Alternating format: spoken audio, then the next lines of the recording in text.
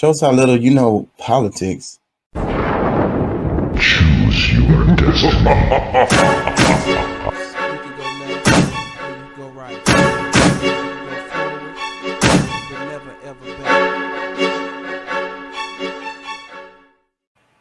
I want to hear your thoughts.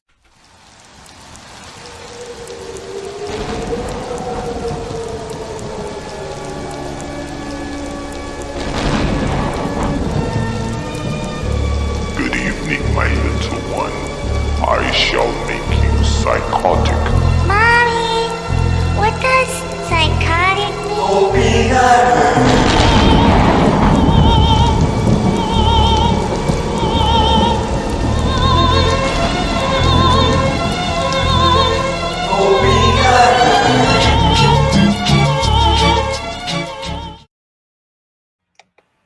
I want to hear your thoughts. Choose your destiny.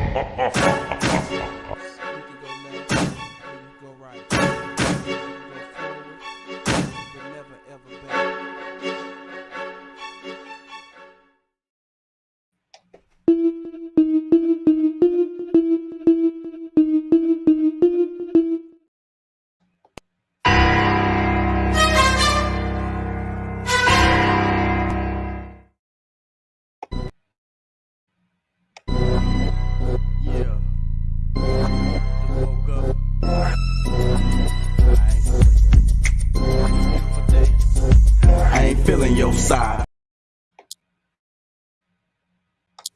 Yeah, you know what I'm saying? KCE, King Chaka.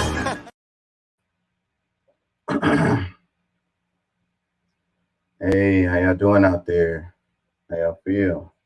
Remember, an educated public cannot be controlled. Learn to be active.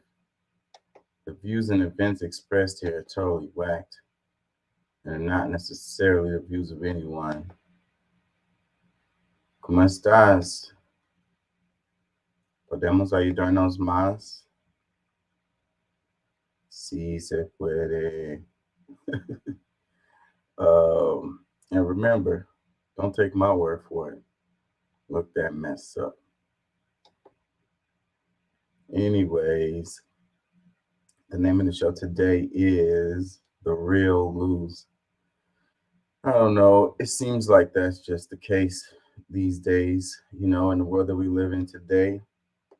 You know, it's like that sketch that Dave Chappelle did. It's like when keeping it real goes wrong.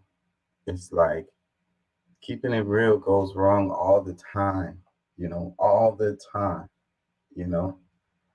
Being real to yourself, being real to, like, you know, your character, your integrity, the truth,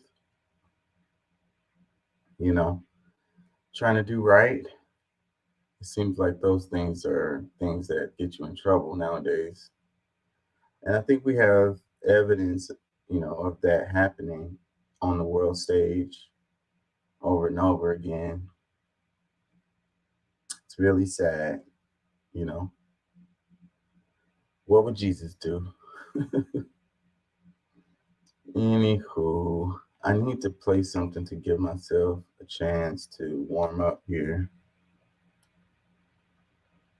I have this Clockwork Orange thing I kind of want to do, but I don't want to kill y'all with philosophy at the beginning of the show. So I'm not going to do that. Hold on, let me see. What do we have? Do we have something? Bear with me, y'all. I'm always wondering how to start the show off anyways. I don't ever know which way to go.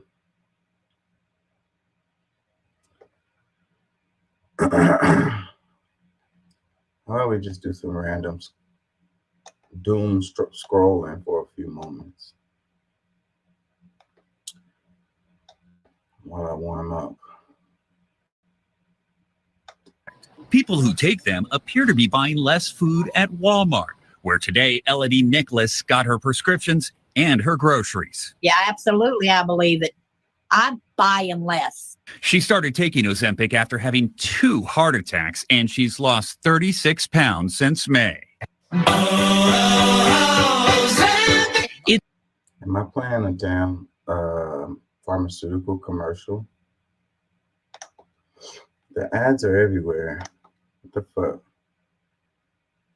Says it looks like Walmart and several food manufacturers are affected by consumers not buying food as much due to weight loss drugs. Oh, okay. According to NBC Nightly News, reports state people who use Walmart's pharmacies to receive weight loss drugs like Ozempic and Wegovy are buying less food at its stores. If you're not aware, Ozempic is a medicine prescribed for diabetes, and Wegovy is prescribed for weight loss. New York Post shares Nestle's share price dropped by more than 2.5% on Friday. Mondelez International, the company behind Oreo and Chips Ahoy, stock fell by 2.7%. It's not just snacks. Beer sales have dropped too. Constellation Brands, the U.S. distributor of Modelo Special, is down 1.3%. You know, hey, what if this has something to do with the damn economy, y'all? Because y'all want to say Biden economics and y'all want to say everybody is doing good, but that's not what I see around me. I see a lot of people struggling and they're just paying their bills. They don't have discretionary spending. Discretionary spending goes on snacks and beer and shit like that.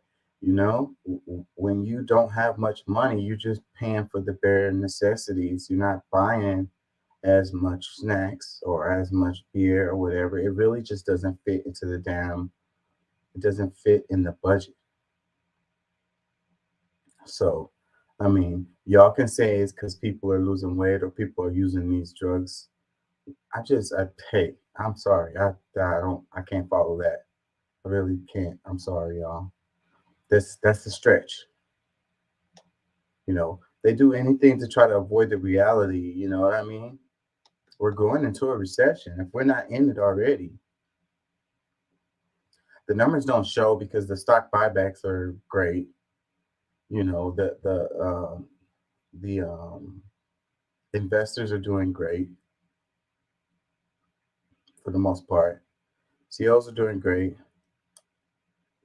GDP is fine. But see, these numbers don't really reflect the reality of most people. That's why I don't like to use those numbers as a reflection of the economy, because it's just not, it's terrible. It's just misleading. You know, and then the thing about the Biden economics, you know, people are working 3 jobs. They're like, oh, it's been so many of these jobs. Yeah, people are working 3 of them to get by. I don't know. I think I ate too much.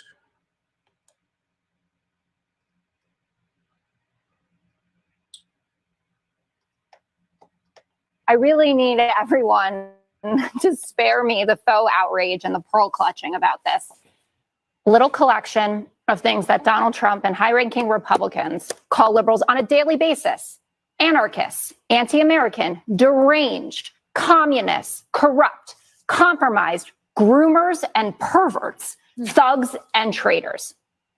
Now, she was explicit that she was talking about a subsection of the Republican Party the same way that Joe Biden is when he talks about this MAGA extremism.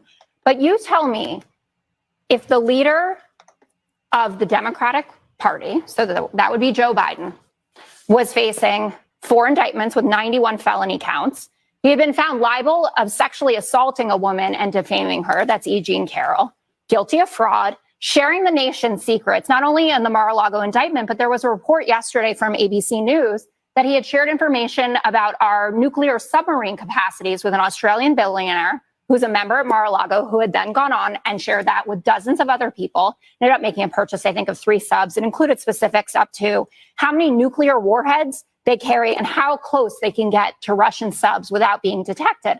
And then I told you, so all of that is happening and he's shooting up in the polls. And when you see those interviews of Trump supporters outside of the rallies, They're like, none of this is true. It's the big lie. He won the election, et cetera. And you wouldn't say to me, you guys are in a cult? It's actually tame what Hillary Clinton was saying. Jesse. I really need. Wow, you got a Fox on Fox News saying Hillary Clinton was right about something. I was going to cover this later. I actually have this clip, a much better version of the clip as far as clear, better audio and stuff, because the audio was weird on that, but whatever. Surprising that this popped up. I didn't intend on, I was planning on covering this later. So, but I guess since this is all viral, it's everywhere. It showed up on my feed right here. Yeah, I mean, I don't know. You know, what do you say when Hillary Clinton is right? Like, what do you say? Or where are we? What kind of world do we live in? How did we get here? You know, I don't know. I really don't know what to say because, like, people don't want to face reality when it comes to these things. If it was a person that was in a Democratic Party who did all of those same things, that person would not have any chance of being president. If it was someone who was in a Democratic Party who only did one of those things, let's say only accused of one of those things, and let's say not even necessarily proven to be done, he would have zero shot at being a president. How did we get here, y'all? How did we get here? It says people in a cult rarely believe they're in a cult.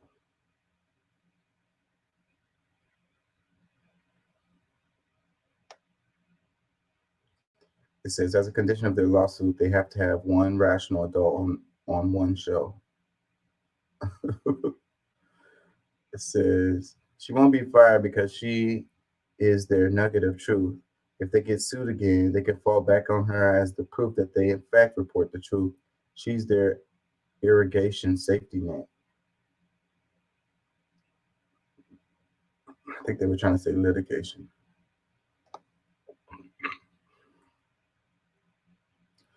Another comment says, she does this daily and the other four try to gaslight her the whole time. Another comment says, she's there by design to keep the lawsuits away. Another one that says, I'm concerned for her safety. She must make the Fox Wing Nut viewers angry. Another one that says, this strong, smart woman is exactly who Fox viewers need to see and hear. I wonder how much, I don't even know who this person is. Like at all.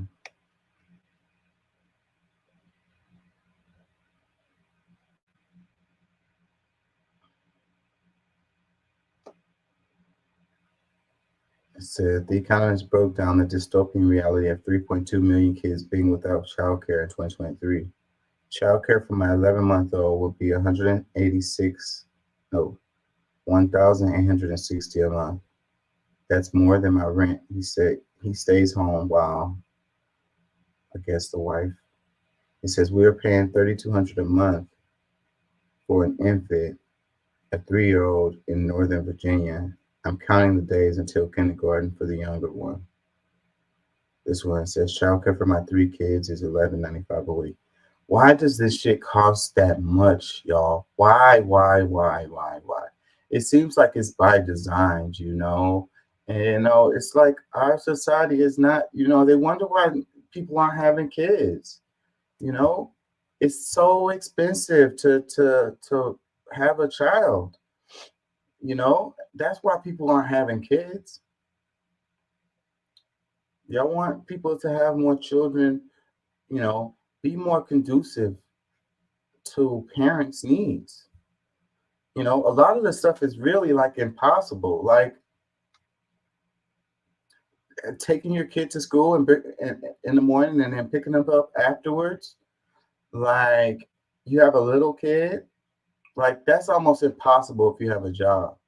You know, one of the parents got to have some kind of like work when they want to type of job, you know, or be working from home or something. But if you only have one parent and they work a regular job, how the hell do they fucking take their kid and pick them up?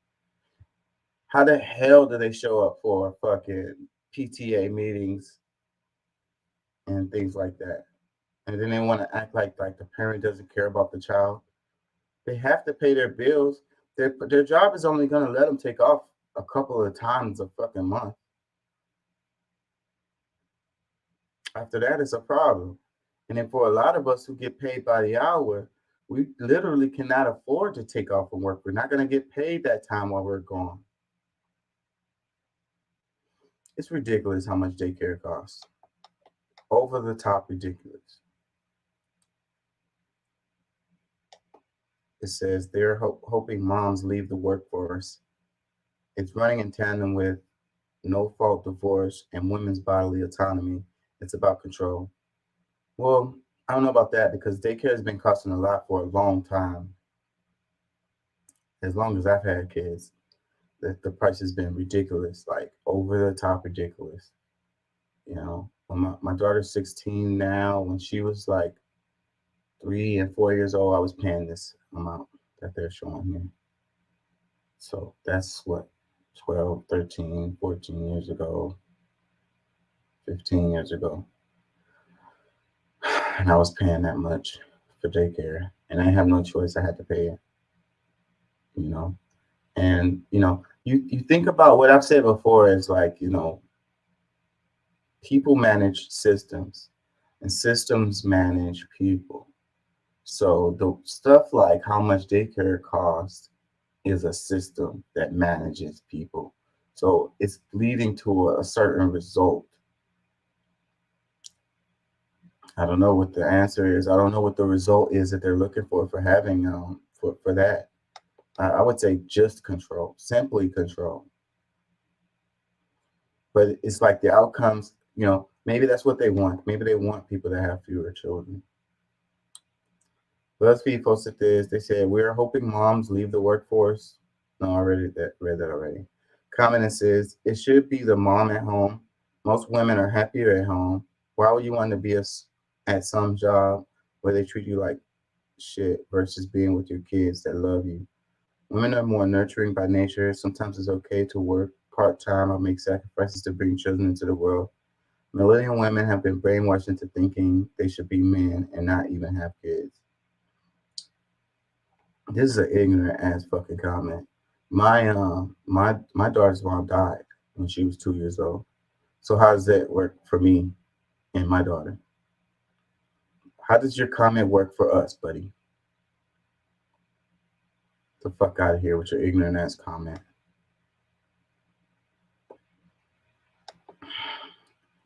It says SAHM and all the years of work mean zero.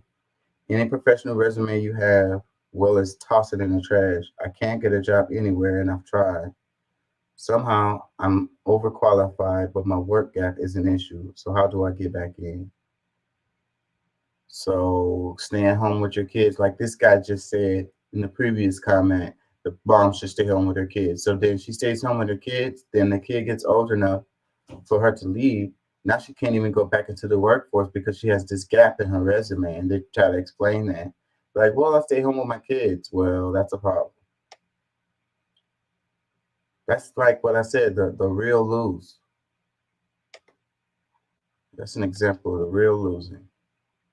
You do the right thing, you lose.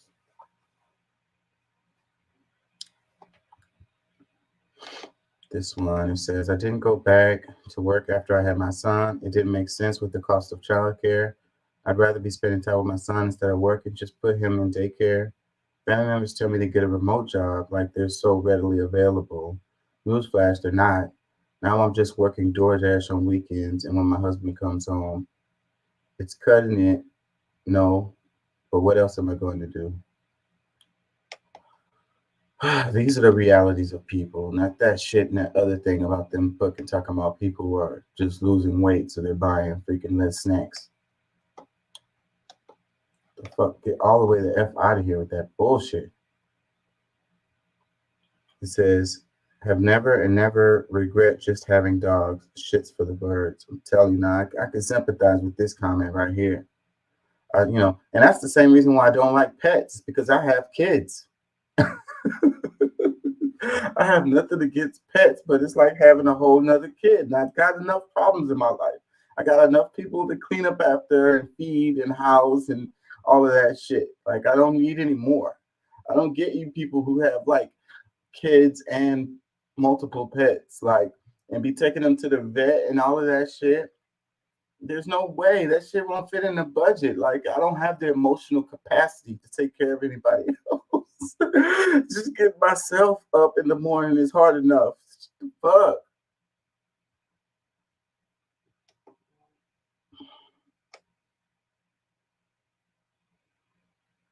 Oh, this went viral right here.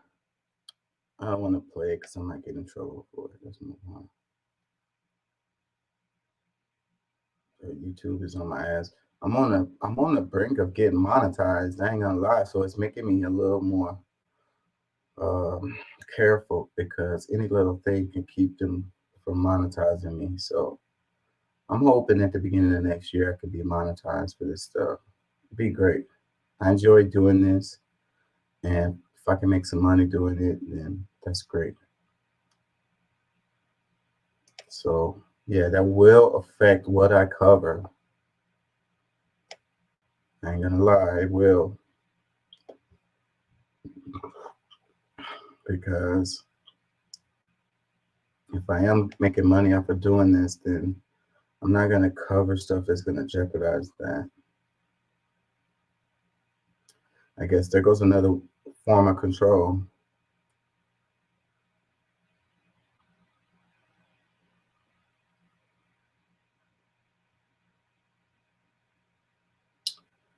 How y'all feeling out there?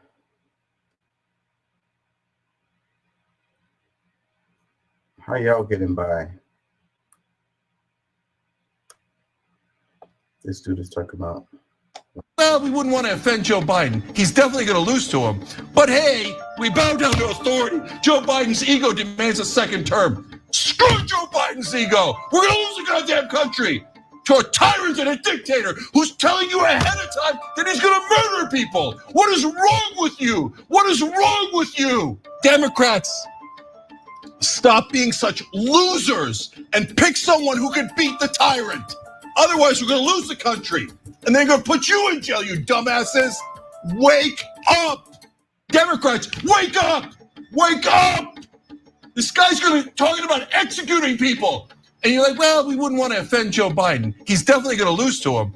But hey, we bow down to authority. Joe Biden's ego demands a second term. Screw Joe Biden's ego. We're going to lose the goddamn country. I think it has less to do. We were saying on this show for the longest that we didn't think that Joe Biden even wanted to run the last time. It's the powers that be that comes in and makes those decisions, and a lot of times, especially on the Democratic side. So I don't think it has to do with Joe Biden's ego, if you will. You know, it's more complex than that. You know, you got a number of moving parts involved in this thing. It's the Democratic machine is what it is, you know. And again, you also have to understand that it's two wings, one bird, you know. They work together, good cop, bad cop. So the results that happen for us, the American citizens, are the results that, you know, that they are intending to happen, you know, for both parties, because they work together. This illusion that we have, that we demonize one side versus the other, is not the reality that we actually live in.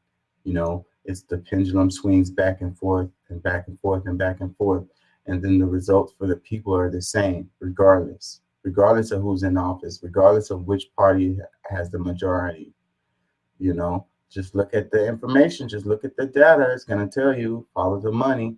It's going to tell you that, you know, that the results are the same.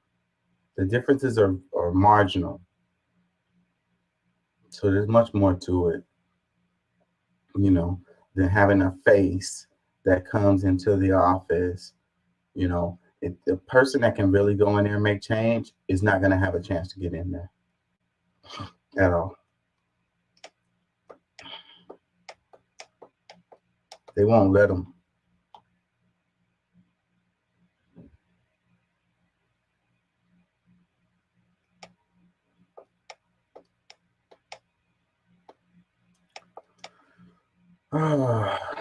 Where are you guys?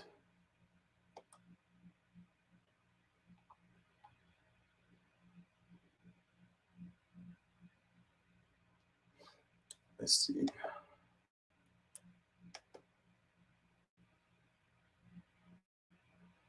What do we have in here? Oh yeah, we have to talk about McCarthy. And you ain't gonna lie, when I was making the title, that's kind of who I was thinking of, McCarthy. The real lose, you know. McCarthy made deals, you know, to try to keep the government going, regardless of how you feel about whatever, you know. A government shutdown is not a good thing, okay? It's not a good thing, no matter how you want to call it. And that's going through this cycle of this fight of the government shutting down every year is crazy. It's madness. And anyway, so McCarthy making a deal to keep the government open was the nail in the coffin for his position as, you know, majority leader. And I saw a post talking about how he's talking about dropping out of Congress altogether before even the end of his term. Like, this dude is done. He's toasted. And he was guilty of, you know, basically working with the other side. And then he got stabbed in the back by both sides. It's like, what's the story of the guy from Rome where they all just walk by and they stab him? Each one of them, I can't remember the name right now, but that's what happened to McCarthy. He got stabbed by both sides because the Democrats were the ones who sealed the deal, because all of the Democrats voted for him to, and that's what got him out of there. And right before that, he worked with them, you know, to get that little deal to keep the government open, even though it was only for another 45 days. And I'm not a fan of this guy McCarthy. Don't get me wrong. I have to call it how I see it. You know what I mean? Like, people do good things sometimes, you know, no matter what. Like, that's our problem. I think that we have a problem with if it's someone that's not on our team to call it like it is. Like, because they're not on our team, we're not supposed to say they've done anything good, or vice versa. You know what I mean? Like, I ain't gonna need a one-size team. That's the reason why it makes it easier for me to do this. But even if I was, I would still, you know, be able to call out, you know, call a spade, you know what I mean? Like, someone who did something good, they did something good. Somebody who did something fucked up, they did something messed up. You know what I mean? You know, that's where we gotta be, you know, and that's what's reason why everything is so messed up, and they're able to manipulate us, and we're gonna keep going around in this damn merry-go-round, in this damn situation that we're doing that's just deteriorating the society. Because no one can admit the truth about things, because if it's somebody that's on their team, it's like, do you want to win or what? Well, it's not always about winning, because, you know, ultimately one side wins and the American people lose. So that's what it's about. Sometimes you got to lose to win. Ban completely stock trading and members of Congress from ever becoming lobbyists. Activists like Unusual Whales, Quiver Quantitative, and the leaders at Crew have been mobilizing for this. Third, term limits for members of Congress. Fourth, term limits for Supreme Court justices. And fifth, an ethics code for Supreme Court justices. This is common sense. The people demand it. It's time we give them back their government and we reform in Washington. We should have bipartisan support for this 5-point plan. Thank you, Madam Speaker. I yield back. The American people are frustrated and exhausted with the corruption and role of big money in the halls of Congress. That is why I'm introducing a 5-point plan. First, ban all PAC and lobbyist money to congressional campaigns. I don't take a dime of it. Second, ban completely stock trading and members of Congress from ever becoming lobbyists.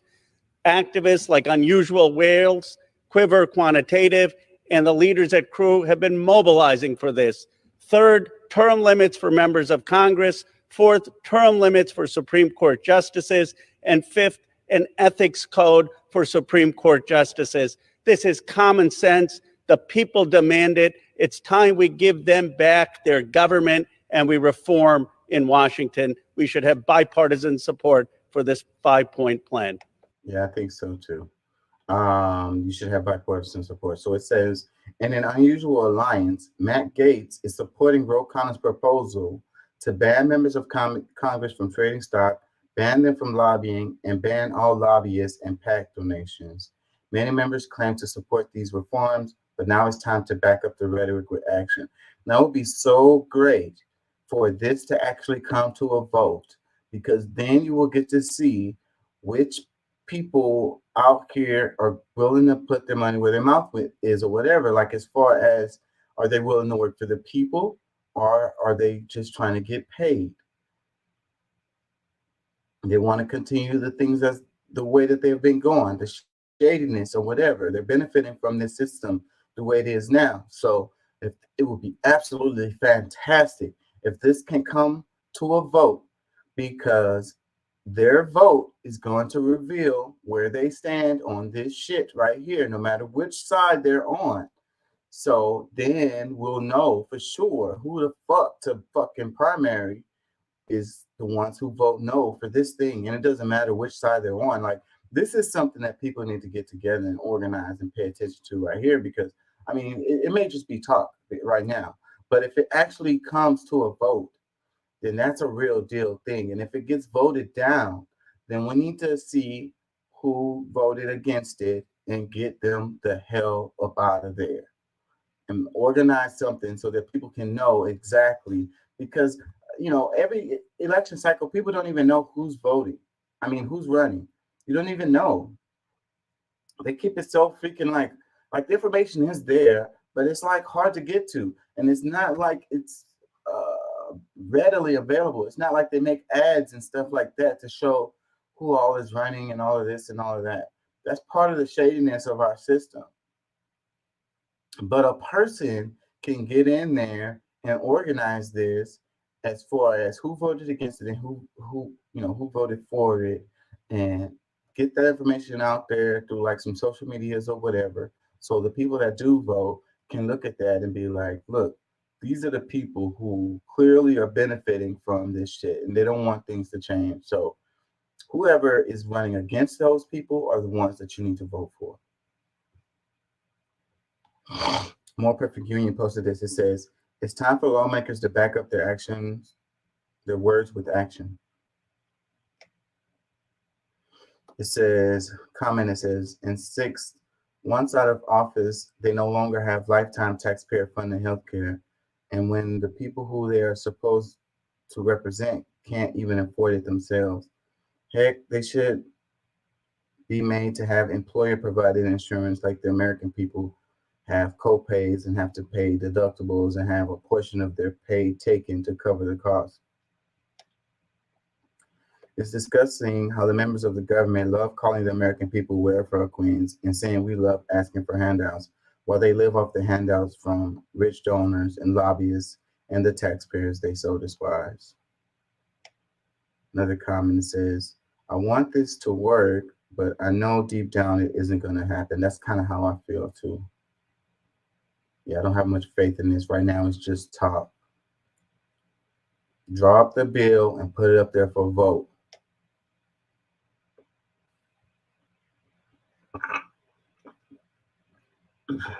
Excuse me. It says, what's the catch? I want to believe in something, doing the decent thing, but Matt Gaetz. It says, I want to believe someone doing this decent thing for Matt Gaetz. You know, sometimes you'll be surprised at the bedfellows for, you know, for justice or whatever, you know. Sometimes I think you'd be surprised because the people that you think are working for the people a lot of times aren't really, you know. And some people really stand on their like what they believe in, whether it's craziness or not. It could be craziness, but if they stand on it, they stand on it, you know, and that's respectable. And it'll bring them to strange bedfellows because other folks who stand on their convictions, you know, they may have totally different um, ideology, but they'll end up aligning themselves with, you know, these people who have totally different ideology just because they're standing on their convictions. And you got the ones that are willing to flip flop and wallow, the spineless ones, which are the majority on both sides.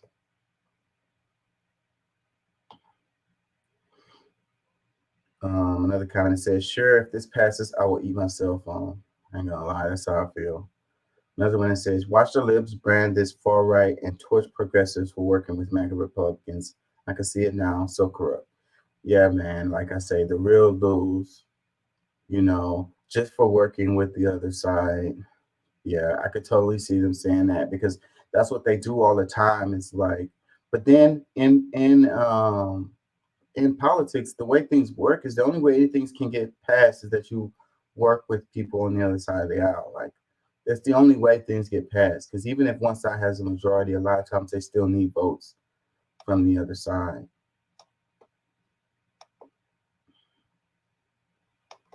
Another one says, also add a code of ethics for Congress and the president. They have a code of ethics already. I know that the Congress does. Another comment that says, imagine if the parties fought for the people instead of themselves. This is what it looks like now. It's time to understand what it feels like.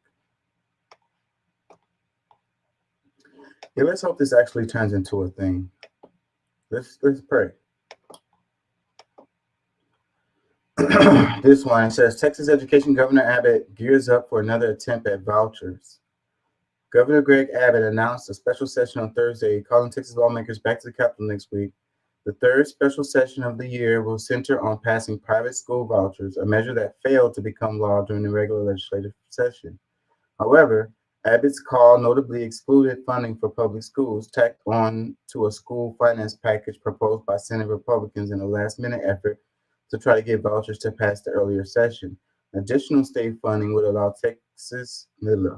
teachers to receive pay raises and special education programs to get more money, and school districts operating on budget deficits to stay afloat.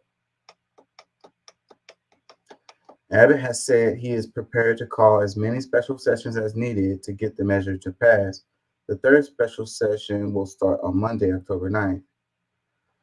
Man, these damn school vouchers are the devil. I did a whole segment on that shit. Y'all go watch it, but these vouchers, bro, is not the answer. They have evidence. They got data. The vouchers thing passed, I think, in Florida. And they have the data now of the results of those vouchers. And it's nothing like what they said it would be. It's decimating the school system. There's proof of it. So that's why I don't understand when there's a system that comes out and people are like, oh, it's good, it's good, it's good. And then, okay, then somebody implements it and then the results are bad. How do you continue to argue for that same system? Oh, they didn't implement it properly or whatever. We're going to do it different. We're going to make adjustments to it. Get the F out of here. You know, you ask me, this is just an attempt to freaking destroy the public education system, which is what they've been trying to do for a long time. Let me read some comments. It says, another GOP attempt to defund public schools. Newsflash, guys, they're not the ones who are overpaid. Yeah, so I would say it's not just the GOP because that's what I'll be saying all along. Birds, two wings, one bird. And the public school system has been deteriorating for years and years and years, regardless of who has been the majority and who has been the president or whatever. Across the nation, the public school system has continued to deteriorate, okay? It has continued to deteriorate over years, regardless of who has been in office. So it has to be a plan that both sides agree on.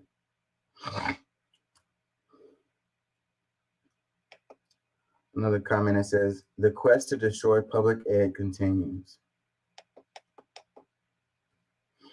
It says, when you're too lazy to look up how much private schools actually cost, you think this would even scratch the surface. By the way, imagine being in favor of this so you don't have to pay private school prices from K through 12, then have to pay for college too. I don't know how much the advantage Texan has, but I can't see all of them having that much money.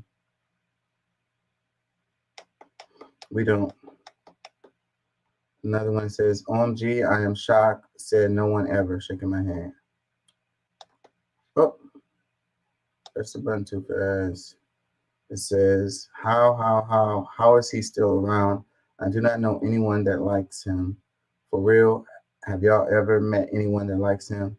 What in the rig system is going on here?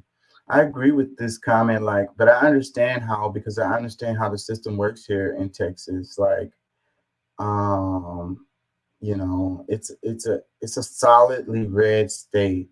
And also the way the districts are drawn up, the rural areas are the ones who gets to decide on who's the president, So, who's the governor. So it's basically minority rule here in Texas. That's how it goes. The majority on a state level loses. On the state level, the minority wins here in Texas. It's just the way it goes. It's the way the districts are drawn up. Because we got large rural areas. Really, the most of Texas is rural areas.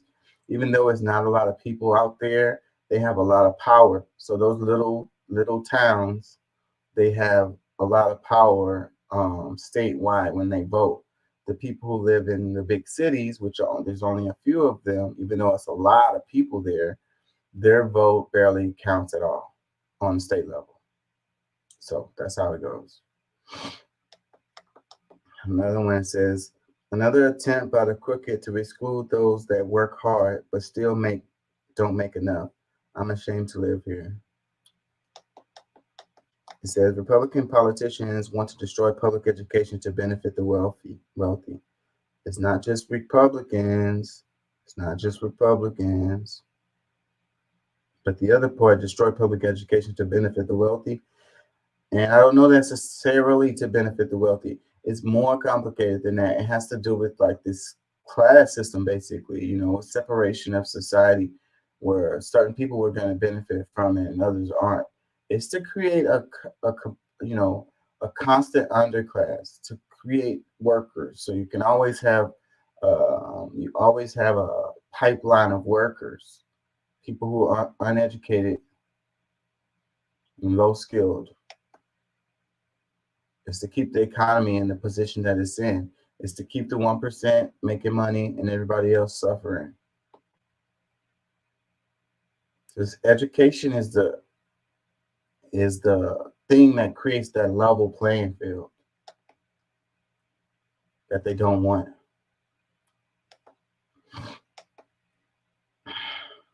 Check this out. It says, Washington Post to be sold to Jeff. Can y'all hear me? Hold on, let me check. Washington Post to be sold to Jeff. Okay. It says Washington Post to be sold to Jeff Bezos, the founder of Amazon. And then an opinion from Washington Post. Think twice before changing the tax rules to soak billionaires. Another one, opinion. The smartest way to make the rich pay is not wealth tax. Opinion. The billionaire space race benefits the rest of us, really. And you have to wonder, why would some guy that's so rich want to buy a publication that's barely making it, that's about to go out of business when he bought it? You would think that he would want to invest in something that's going to make him more money, right? But that wasn't the reason why he bought the Washington Post. It was to make sure that, the image of Amazon was not, look bad or whatever, to make sure his own image doesn't look bad, to control the way people think about, really rich folks like himself. It's a way to control the information. It's a way to control the masses. So that's the reason why he bought the Washington Post. And because the Washington Post also has like a bit of a reputation to like supposedly, for the most part, post stuff that is like closer to the truth, if you will. It's hard for me to say that. Let me read some comments. It says, democracy dies in the shadows of billionaires. Another comment, it says, same reason Musk bought Twitter. Spin. I agree. And that's what people are like talking about Elon Musk, like he's like Batman, like he's trying to save the world or whatever. No, he's not. So you're trying to save free speech or whatever. No, he's not. No, his motivations are the same as Jeff Bezos buying the Washington Post. He's just thinking more into the future, I would say, because it's, digital media is where it is. He's gonna reach the younger folks. Washington Post is gonna reach the older folks. The future is the younger folks, and the younger folks get their news from digital media.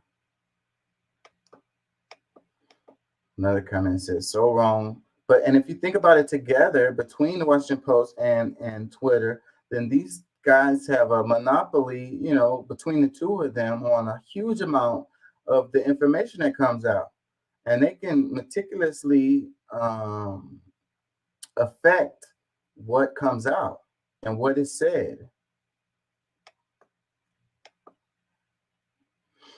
This one says, so wrong. Besides, didn't the US FTC in 17 states just sue Amazon for acting as a monopoly? Last thing they should have is an arm of the press as well. Well, it's old news. He bought the Washington Post ages ago, bro. Ages ago. Like, where have you been? And yes, they do have a monopoly and they should be busted up. But hey, when I say that, then people are like, oh, poor Amazon. Can't do that to Amazon. I want to get my packages overnight and my streaming service through the same site and all of these other advantages of being a part of Amazon. I could buy my groceries and get my packages delivered overnight, and I can watch my streaming shows.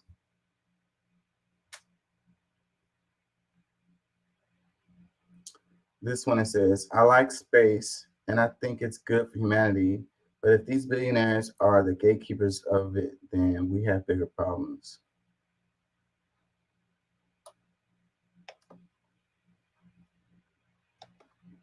I think I'm kind of warmed up now. I need somebody to get in here because I got some stuff I want to cover.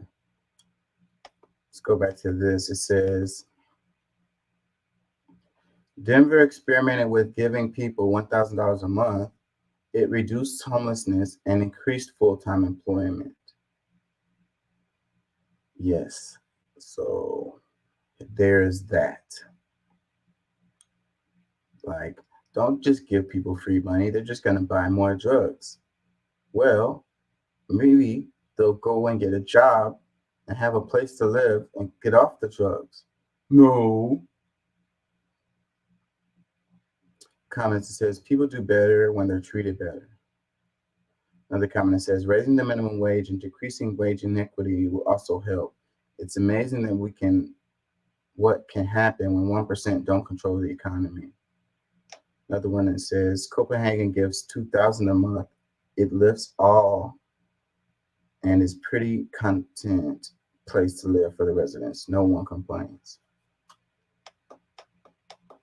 Another one that says, we are all just a paycheck or two away from homelessness. Some people just need a little help to get back on their feet.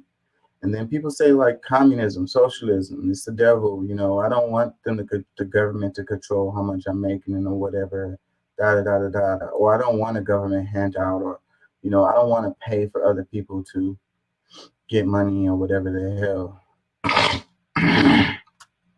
must be catching a cold. You know, but you know, you can still work your job. You know, who wouldn't want an extra G in their bank account every month?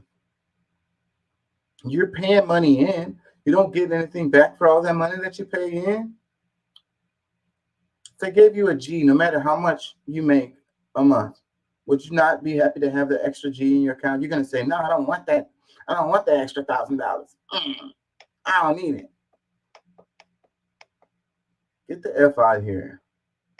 Brainwashed. It says Denver needs to experiment with capping rent. Another one that says the GOP would shout communism if we help students or homeless people. We're only allowed to pay the taxes of the top 1% with $1.5 trillion tax breaks. Another one that says, gee, it's almost like they were people using actual data when they suggested something like this would work. Another one that says, why can't we do this all over America? Another one says, does anybody have a case study or link to this? I would love to read more about it. Another one that says, the 1,000 was intentionally given to people who the study authors knew had a high probability of not squandering it. Read the study. Okay, so still, you know, is that an argument to not do it?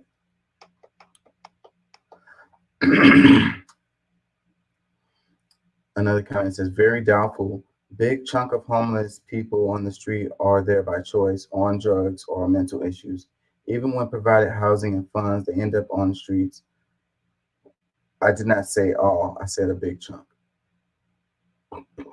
So that is your reason to not do this. And look at the results that this experiment has. Does that fly in the face of what you're saying?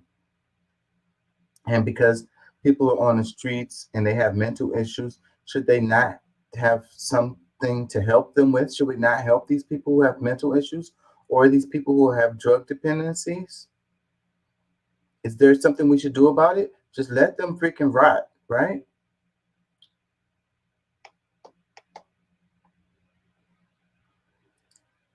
Another comment says, this didn't work in Portland. They openly admit to continuing to use. I don't know, I have to see about that. Another one that says, those people should be punished and not rewarded. Where's my $1,000 a month? Wham, wham, wham. I can hear the whining from the 2 states away.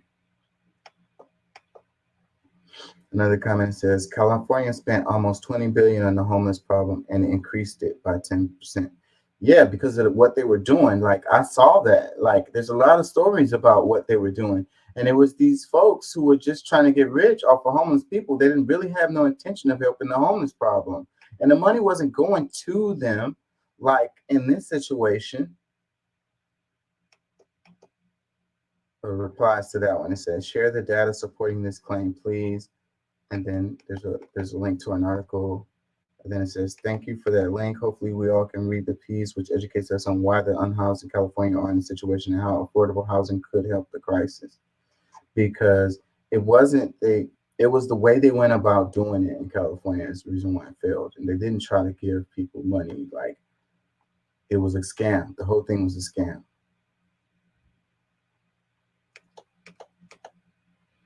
Another comment says, maybe what's causing it is inflation and rent increases over 2% a year. When need more control on the housing market and corporate profits, and you're never going to get there when you have elites control your party with super delegates.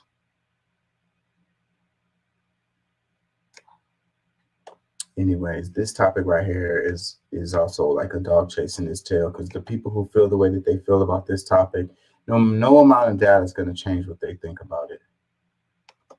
No amount of freaking evidence is going to change the way they think about it.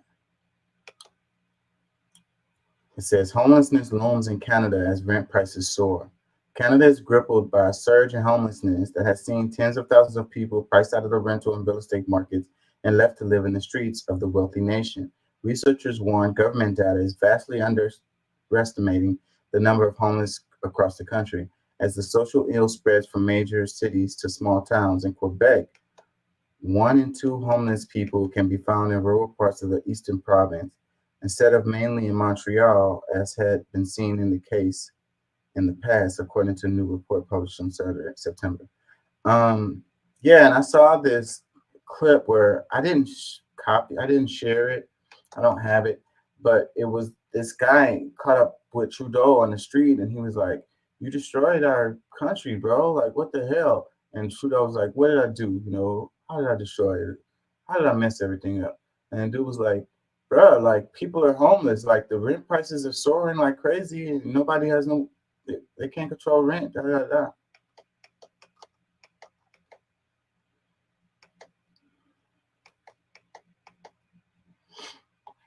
Yeah,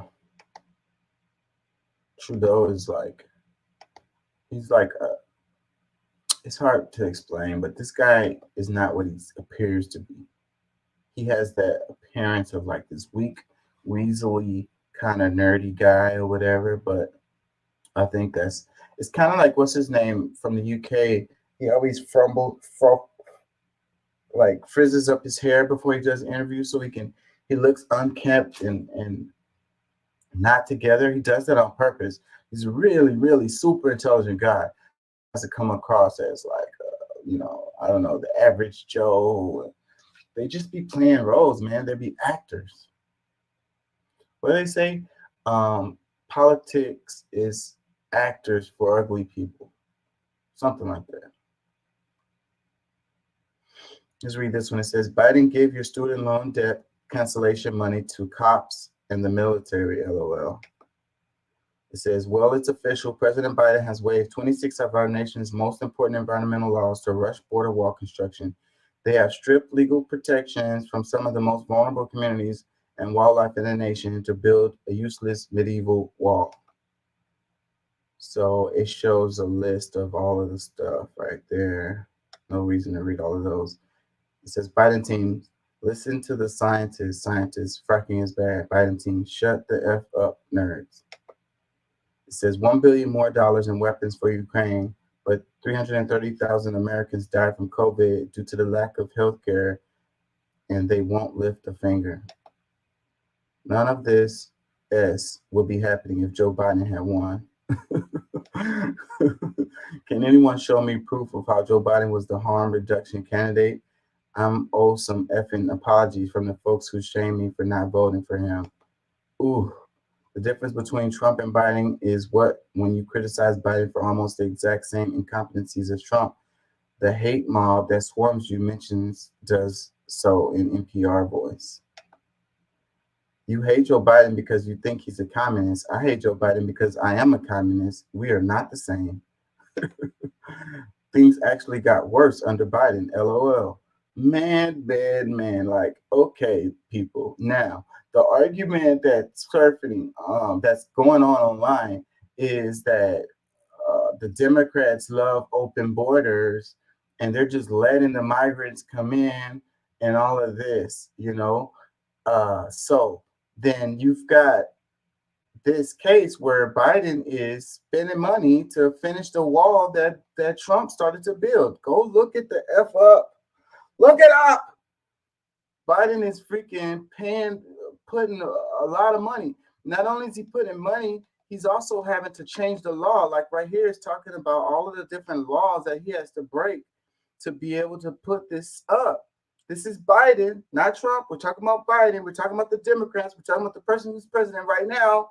The person who's president right now, Joe Biden, the Democrats, are finishing the wall, putting money towards building the wall that Trump started building. Okay? So the argument that the Democrats are wanting open borders and they are just letting the flow of migrants come into the country is not true. And I've been saying that for the longest, okay? They got they sending in troops. They got like troops on the border, militarizing the border. There's a whole thing going on related to that. And it's with Biden in office. Like it's a continuation of the time before and the time before that. They've been ramping up this border thing for the longest, even though I don't agree with it at all. But the argument online is just not true. Y'all got to look this stuff up. Stop letting these people tell you stuff and you just run with it. So you can freaking point fingers at one side or the other. They both two wings, same bird. Biden is not innocent.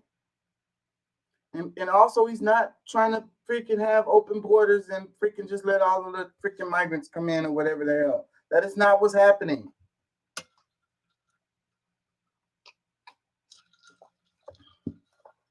Let me read this. It says, the justification is always that failing to support the lesser evil allow for the greater evil, the reactionaries to win. The major problem with this argument, it is lack of clarity about what reaction actually is and how it advances. One thing is certain, the logic of capital dictates that unless there is a real working class alternative, bourgeoisie politics will keep moving to the right, especially in the context of this still unfolding crisis. Every delay in the pursuit of independent working class political action only emboldens reaction. Professor August Nimps, The Ballot, the Streets, or Both. Welcome to our mem page. So yeah, let's read some comments. It says, I have mixed feelings on this. Granted, Biden is a huge disappointment, and many of the feelings of the Democratic Party are backed into the structure. Baked. Let's read this again. I have mixed feelings on this. Granted, Biden is a huge disappointment, and many of the failings of the Democratic Party are baked into the structure. But Trump and MAGAism is an existential threat to both the U.S. and humanity. I can't help but reflect on the lessons of history. The left in Germany, including the communists who were well organized, could have done more to stop Hitler, but they didn't because they viewed the Nazis as the last gasp of the establishment before the revolution. History shows they were wrong. So on behalf of the rest of the planet, please do all you can to prevent Trump from turning the U.S. into a fascist theocracy with him as dictator. Like, and I get that, but that's what they always argue. It's the most important election of your lifetime. You have to vote.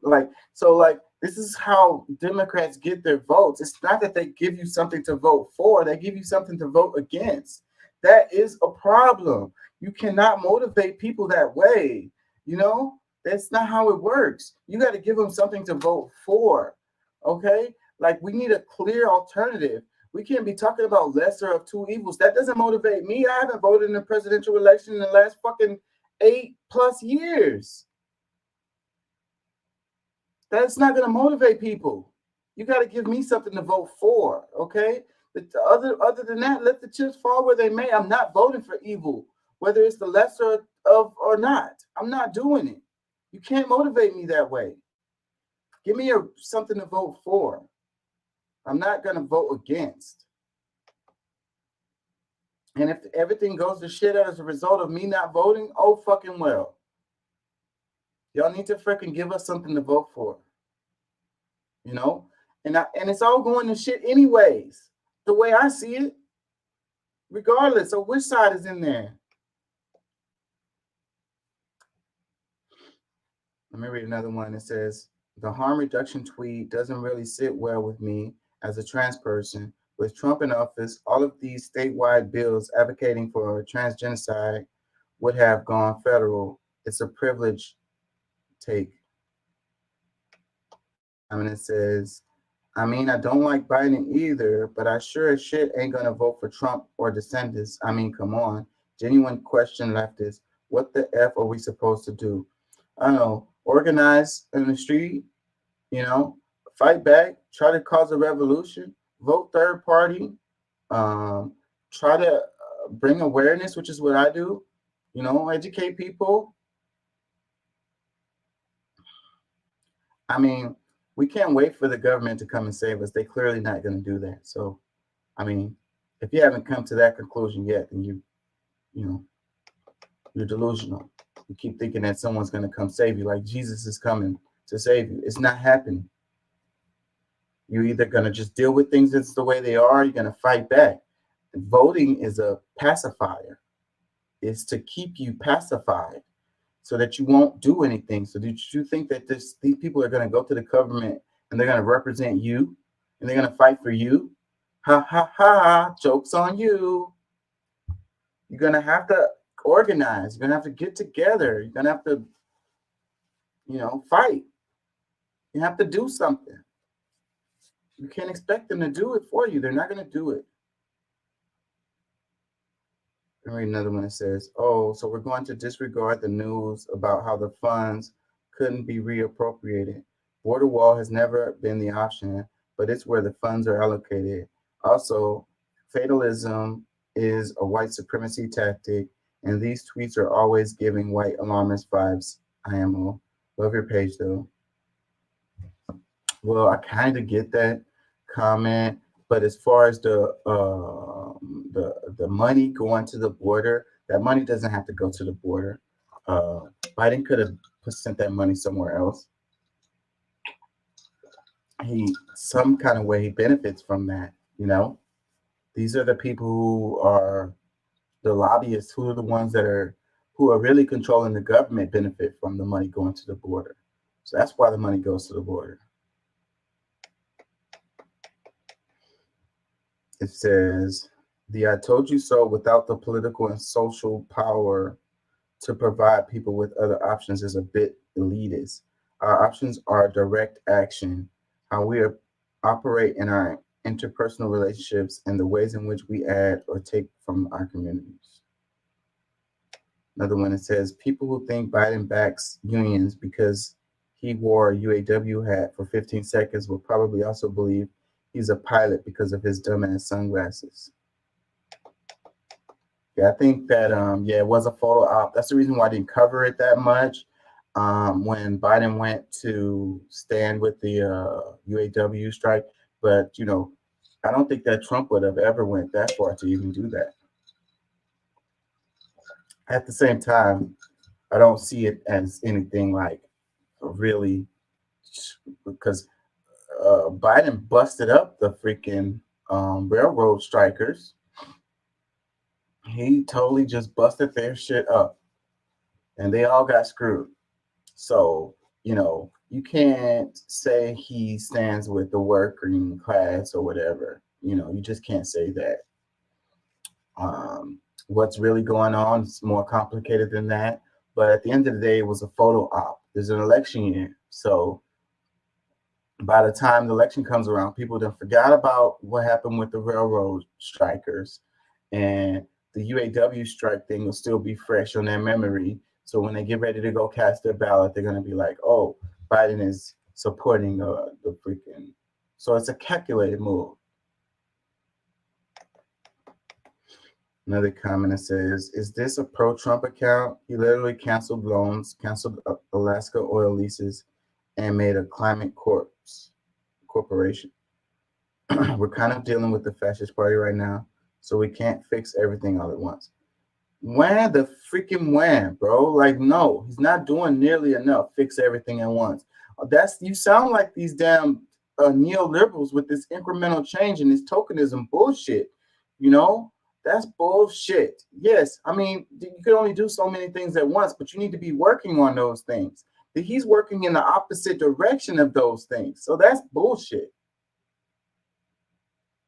Another comment that says, is Jimmy Dore the new administration for this page?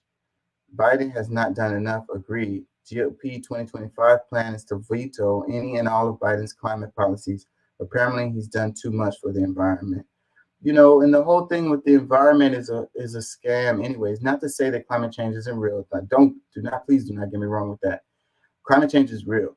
It's just that what they're trying to do is it's a ripoff. It's a scam. It's a way to make money. You know, it's a way to like look like you're doing something to fight against an inevitable like colossal thing, you know. And it also keeps the people in the same position because, you know, ways you can fight against the results of climate change is helping people, allowing people to, you know, take care of themselves, allowing people to be more in position to protect themselves from the results of climate change. You know what I mean? So, but that's not how they're looking at it. They're looking at it in a totally different way. And it's like top down instead of bottom up. Take care of the people, allow them to be able to be more resilient in the face of climate change. Instead of talking about, you know, emissions and so forth and so on, where you're just freaking making money and not having any real impact on the situation. It's a people problem, okay? Climate change is about how it's going to hurt people, how people are going to be underwater, how people are going to, have to deal with extreme weather events. So if we were in a position to be able to deal with these extreme weather events, like we had our homes more fortified or whatever the hell, that's where the focus needs to be. How the cities are being built, how the homes are being built, where the homes are, how strong each household is to deal with a calamity event. Do they have food or storage place? Stuff like that. That's where the focus should be. But that is not where the focus would be, because that would actually help people, which is not what they're interested in. Because it's a people problem. The earth is going to be fine. The earth is going to be fine, okay? The thing is the humans on the planet is the ones that's going to be affected by climate change. Will we make it through this or not? How many people will die? How will the cities have to look? Will there be cities underwater? Will there be new deserts and stuff like that where there wasn't before? Like, migration, immigration, where people are going to have to move as a result of the climate changing. That kind of stuff. The earth is going to be fine. We can't, trying to save the planet. The planet's going to be fine. It's us. It's us that needs to be freaking saved. So help the people. Anyways, call me effing crazy. This is that clip again, which is the one I'm planning on playing. It has a much better audio, but since I played it already earlier, I guess we're going to keep it moving.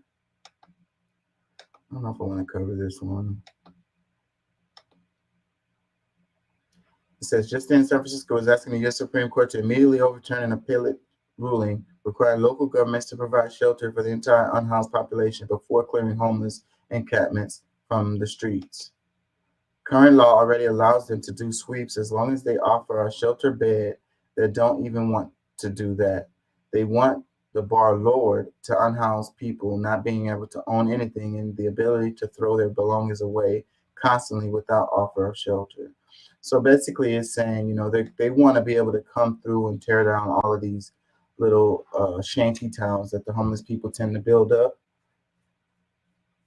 So it's like pull yourself up by your bootstraps, make your own little housing area. Oh no, as soon as you do that, we're going to tear that shit the F down and throw all your shit away so you can start over from scratch again. And we're going to do that on a regular basis because F you, that shit is ugly and we don't want to look at that shit. Get a job, commie. It says, comments, it says, despicable effing inhumane is. It says, we should not have unhoused people in this country. It says, I bet a lot of the San Franciscans supported the have hate has no home here yard signs and coexist bumper stickers on the back of their Teslas. So it's like these people, like they really don't, they're fake. They're fake. It's that neoliberal shit where it's like, I just want to appear to care. I don't want to actually care.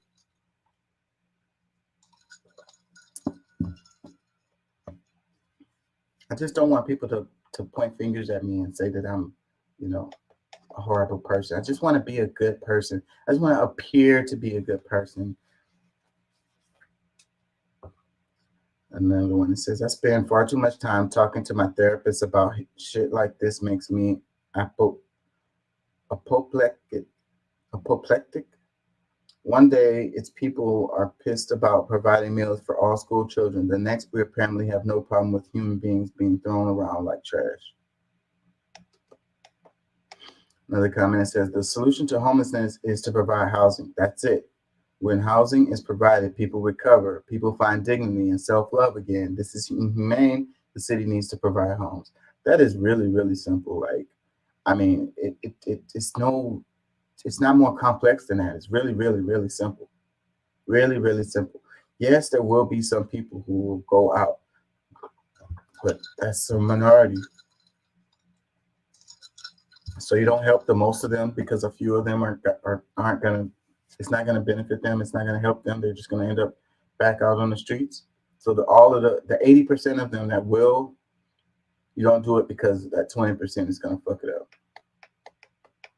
Good suffer with the bad, huh? It says, so they got home from Burning Man and did this. Cute. Another one that says, I understand that a portion of the homeless are addicts and very difficult to help, but it seems like it would be cheaper and easier to house them and just give them the drug than to risk all of the negatives of just leaving people on the streets to fend for themselves and still need the drugs. Yeah.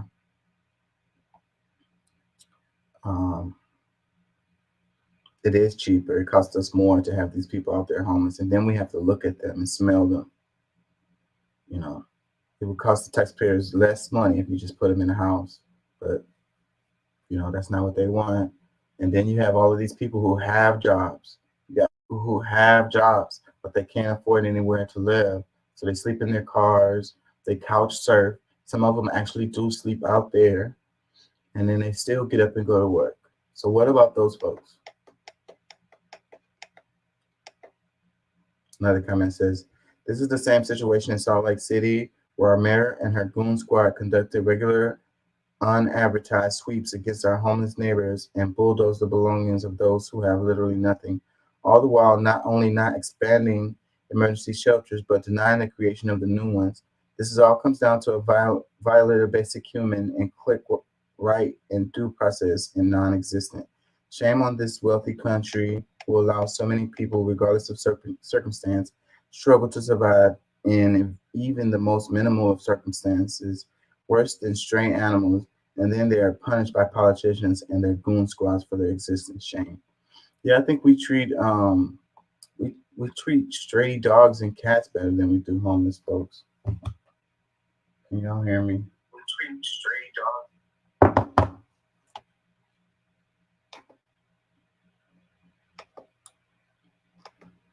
Let's do this one. It says, Dear Plexiglass, thank you for protecting me from the cashier who just touched every single item I'll be taking home with me.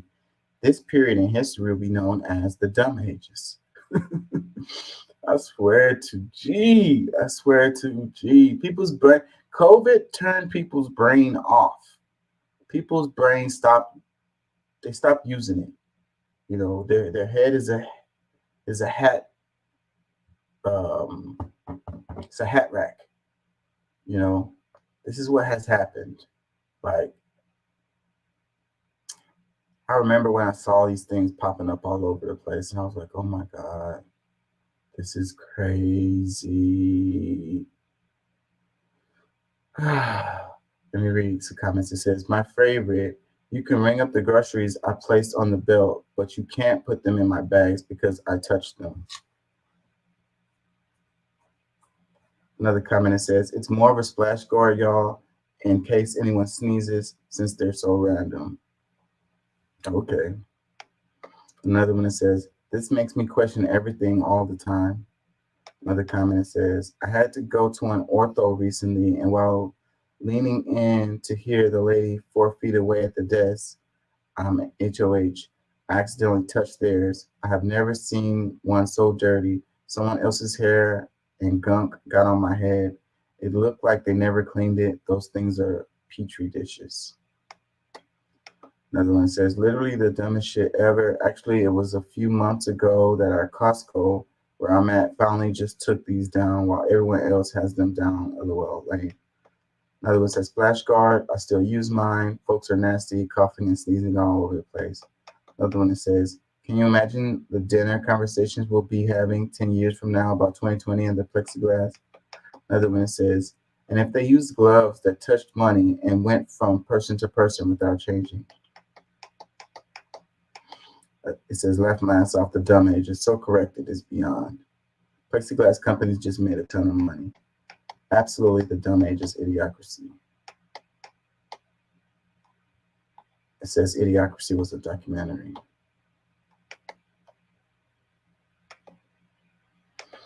Kevin McCarthy, this guy.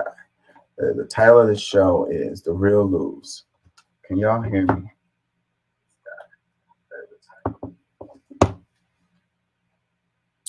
It says Kevin McCarthy is considering resigning from the House before the end of his term. Kevin McCarthy is considering resigning from the House before the end of his term. Two people familiar with the matter told Politico. The disposed former speaker has made clear his plans to stay at least through the speakership election that begins next week before ending his House career, those sources said, in order to help the party steady itself after a seismic shakeup.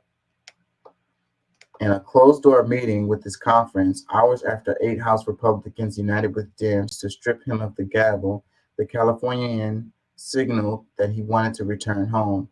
I'm going to spend time with my family, he said, though the remarks were largely drowned out by lawmakers shouting, according to the Republicans familiar with the meeting. I might have been given a bad break, but I'm still the luckiest man alive, he told them. At the same time, some Republicans are reviving his name as Speaker candidate, even as it remains unclear whether he'd accept it.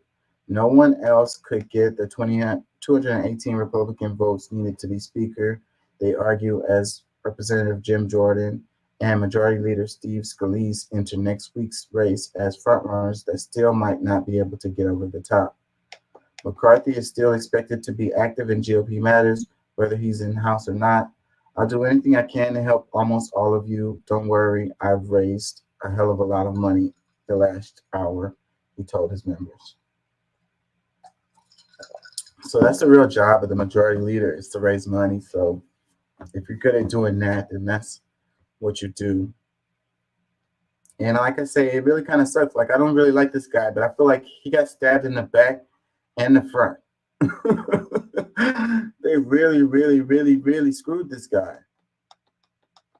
you know? And I think that he was trying to do a good thing when it came to trying to keep the government open. But they set him up for failure. They set him up for failure from the jump.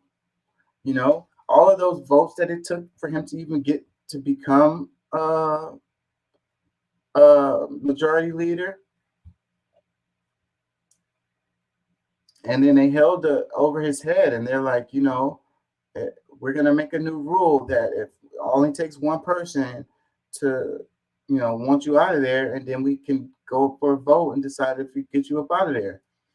And that's exactly what happened. And it didn't even take that long. The first time something came up that he did something that, you know, that they didn't like, and then that's a minority group within the Republicans, that they did something that he did something that the minority group within the Republicans didn't like. And that's all it took to get him up out of there. That's really messed up. That's foul. Politics is so shady. Let's read some comments. It says, I'm glad you feel like the luckiest man alive having achieved nothing. Another comment says, good riddance, go back to Bakersfield, California. Another comment, need help with that decision? Yes, do it and take the entire GOP with you. It's really stupid comments. Another one that says, I guess there's no other choice when you have no integrity, poor character, and sell your soul to the devil just for a little piece of the spotlight. And see, that was his issue too. I ain't gonna lie, you know, this guy had a bit of a, what is it, ego, arrogance, he wanted to, you know, what is the word I'm looking for? And that's really what got him, you know, that's really what got him. He's trying to be like the guy in the spotlight or whatever. So you got what you wanted, buddy. Another comment says, we all know that feeling, buddy. Hang in there, little soldier. Maybe you should have tried working directly with Democrats instead of trying to play the middle and achieve nothing. They're there. It's okay. Another one that says, another Trump casualty. That's kind of an interesting comment. Let's see it replies. It says, he is getting worse. Judge Cannon just hooked him up. Why are you doing this? No one else gets this kind of treatment. Everything that man touches turns a Cheeto shade of orange and dies, and I'm here for it. Yeah, I would say another Trump casualty. I think that's a pretty good comment because that's what has happened. Because you had the group within the Republicans, like I say, they're a minority, a small group, and they have a lot of power because of Trump. And this guy, it looks like he's going to completely fall all the way out of politics as a result of going against those people. They got a clip of Nancy Pelosi clapping. That's a meme gif. Another comment says he got everything he deserved. Another one, he says, bullied that man into resigning. Congress is just political high school. I'm telling you, God. So freaking grown ass people, and then they're old as hell. Might as well just be freaking high school. Another comment says, what else can he do? He has no credibility left. That he had much to begin with. Another one that says, you said he raised a lot of cash in the last hour, period. And anybody surprised? That's what they're all about. Not the people, it's the money. Well, the job of the majority leader is to fundraise. And they use that money politically as far as it's not money that they get to like spend. It goes into their pocket. It has to do with the stuff they're trying to push, candidates that they're trying to get elected, so forth and so on. Another comment says, history really does end up repeating itself, doesn't it? Forced out like John Boehner or resigned like Paul Ryan. McCarthy spent so much trying to be different and ended up just like them. Yeah. I got a clip on that I want to go to before I leave today because there's the history of the last few majority leaders, Republican majority leaders, and what happened to them. So yeah, it's really interesting because that was before Trump too. So it really kind of shows the direction of the Republican Party and like what is happening over time with the Republican Party. Because we like to look at stuff in the context of recent history, but for you to really understand things, you got to look a little bit further back and then put it in context. To make sure we don't have a deficit. We're getting well into Senator Van Hollen's time, if you could wrap it up. Now, I just want to ask her, what number would have to go up to? Well, if we were to just say reverse the total deficit impact of the Trump and Bush tax cuts, And that would we'd have a balanced budget? About 3% of GDP. That would be enough to completely wipe out the increase in the debt to GDP ratio over the long term. What would it take to make sure we don't have a deficit? We're getting well into Senator Van Hollen's time, if you could wrap it up. Now, I just want to ask her, what number would have to go up to? Well, if we were to just say reverse the total deficit impact of the Trump and Bush tax cuts, And that would we'd have a balanced budget? About 3% of GDP. That would be enough to completely wipe out the increase in the debt to GDP ratio over the long term. What would it So the comment, it says, Republicans pretend to care about the deficit while giving out trillions in tax cuts to the rich and corporations. And this is the argument that I'm making all the time is that, they act like they really care about the budget. And then it's like we having this fight right now. We're going to have the fight again. It's coming back around because they only extended the government being open for another 45 days. They're going to have another fight to try to pass, a bill to fund the government again for next year. And the argument is that, we got to be fiscally responsible. The spending is out of control. We have to watch the spending. Yada, yada, yada. But when they're pushing for these tax cuts, then they don't care about the deficit when they're pushing for the tax cuts. And it really just doesn't make any sense. It's like the left brain, right brain is not connected. It's real simple, like as simple as economics. Like, you're not bringing in as much money, you're making the tax cuts that benefit mostly just corporations and really, really wealthy people. They don't really benefit the average folks. And you don't bring in that money, and then you turn around and say we got to watch the spending. So it's like, okay, well, would we have had the money to spend on whatever programs? Most of the time, it's social programs that they want to cut. We would have the money to spend on these social programs had we not given that tax cut. well, let's not talk about that. We had to do the tax cut. It's good for they like to spin it and say that it's helping the American people. The tax cuts help the American people. What really helps the American people is social programs. It's bullshit. It's so much bullshit. They don't care about the freaking deficit. They don't care about being fiscally responsible. They only care about that when it comes to fucking social programs. It says, another comment says, let's charge the guys with mega yachts a little more before we kick grandma off Social Security. Sorry for being a bleeding heart liberal commie. It says, I can promise you the guy's asking question has no idea what she's saying. He knows. Another comment says, Skeletor really thought he was making a point. Another comment says, audit the Pentagon and don't give corporate huge tax breaks. There goes another example. The freaking money that's been lost. Like, no one wants to talk about that. You're talking about being fiscally responsible and we have to watch the spending. Then look at the military industrial complex. Look at Pentagon losing money, like literally losing money, like it vanished, like they don't have any fucking accountability for the money. Where did it go? Fiscally responsible. Where the hell did that money go? And that's trillions of dollars. You talk about pennies when you're talking about the social programs related to this trillions of dollars.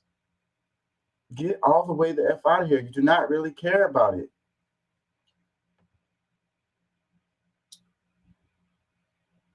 Anyways, I kind of need a break. Let me see.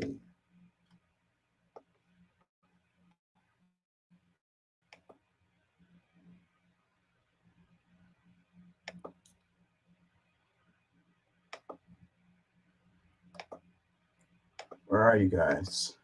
Everybody's mad at me? Is that why y'all not in here? Everybody's mad at me.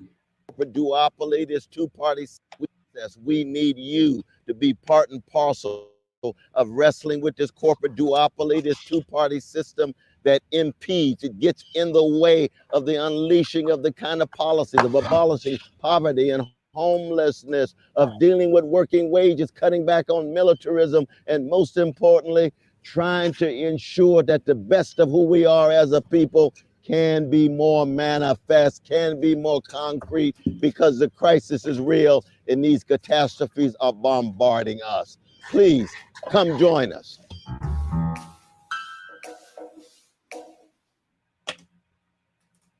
We need you to be part and parcel of wrestling with this corporate duopoly, this two-party system that impedes, it gets in the way of the unleashing of the kind of policies of abolishing poverty and homelessness, of dealing with working wages, cutting back on militarism, and most importantly, trying to ensure that the best of who we are as a people can be more manifest, can be more concrete, because the crisis is real and these catastrophes are bombarding us.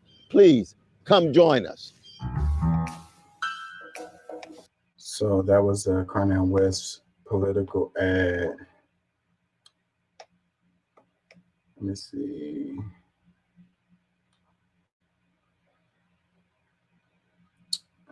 People are hungry for change. They want good policies over partisan politics. We need to break the grip of the duopoly. I'm not going to repeat what he said. I already played it twice. Any comments? Comments, it says, you are helping Trump beat Biden, drop out now. Another comment, it says, white man and Bernie delegate tells Cornel West to shut up and loyally march behind the Democratic Party. Such a perfect caricature of what the mainstream pro-DNC left has become. I would completely agree with that. These damn ads. This one that says, any candidate that believes Trump is worse than Biden, labels Russia or China as imperialist actors, allows transgender surgeries for minors, and condone biological males playing in women's sports does not have my support. I don't get your comment. Another one that says, don't forget to say anything black you don't support. Another comment says, as long as Colonel West runs outside of the duopoly, he gets my vote. Another comment says, just so you know, running third party doesn't mean you have to run as 3 different parties in an election. That's a stab. That's a stab because he keeps changing. I think he was going to come out as Democrat at first, and then he went on to the Green Party, and now he's not the Green Party no more. He's independent. Another one that says, I love you, Dr. West. Your campaign is looking unserious and disorganized at this point.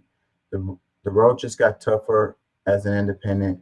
Do what you feel is best. God bless. Yeah, I don't think he really has a chance, but he's got my support. Another comment says, it comes across as Colonel West is stealing RFK Jr.'s thunder by announcing his independent run a few days before RFK Jr. was planning to. This is going to be a very interesting race. Yeah, it is. Another one that says, but he just looks silly changing parties for the second time. Another one that says, I'm all for anyone who helps expand the parameters of the debate. Good luck to you, sir. Another one that says, I support RFK Jr., but I appreciate that you're in the same path. Best to you, Dr. West. We will overcome this duopoly. Says, agree, the refusal of West to address the genocide powered by the fascist Big Pharma project enforced by capital agencies shows he's not serious about addressing corporate power. He doesn't have RFK Jr.'s experience of suing the agencies, so Bobby is just better prepared. RFK posted behind this. He says, why would the CIA bribe an analyst to take sides in an unresolved scientific issue? Any theories? Intelligence agencies are supposed to inform the political leadership, not manipulate it.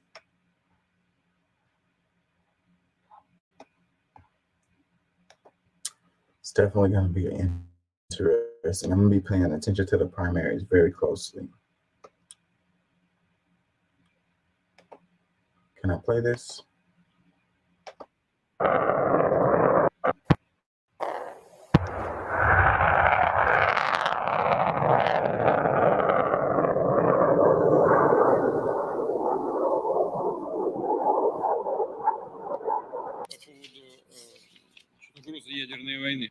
So let's take it back. It says Vladimir Putin is feared to be preparing to fire a terrifying nuclear missile capable of flying for weeks on end.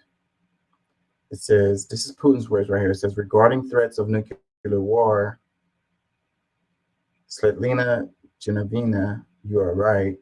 The threat is growing.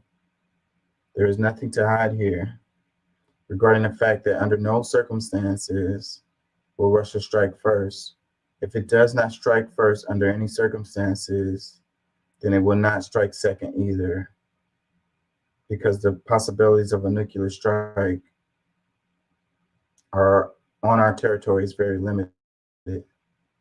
However, our strategy is to consider nuclear weapons, and they are weapons of mass destruction as a means of protection. It is all set up around the so-called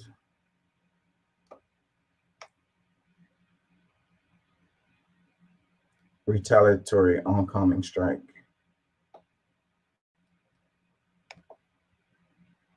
Scary times, man. Yeah, I think that people need to take, oh, damn. They need to take this kind of stuff more serious. People want to keep pushing for like war with Russia, like it's the thing to do. And I'm like, you know, this thing could really turn into a big deal. Like Americans, because we haven't been in a direct war in like forever, we feel like, you know, this thing won't affect us. Like we're fucking in.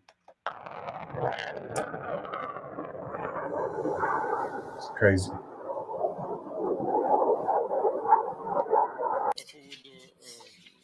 Угроза ядерной войны. Светлана Геннадьевна, ну вы правы. Такая угроза нарастает. Здесь что греха таить. По поводу того, что Россия ни при каких обстоятельствах не применит первый, но если не применит первый, ни при каких обстоятельствах, значит, и второй тоже не применит, потому что возможности применения в случае нанесения ядерного удара по нашей территории, они сильно ограничены. Тем не менее, у нас стратегия наша применения средств защиты, а именно как защиту мы рассматриваем оружие массового поражения, ядерное оружие, она вся настроена вокруг так называемого ответно-встречного удара. Yeah, that's scary. They're like, America, when they freaking throw some bombs this way. It says Haiti mission money over morals. Kenyan President William Ruto claims he's sending his police to Haiti for humanitarian reasons, but he's failing to convince a lot of people. It says it's got more to do with receiving millions of dollars from the U.S., which isn't prepared to deploy its own soldiers to the Caribbean island. At least that's the view of Booker Omoh from the Communist Party of Kenya. He describes it as financial diplomacy without principles and says few Kenyans support their president on the venture. This week, the UN approved the Kenyan-led security mission to Haiti to tackle gang violence. It will see Nairobi send 1,000 police officers in exchange for hundreds of millions of dollars from America.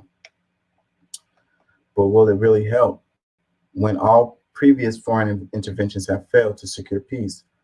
Amole draws comparisons with Kenya and other East African countries sending troops to Somalia for cash. He says leaders are being driven by money and profit, not morals.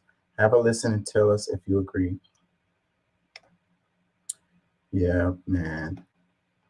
The Haiti situation is terrible, and it seems like it just keeps getting worse.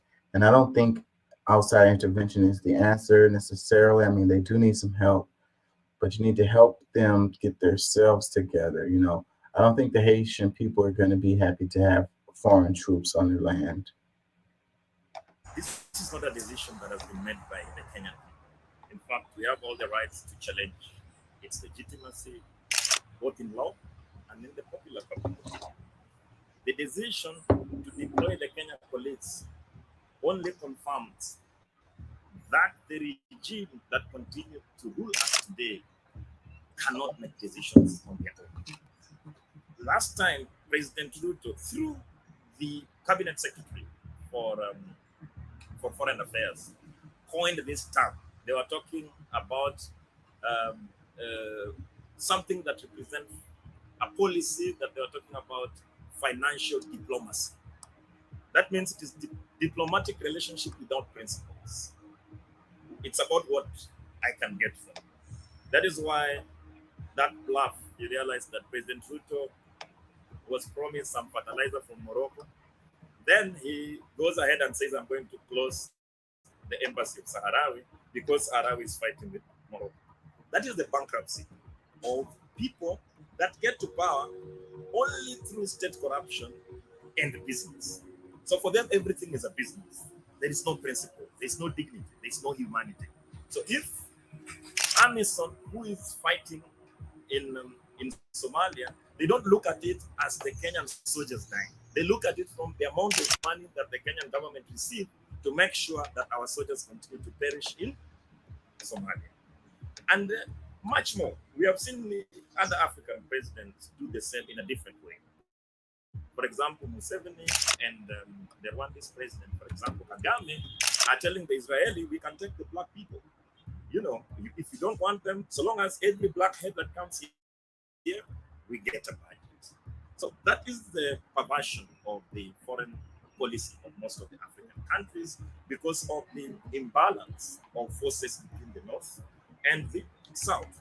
But also, there has been a paradigm shift in the United States foreign policy since the Black Hawk Down. Remember the Black Hawk Down, the white Americans were killed in Somalia. They were being dragged in Somalia, and there was rage at home.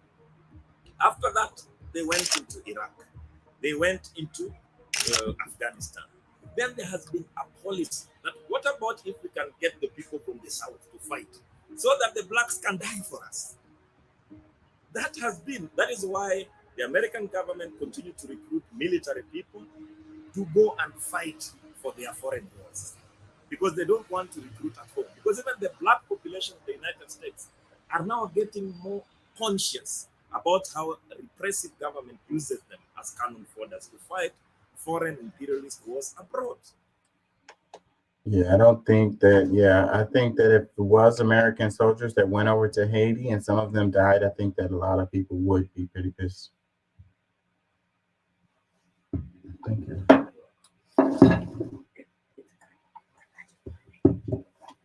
Thank you. Yeah, I think that Americans would be pretty pissed if they found out like American soldiers died in Haiti. Like, people are gonna be like, why? What the fuck? Like, why we even have people over there? We can't be the police of the world. How did we end up in the position anyway? Let's read some comments. It says, a useful tool for imperialism. Another comment, it says, very well articulated, bro. Another comment says, dang, bro, you got me thinking now. Another comment, it says, he nailed it. Many Afro-Americans aren't joining the military in full as they did before they woke. Now they are using Africans and Colombians to do their dirty job. Another comment says, this is very disheartening, but wary of populist politicians who claim to fight for the little guy while having a history of serving their pockets at the expense of the little guy. I'm still shocked that Kenyans bored that guy into office. Another comment says, the guy has hit a nail on the head. Rala also said it. They have institutionalized corruption and the greed of money for the soul of the poor. Another one says, brother, you know too much, 100. Another one says, go shave first before addressing us with your innuendos and machin mingi, kabisi. Another comment says, Rudo is completely compromised, bootlicking, servile lackey. Like other traditional African leaders, he's unremarkable in the colonial allegiance and servitude. These leaders are like all others around the world and are installed by the foreign policy engineers, TFR and RIIA. He said, these leaders are like all others around the world who are installed by foreign policy engineers. Like there are, and I wouldn't be surprised if this guy was, but whenever you say blanket statements like that, it makes you simplify things, and things are always more complicated than you can explain with a blanket statement like that.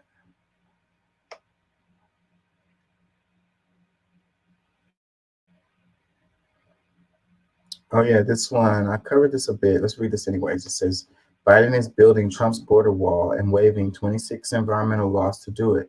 Democrats are better at implementing Republican policies than Republicans. There's no outrage from liberals because they support Republican policies as long as their blue coat leader enacts them. Wow. So yeah, it says Democrats are better at implementing Republican policies than Republicans. Wow. There's no outrage from the liberals because they support Republican policies as long as their blue coat leader enacts them. So earlier I played a clip that they were saying that the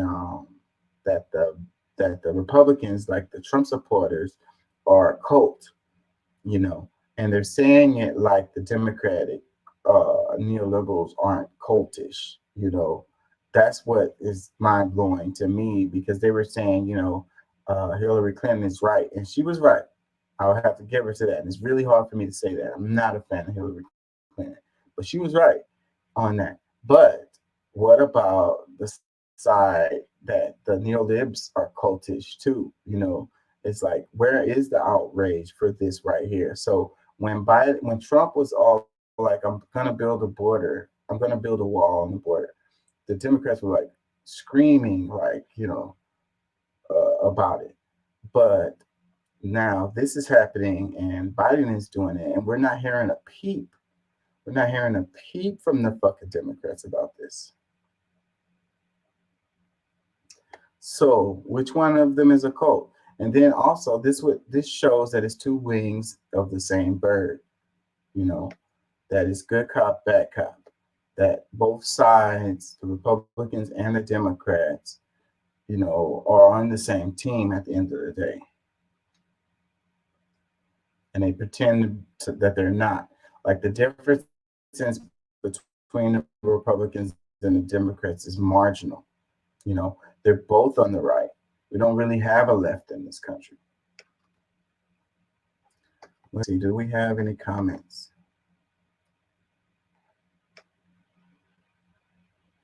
It says, you know what? This really makes me sad. The USA is doomed. Another one that says, Biden is fast-tracking massive expansion of Trump's border wall. This has nothing to do with keeping us safe and everything to do with funneling more taxpayer money into the hands of the military-industrial complex. It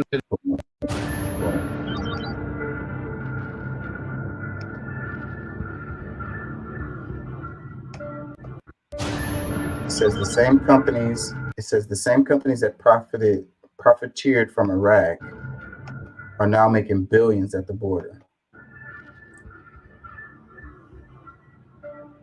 In 1961, President Dwight Eisenhower surprised the U.S. public, and he mentioned was a new term at the time. We must guard against the acquisition of unwarranted influence, whether sought or unsought, by the military-industrial complex. It was a warning that he was seeing something, this relationship between private industry, between government, between the military, that could get out of control. Our border with Mexico is the target of a push by members of Congress who want a dramatic increase in agents, technology, and fencing. The price tag for securing the border? Roughly $30 billion. This is about securing the border first. Companies from the United States that were profiteering in Afghanistan and Iraq are now profiteering off of immigration policies.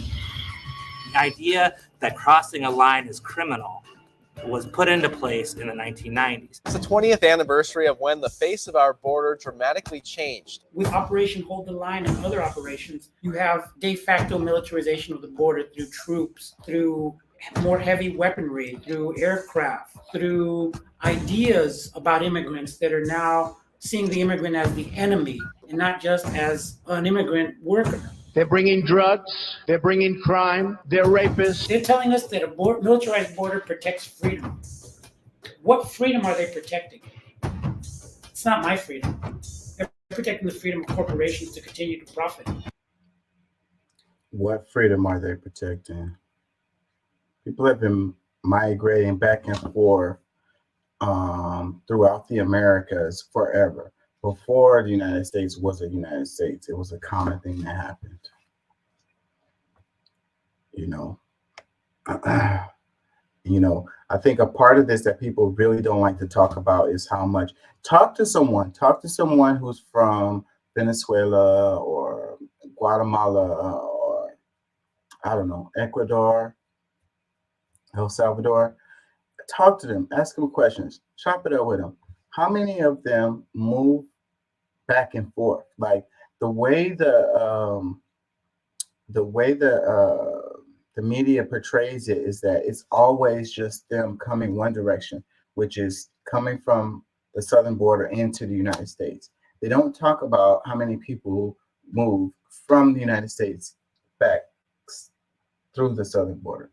These people, it's a system. I mean, it's a thing that has been happening forever, where they move back and forth, back and forth, back and forth. You know, they might come here and make some money or whatever, and then they go back home. A lot of them don't want to live here. It's the opportunities that they have to make money here is what draws them here. But they really want to go home, you know, and they do. A lot of them do. A lot of them, what happens is then while they're here, they're sending money over to home the whole time, and they're building a house and everything. And once things is all good back home, they go back home, you know. But that doesn't fit the narrative. Right? Everybody just wants to live in the United States. It's the greatest place to be in the world. So, you know, we can understand that. We can't understand somebody coming here temporarily and then going back home, which is the case a lot of times. But that doesn't fit the narrative. There's no post. There's no replies to this post.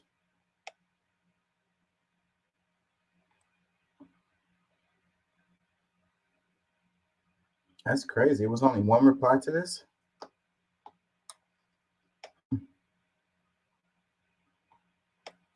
Is that right? Okay, no. Let's see. It says there's an ad. Why are these ads in here? Okay, here's a reply. It says, remember, Democrats were just opposed to Trump being Trump when he asked for the $5 billion to build the border wall in the past. Now they're doing what he started. Funny.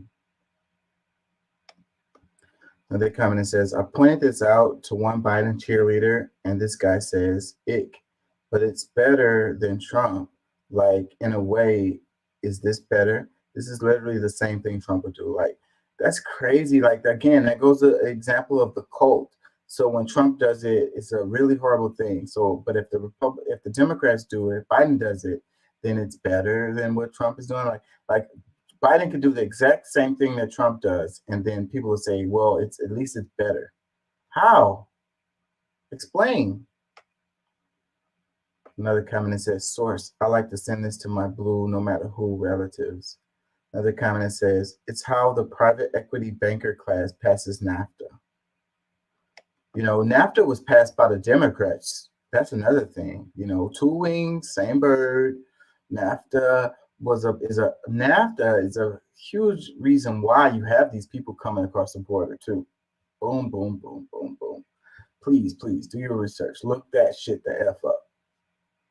Yeah. And that was done by the Democrats. Another comment says, so let me think of Biden will lose to Trump, and then Trump will finish what Biden continued Trump policies. Man, I ain't gonna lie, that's probably a very good likely scenario right there. But again, two birds, two wings, same bird. Fucking good cop, bad cop. Ultimately, it's the same result for the American people, regardless of who's in there. When we have this duopoly, like the guy was saying, you know, it's just the two. You can only vote for one or the other, and they know that you're only going to vote for one or the other. One or the other are the only ones that have a chance of winning. You know, so the powers that be, they put money behind both sides. So whoever wins, they win, and they get their policies passed, no matter what. And the American people lose. We don't really have representation. Another comment that says, the wall just got 10 feet higher, remains the most outstanding comeback of all time. Another comment that says, it's almost like it's just one big party and we ain't invited. I think I stole that from Carlin. Telling you. Another one says, Dems excel in making excuses. What excuse does Biden use to explain this? Usually they play the victim card. The Republicans made me do it. I don't know how they can use that excuse. Another one, it's just one big party and we're not invited. Another one says, blue cult leader. I thought the cult leader was orange. Maybe I need glasses, LOL. Another comment says, I thought that I'd muted you. Oh well, Liz Warren, stand. Another one, abhorrent hypocrisy. Another one, this is why I'm supporting Mary Williamson for 2024. Anybody but the Republicans or the Democrats, I'd go for any one of them, honestly. One-party system, you will actually make Mexico pay for it. Another example proving that we have two right-wing parties in America. That's exactly what I just said earlier. Another one says they had to do it because of law passed in 2019. What are you talking about?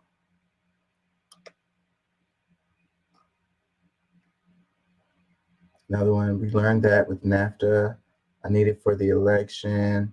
Biden has been doing all of Trump work, including privatizing Medicare and the post office. Trump's policies were gifted to Biden on a silver platter. 2024, red fast or blue fast, choose wisely. Says, I'm saving this next time they tell me he isn't Trump. What is this? Biden improves new section of border wall as Mexico crossings rise. Let's read a bit of this. This is a BBC News article. Let's read a bit of this on this topic. BBC News, Biden posts new section of border wall as Mexico crossings rise. Who's the author? By Catherine Armstrong. Am I sharing? It says U.S. President Joe Biden's administration is to build a section of the wall in southern Texas in an effort to stop rising levels of immigration. About 20 miles will be built in Starr County along its border with Mexico, where officials report high numbers of crossings. Building a border wall was a signature policy of Donald Trump as president and fiercely opposed by Democrats. In 2020, Mr. Biden promised he would not build another foot of wall if elected. I remember him saying that. It says his administration passed a proclamation soon after taking office that said building a wall across the southern border is not a serious policy solution. On Thursday, however, Mr. Biden said he can't stop the construction of the border wall because the funding for it had already been appropriated. Bullshit. When asked whether he believes the wall could work, he replied simply no. In a statement to Associated News on Wednesday night, this U.S. Customs and Border Protection similarly defended the latest move, saying it was using funds already allocated for the border barrier. Congress appropriated fiscal year 2019 funds for the construction of border barrier in the Rio Grande Valley, and DHS is required to use those funds for their appropriate purpose, the statement said. Bullshit. Mr. Biden and the statement stand in stark contrast to a notice about the project on the U.S. Federal Registry, in which Homeland Security Secretary Alejandro Mayorkas said that there is presently an acute and immediate need to construct physical barriers on roads in the vicinity of the border of the United States in order to prevent unlawful entries into the United States in the project areas. Speaking at his daily news conference, Mexican President Andrés Manuel López Obrador criticized the announcement, saying that a wall is contrary to what President Biden had previously advocated. I'm telling you. He says, I understand there is strong pressure from extreme right-wing political groups in the United States, he added. The rising number of illegal border crossers has made the issue a vulnerable for President Biden. More than 245,000 crossings have been made this year in the Rio Grande Valley area alone. Government data shows, and September is expected to be a record month. Several U.S. cities say they are feeling the strain of the influx. New York City Mayor Eric Adams predicted the cost of housing more than 100,000 new arrivals since last year will rise to $12 billion over the next 3 years. Mr. Adams is traveling to Mexico, Colombia, and Ecuador this week to discourage migrants from setting out. We are at capacity, he said on Tuesday. Dozens of federal laws have been waived in order to approve its construction, including the Clean Air Act and Safe Drinking Water Act. The move has endangered environmentalists who say the structures will cut through the habitats of endangered plants and animals. So they got some, it says U.S. border crisis in 4 graphs. I might look at that. U.S. city far from border grapple with migrant crisis. The Texan towns caught in America's border battle. It's disheartening to see President Biden stoop to this level, casting aside our nation's bedrock environmental laws to build ineffective wildlife-killing border walls, said Lakin Jordahl, a conservative advocate at the Center for Biological Diversity. According to the proposal by the U.S. Customs and Border Protection, the barriers will consist of large ballards embedded in a concrete base, as well as gates, cameras, and CCTV equipment. Homeland Security said it will use funding secured during Donald Trump's presidency to build a new section. It is the first time the Biden administration has used its power to approve the construction of new walls, something that was done often during Mr. Trump's time in office, when around 50 miles of new wall was built and 400 miles of existing barriers were upgraded. Route of barrier between U.S. and Mexico.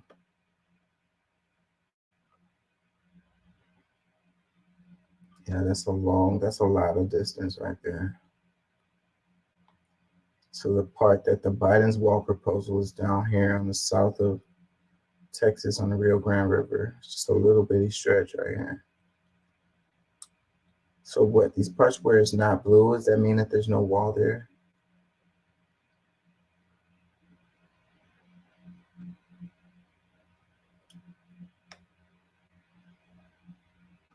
says, in an online post on Thursday, Mr. Trump asked if the president would apologize to me and America for taking so long to get moving. So interesting to watch crooked Joe Biden break every environmental law in the book to prove that I was right, he wrote. I will await his apology. Mr. Biden has been facing increasing criticism of his immigration policies in the wake of recent surge of migrants crossing into the U.S.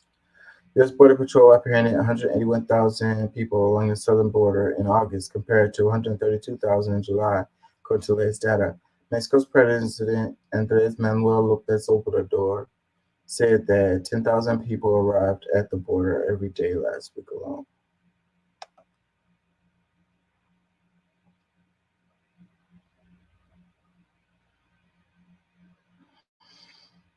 Let's look at this chart.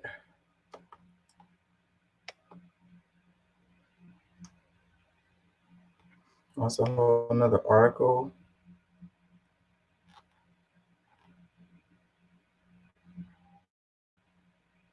It's got a couple charts in here. Let's look at this. It's a whole nother ass article, but I'm not going to read this article. But let's look at this.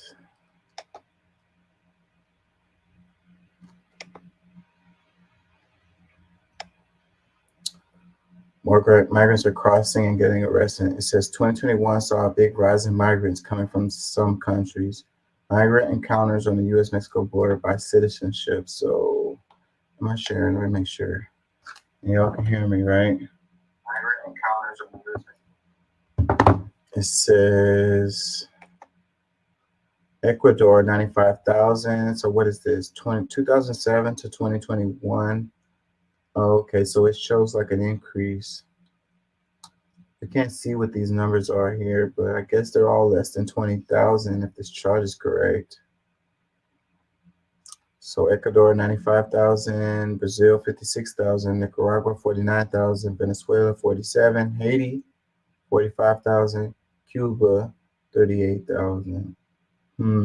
It's really interesting because a lot of them, like, where's Mexico on this list? They always talk about Mexico and Mexicans. They call them all Mexicans. But none of these are Mexicans. Ecuador is a long-ass way to come. Brazil is a long-ass way to come. Venezuela is a long-ass way to come. You got to go through a lot to get up here. And you got Haiti and Cuba. So it's weird. So the Haiti and Cuba people, they're right off the coast, especially Cuba, but I guess they find the best way to come in is through the southern border. It says figures before 2020 only include migrants apprehended, but figures after 2020 include migrants apprehended or expelled from the country. Well, that would explain why these numbers are so much bigger. So it says figures before 2020 include migrants apprehended, but figures after 2020 include migrants apprehended or expelled from the country. That sounds like a manipulation of numbers right there. And all of these charts kind of can follow like a same little thing. So if they change the way that they count this shit, that would explain why they all freaking shoot up like that.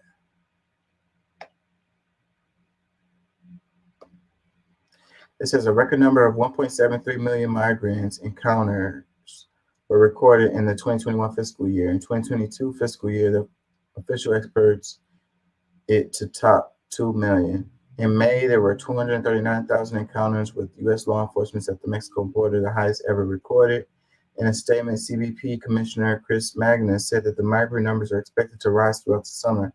As temperatures start to rise in the summer, human smugglers will continue to exploit violations and recklessly endanger the lives of migrants for financial gain, he said. It says U.S.-Mexico border has seen high levels of migrants in the past year. Total encounters with unaccompanied minors. So 250,000 is the top. And it looks like in 2020, by this chart, you got some that's almost reaching that number. You go back to 2018, it looks like less than 50,000 is the number. It says migrants cross the border in one of two ways. Those who believe they have suffered persecution or fear that they will suffer persecution in their home country are eligible to apply for asylum when they present themselves at a port of entry for admissions into the U.S. Others may evade border officials by hiding in cars or traveling undetected across unprotected and often treacherous parts of the U.S.-Mexico border. Yeah, so when they say illegal immigrants, they like to say that and leave out the number of asylum seekers, which is not illegal. It says migrant apprehensions on the U.S.-Mexico border have been increasing. Percent of migrants who are apprehended are immediately expelled. So the blue is expelled and the light blue is apprehended.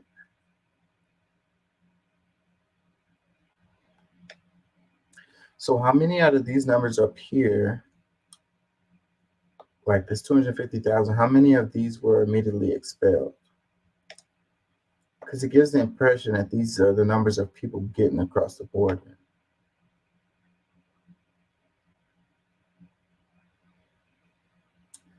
This chart says encounters with unaccompanied minors at the southwestern border. This chart tops out at 20,000. And you got 2020, October 2020, looks like a spike there. And June 2021, and it kind of drops.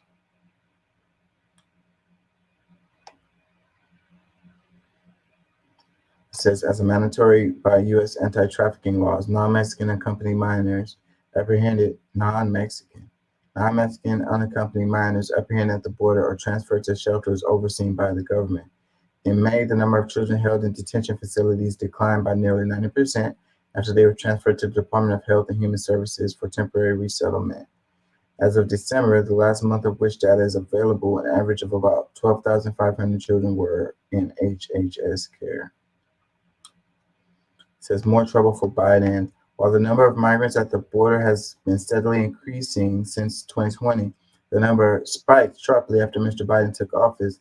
Though he has avoided Mr. Trump's rhetoric since taking office, Mr. Biden has repeatedly called on migrants, including asylum seekers, not to attempt the journey to the U.S.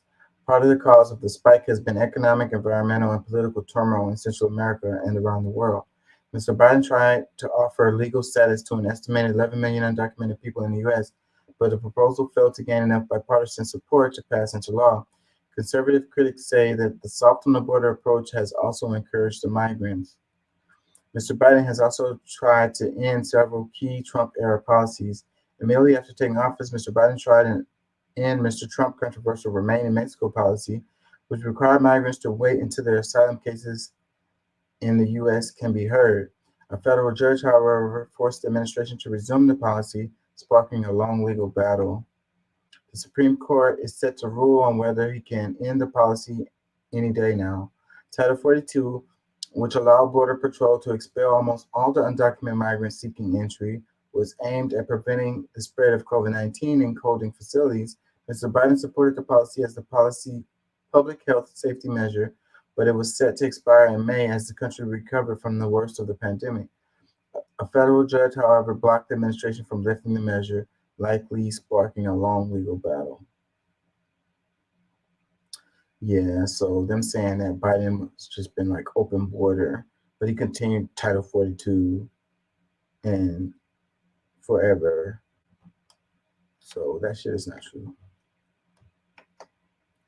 If Biden was all about open borders and just letting people in, he wouldn't have extended Title 42.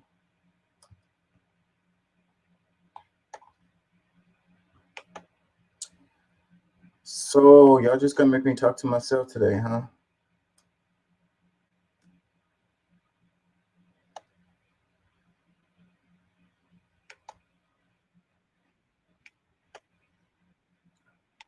Hold on, I'm not sharing.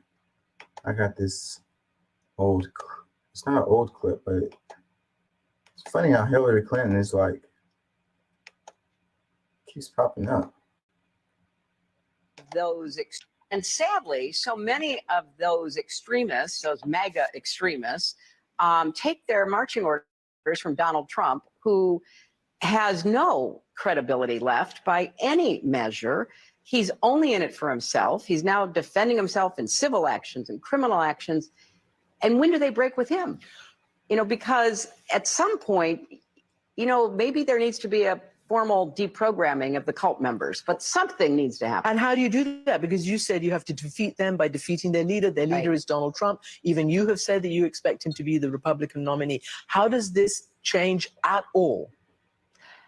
At this point, I think, sadly, he will still likely be the nominee, and we have to defeat him. And we have to defeat those who are the election deniers, as we did in 2020 and 2022. And we have to, you know, just be smarter about how we are trying to empower the right people inside the Republican Party. You know, Nancy Pelosi had a majority of 5 votes when she was Speaker. Kevin McCarthy had a majority of 5 votes. Nancy Pelosi passed consequential legislation, and she clearly had members within her caucus who, you know, ranged across a spectrum of political beliefs and ideology, and she kept everybody together, and she kept everybody focused on the future. He couldn't do that. And so he paid a price, but more importantly, the country paid a price. I would agree with her. The country definitely paid a price.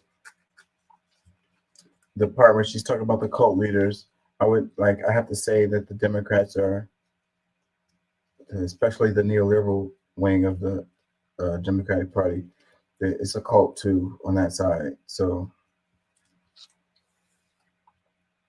that's the comment that I was talking about earlier. Let's see. It says Hillary Clinton, we need a formal deprogramming of MAGA cult members. If you think there's only one political cult in the U.S., it's because you are a follower of that cult. Boom. Both Democrats and Republicans operate like cults, and the entire country needs to be deprogrammed. Boom. Who posted this?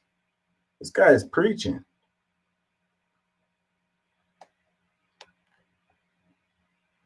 Ryan Knight.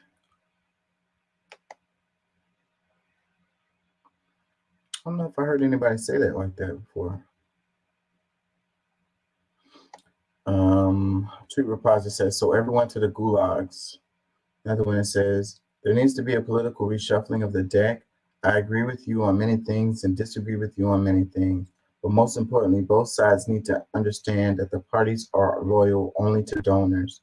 They placate us with words and alienate us with policy. Boom, boom, boom. Another one that says, for the rest of her life, she will increasingly talk about Trump. I know, she's obsessed. She's going to go down in history as the person who lost to Trump. Like, that's going to be her only, like, her asterisk. What is this? It says, Hillary comments have been largely ignored by left-leaning media, with just 5 left-leaning sources covering this story so far. Ooh. What is this? It's an article. Yeah, we're not going to do that. It says, well, we're going to need to defeat him. Well, you should have thought of that before creating Biden-Harris. Telling you, bro. Telling you, oh my God. They didn't really care, because if they wanted to be strong, then they would have let the people who were supposed to win in the primaries last time make it. They squashed them out, and we ended up with Biden-Harris, which is weak as hell. It says, okay, and one of the cults is rife with Nazis and white supremacists, and the other one isn't. Given the fact that there is a 0% chance of some other political party gaining power in the near future, perhaps the non-Nazi cult is prudent choice. That's what keeps everything going in the same fucking way. It says, come on, man, far right are the problem. Are you going to discount our law enforcement agencies now too, like MAGA? You guys sound a lot like MAGA. What is this? Summary of terrorist threat to the United States. Yeah, I don't feel like reading all that.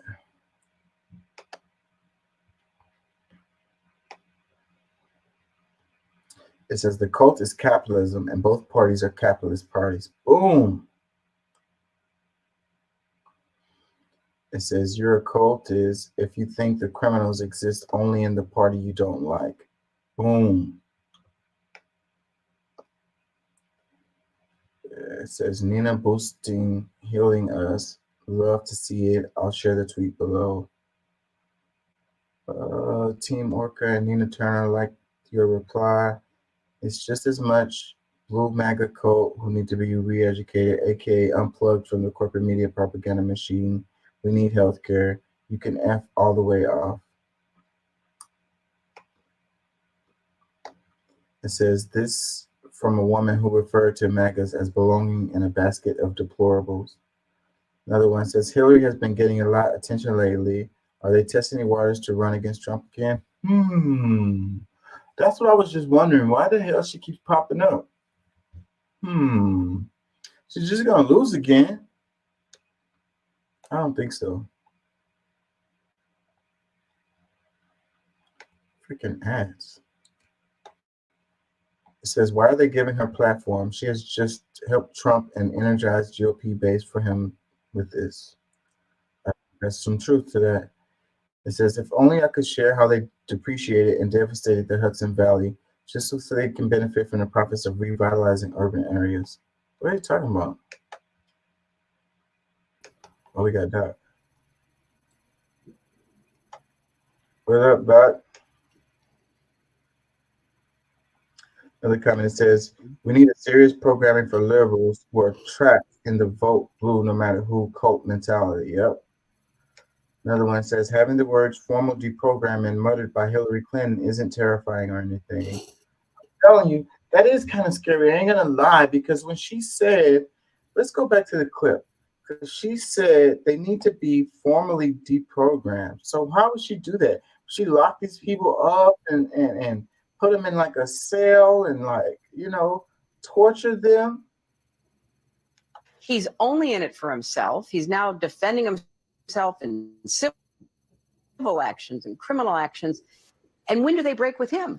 You know, because at some point, you know, maybe there needs to be a formal deprogramming of the cult members, but something needs to happen. And how do you do that? Because you said you have to defeat them by defeating their leader. Their leader is Donald Trump. Even you have said that you expect him to be the Republican nominee. How does this change at all? At this point, I think, sadly, he will still likely be the nominee, and we have to defeat him. And we have to defeat those who are the election deniers, as we did in 2020 and 2022. And we have to, you know, just be smarter about how we are trying to empower the right people inside the Republican Party. You know, Nancy Pelosi had... Empower the right people inside of the Republican Party. What does that mean? And the part where she said there needs to be a formal deprogramming. And then the lady's like, how would you go about doing that? Like, how would you go about doing that, Hillary Clinton? Lock people up and torture them or something? Like electric therapy? Like, I don't know, drugs? What how would you go about doing that? A formal... remember Project Veritas caught the Bernie supporters talking about, man, when will we be able to start sending them to the re-education camps? Yeah. Just open banter around the guys running his political campaign. That's scary stuff right there, man. That's scary stuff, because who do they determine who needs to go to like a, you know, do you know reprogramming? Do you know why they're so afraid of Republicans all being programmed? Because that's how they got the Democrats. They got them programmed. Vote blue no matter who. Better dead than red. I mean, it's the same. It's the same thing on both sides. They're both, at this point in time, I can actually identify at least 5 to 7 points that prove that the right and the left right now, those far sides, are both cults. Yeah. I actually broke down the left a while back before all of this got really bad. Yeah, I would agree. I would say that you got a cult on both sides, and I guess I would agree with Hillary Clinton to an extent that there needs to be some kind of deprogramming. But she says, what did she say? Formal deprogramming. Like that sounds scary to me. It sounds really, really scary. When Republicans deprogram people, they send them to church groups and shit like that. When these guys talk reprogramming, I see flashing lights and like 22 hours straight of Barney. Yeah, that's scary as hell to me, man. That's scary as hell. Freaking. But at the same time, it's just as scary when you meet and talk to someone either from the far right or from the far left that's that far gone. You're like, maybe we do need some reprogramming going on. Yeah, that's what I mean. I kind of agree with her, but I don't agree that you need to forcefully reprogram people, because that sounds to me like they were talking about the freaking camps, sending people to camps, and like, God, how would people come when people come out? How would they be? Oh my God, that sounds like police state. That sounds like I can't even find the words. It's like scary as fuck, because I could see them actually doing something like that. No offense for all the overreach that the right is doing as far as control and all that crazy stuff, the left is by far closer to wanting a police state than either side.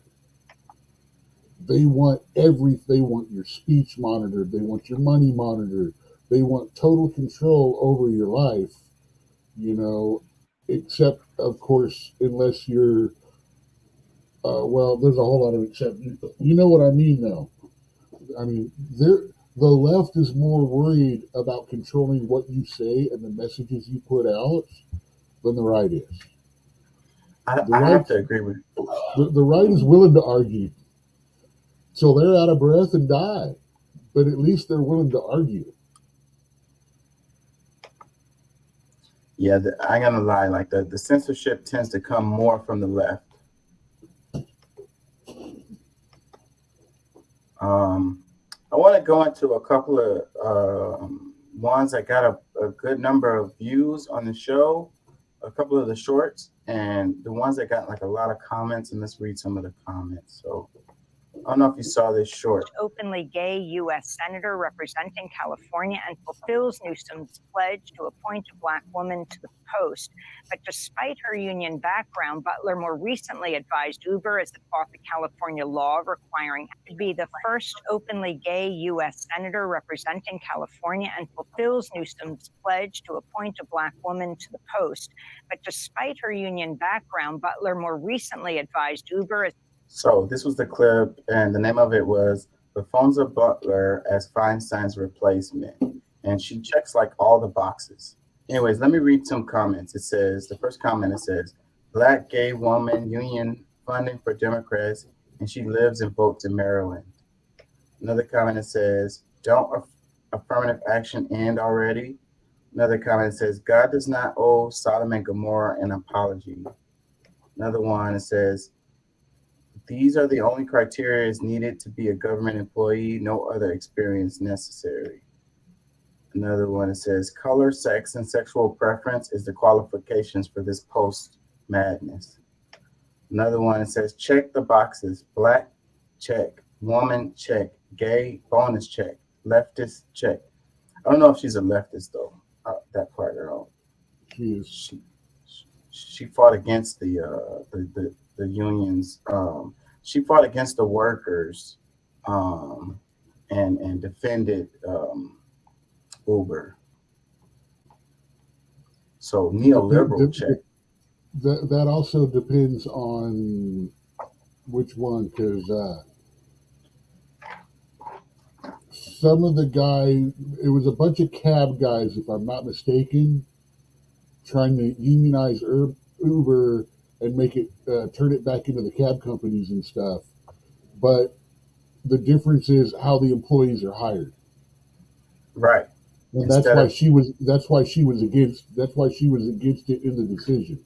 It wasn't against the union, but they didn't have that because of the type of employment it is, they couldn't do those things for them.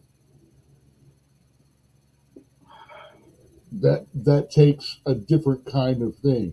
In which case, what would happen would be Uber finally said, look, the law is the law, and if you're going to break the law and tell us to break the law, we're just going to shut that whole city down.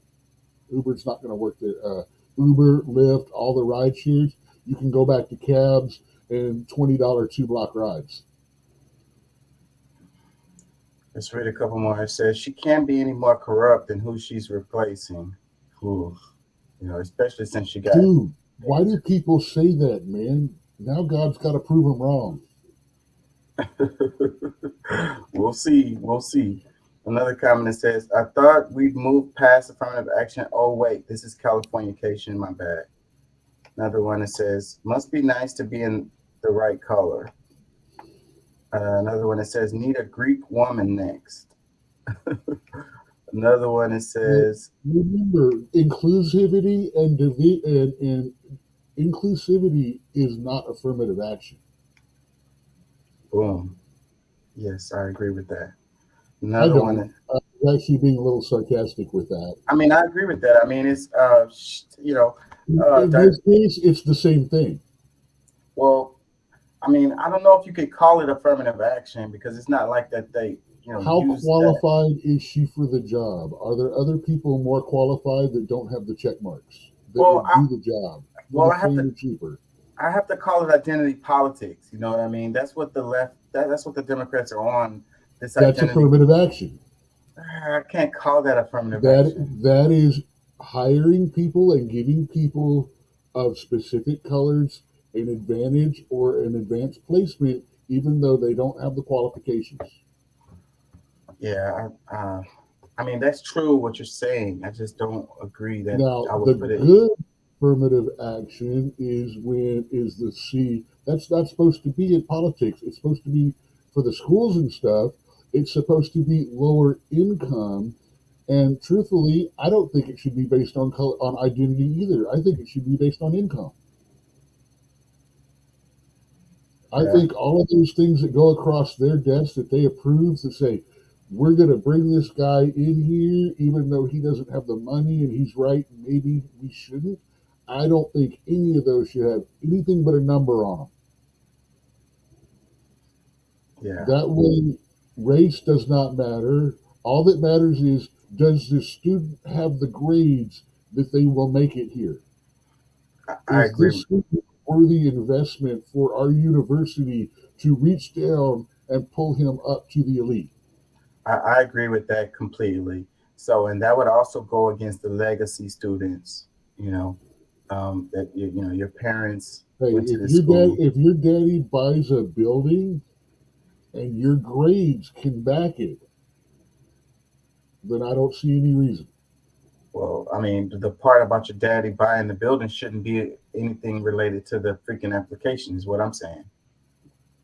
Well, you got to understand too. That's where a lot of the universities get that money for these big buildings that make them elite universities. That still shouldn't be a reason to freaking put the kid in there. You can't argue against affirmative action if you argue against that. It's the same. I agree. It's the same. So, except this time, again, you're bringing, well, no. See, that's the thing. Affirmative action is not supposed to bring substandard people into the environment. It's supposed to bring people who would not normally have a chance to get that environment, but have the skills to be there. And that's the same argument with the legacy students, because do those people have, are they able, are they qualified? Most of them actually do. I mean, this whole recent thing with these stars, you got to realize these stars, these are 80 stars. They're not legacy students coming in. These stars were paying people to try to get the first years of their legacy because they're stars. They're not rich. They're not the elite, though. They're just rich because they're stars. Their children's children will be the elite. Because the children are their children are the first ones that are actually born into the rich society. They're the rich kids. Their children will be born into the elite. The first generation that makes it, you still have to pass 2 more barriers before you can get into the elite. I could get $1 billion tomorrow, and I will never be accepted as one of the elite. I think you're right. Let me read some more. It says, how can he appoint someone to an elected position? Well, that's pretty much how it goes. You know, if someone died and they have to put somebody in there, they're going to have a special election to actually put somebody in there. But this person is in there until the special election comes around. They need somebody in there in that seat. They can't just leave it vacated. Another comment says, the country is going to hell in a handbasket. Another one, it says, they could not care the least if she qualified or tried to do a good job for her state.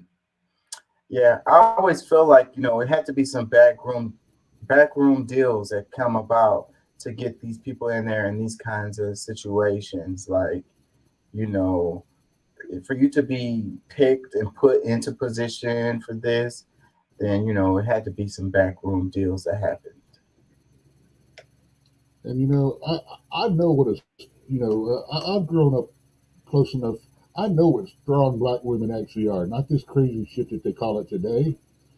And the fact that some of these people representing as strong black women, knowing what they're doing, knowing the corners they're cutting to get to these positions kind of bothers me. It doesn't, it takes away to me, it takes their glow as a role model away. You know, they made it, but how'd you get there? I slid through. Yeah. But now that I'm here to tell you that, you know, blah, blah, blah. Yeah. I mean, I guess you could also say it doesn't matter how you get there as long as you get there. Yeah, that's what a lot of people say. But like our vice president, what are you doing now that you're there? I know every single time I see you make a speech, it comes back to racism. Literally every single time. I may have missed a few. Let me read a couple more comments. It says, wow, it's seriously happening. I'm no longer voting Democrat again. These weirdos have pushed me from the center to the right. Shane Gillis was right. Being conservative comes with age. Another comment, it says, our country is done. Come on, China. Come and take the U.S. They're ready to give up. Another one, it says, wow, she checks all the right boxes, shaking my head. Another one says, gross. That's why I moved out of California. Another one, it says, can she be taught how to pull a fire alarm like other pawn the Democratic Party used to make yours look like fools? I did a clip of that too, Jamal Bowman. That one got a lot of views too. Man, some of these people are very angry. Yeah. Another comment that says, let's not pick the best person for the job. Let's get someone that checks all the boxes for diversity, equity, inclusion. Brilliant. Yay, more affirmative action hires. She's currently resides in Maryland. Another one that says, yeah, that's something I'm like, if you're fulfilling a state position politically, you should come from that. You should have the same qualifications for that seat as the person that you're filling. Well, they have a rule for that. I think it's 6 months. They give you a certain amount of time to move to the district. Yeah, that's just it, though. That's just it. See, I'm like here in Texas, you have to be a resident of your district for a certain amount of time. So anyone that they pick to fill your position should technically fulfill whatever minimum requirement that is. Yeah, but there's a rule that says they can move there, and they Well, get a certain amount. They'll do what they want. I mean, anyway, it's California. Yeah. Well, she's gonna have to move there if she, and then she might end up running for that seat. So she's gonna have to move there especially if she's running for the seat. Another one that says that's great, but the question is she actually qualified for the job? Another one, so important, Black and gay, they may be prioritizing things that shouldn't matter. Another one, I can hardly wait when they appoint a straight white man. Ooh, that would be a day, wouldn't it? I don't think he'll ever get that cold. Let's see. Another one. It says, if her sexuality is such a hot topic, why don't we get the same for every other politician? You know, like Lindsey Graham is bisexual. At least his relationship with Trump will suggest that. Every time this woman is mentioned, her sexual preference are the first words out of the reporter's mouth. That's kind of mean to Lindsey Graham, I would say. Another one, it says, he should have picked one in Feinstein's district. That's kind of what you just said. Is she also qualified to do the job? Let's see. And another affirmative action hire, I did not know you could be in a political position in California when you are a resident of Maryland. But I guess affirmative action covers that too. You cannot change your address to a different state after you are appointed to a political position. We live in a crazy world. Californication, a lot of the same stuff. Yeah, a lot of the same stuff.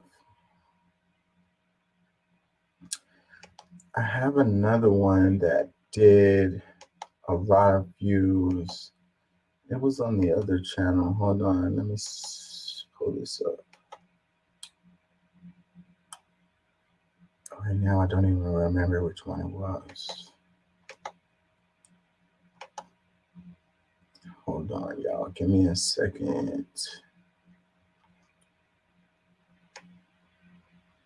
Give me a second while I find this. And this one got like 10K views. And it got like 100 freaking comments. Here it is, here it is.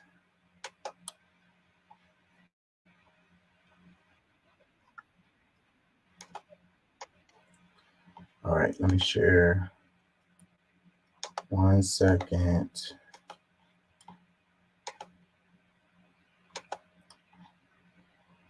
Okay, we're sharing.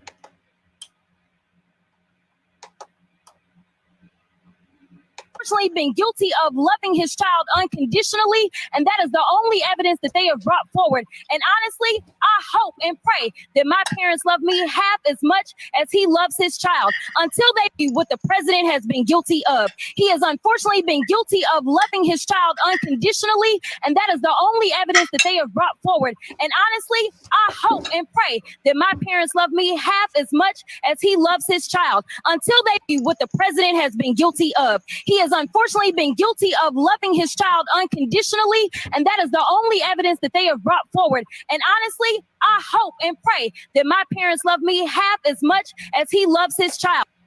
So this is the name of it was President is Guilty of Loving His Child. She's talking about Trump. I mean Biden. Let's read some comments. So yeah, this one got like 10K views, like 100 comments. Comment says the only evidence she has chosen to accept. Another one says, so she is praying her parents will let her get away with drug abuse and tax fraud. Another one that says, some characters in our government can't act professional. It is a disgrace to the office and will be better served at a WWE setting. Another one says, Clown World. It says, I hope he loves you like that illegitimate grandchild he threw to the curbs. He deserved it just for supporting a man who loved his 10-year-old daughter enough that he forced her to take showers with him. Another one that says, from his daughter's diary to sounds like he loved his children a little too much. Another comment that says, you can love your child unconditionally, but don't let them get away with the wrongdoings that they think is okay to do. It says clowns for clowns. Another one, it says, oh shoot. It says, actually, the evidence that's been read, like text messages and things, make him look guilty, and yes, he needs to be impeached. Another one says, she must be getting paid. It says, where's her father? She sounds like a Lil' Kim. What the hell does that mean? Another one that says, no, I've seen evidence. Another one that says, it's obvious her parents don't let her. They were educated her. I don't know what that's supposed to say. It says she has to go too. Another one that says the ghetto is in Congress now. A little racist there. Another one that says, let's go, Brandon. Another one that says she absolutely torched these elephants. Hold on. It says the hood in the house. A little racism there. Another one that says so overly emotional. Another one that says, where did the 20 million come from and why? Another one that says, what's this chick been smoking? Remember, don't just assume that these guys saying hood in the house and ghetto. Don't you're just assuming that they're not black. Yeah. You can be racist and be black. Another comment. That's okay. I mean, but you know, you're attributing races to just a comment, you know, about lack of class. I mean, the same thing could be attributed to hoodie and shorts on the Senate floor guy. I mean, literally, our Senate and our House of Representatives is becoming trash. Yeah, it's just the words that they use. I'm waiting for Steve. I'm waiting for Steve to come in and start refereeing for him. Yeah, do some damn poop jokes or fart. I would say Jerry, but he's gone now. So, but they keep it up. They're going to need that kind of action on the floor to help them out.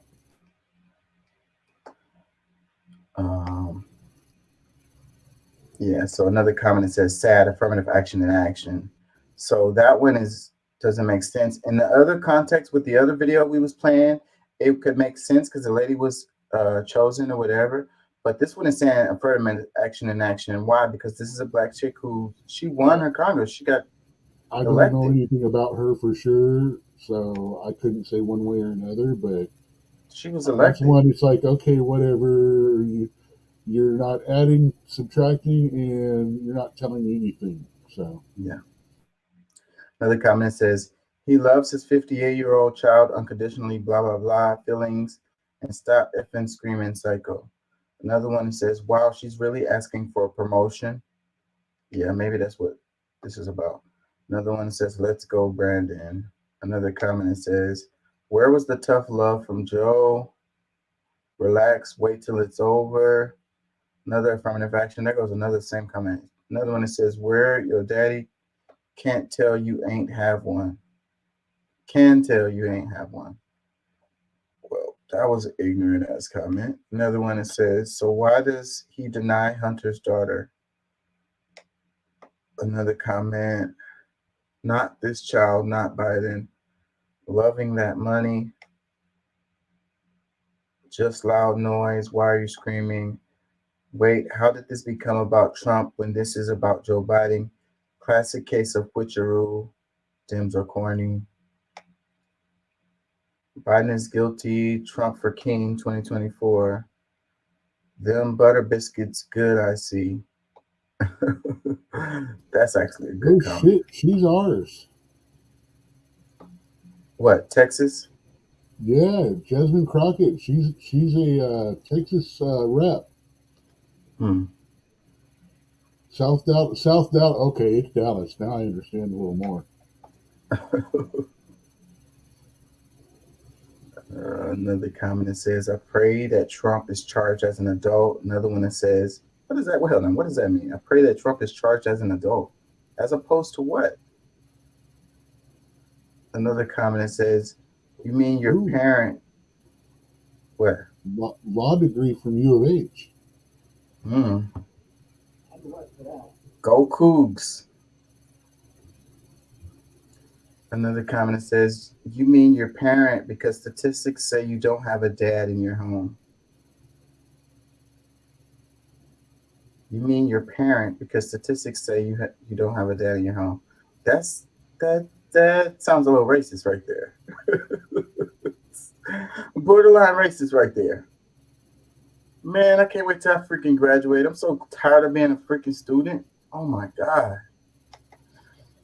Oh, I've been going at this for so long. I got a paper due on Monday, which I should have been writing today. Instead, I was preparing for the show.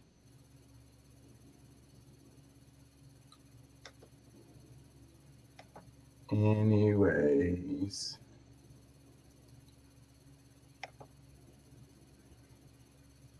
Let's see. I know I have some more in Twitter. I wanted to cover, you know what? Let's do some philosophy. I wanted to do a little bit of the analysis of the movie Clockwork Orange. Oh, and she's definitely her dad is a teacher and a preacher, and her mom has worked for the U.S. Postal Service all her life. So between that and her degrees, she's got the cred for the job. Yeah, so those comments were not very informed. But you could see that Southern Dallas, yeah.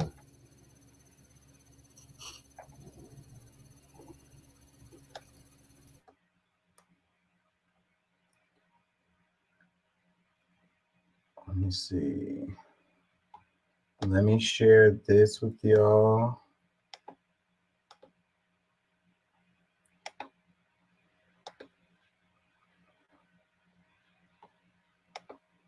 And I never saw this movie. I've been hearing about it for the longest, but even when I tried to get into it, I couldn't get into it. So I never watched it, but the analysis of it is really, really, really, really interesting right here. So it says Clockwork Orange, prediction of dystopian democracy, the rise of and failure of authoritarianism. So it's really about like the left going crazy, like extreme left.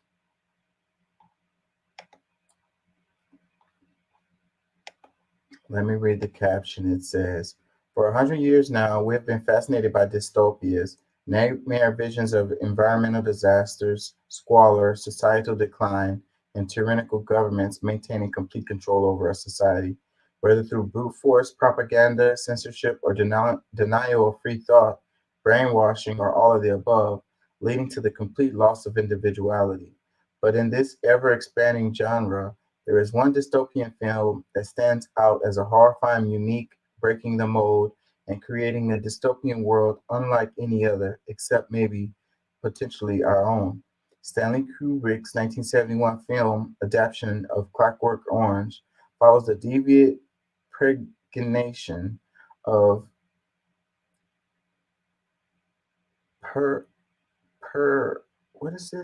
peregrination of a young criminal named Alex DeLarge as he navigates a dystopian version of London, England. This video explores the nature of crime, government, and culture. Why does authoritarianism fail to create safety and prevent crime? Can democracies be totalitarian? What makes policing ineffective? How do liberals respond in a world where liberalism is failing out of favor? How does culture, art, and architecture reflect the character of a society? Are the similarities between Clockwork Orange and Aldous Huxley's Brave New World? If so, what do these classic novels have to say about our own societies? So I'm always interested in, how, understanding our own society better, And that's what this is about. Before I play some of this, let's read some comments.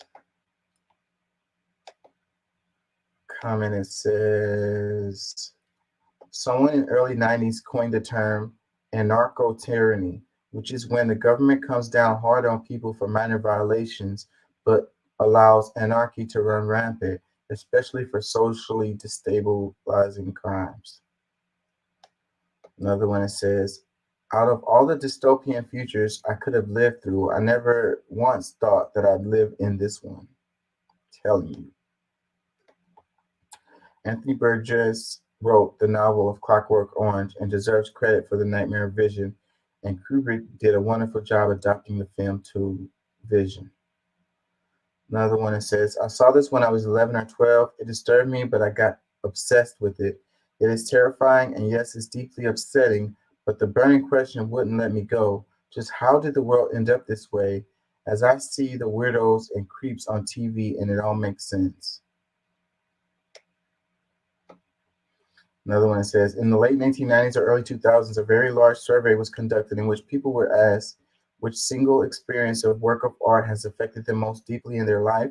I remember looking through the top 100 answers, mostly songs and films. The first 4 were songs. Number 1 being Like a Rolling Stone by Bob Dylan. Number 5 was a film. Guess which? Kubrick is unsurpassed.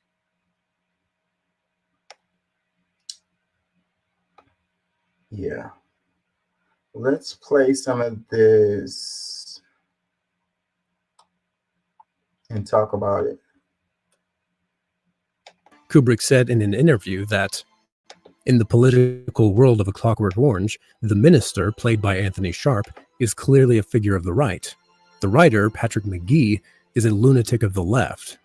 The common people must be led, driven, pushed, he pants into the telephone.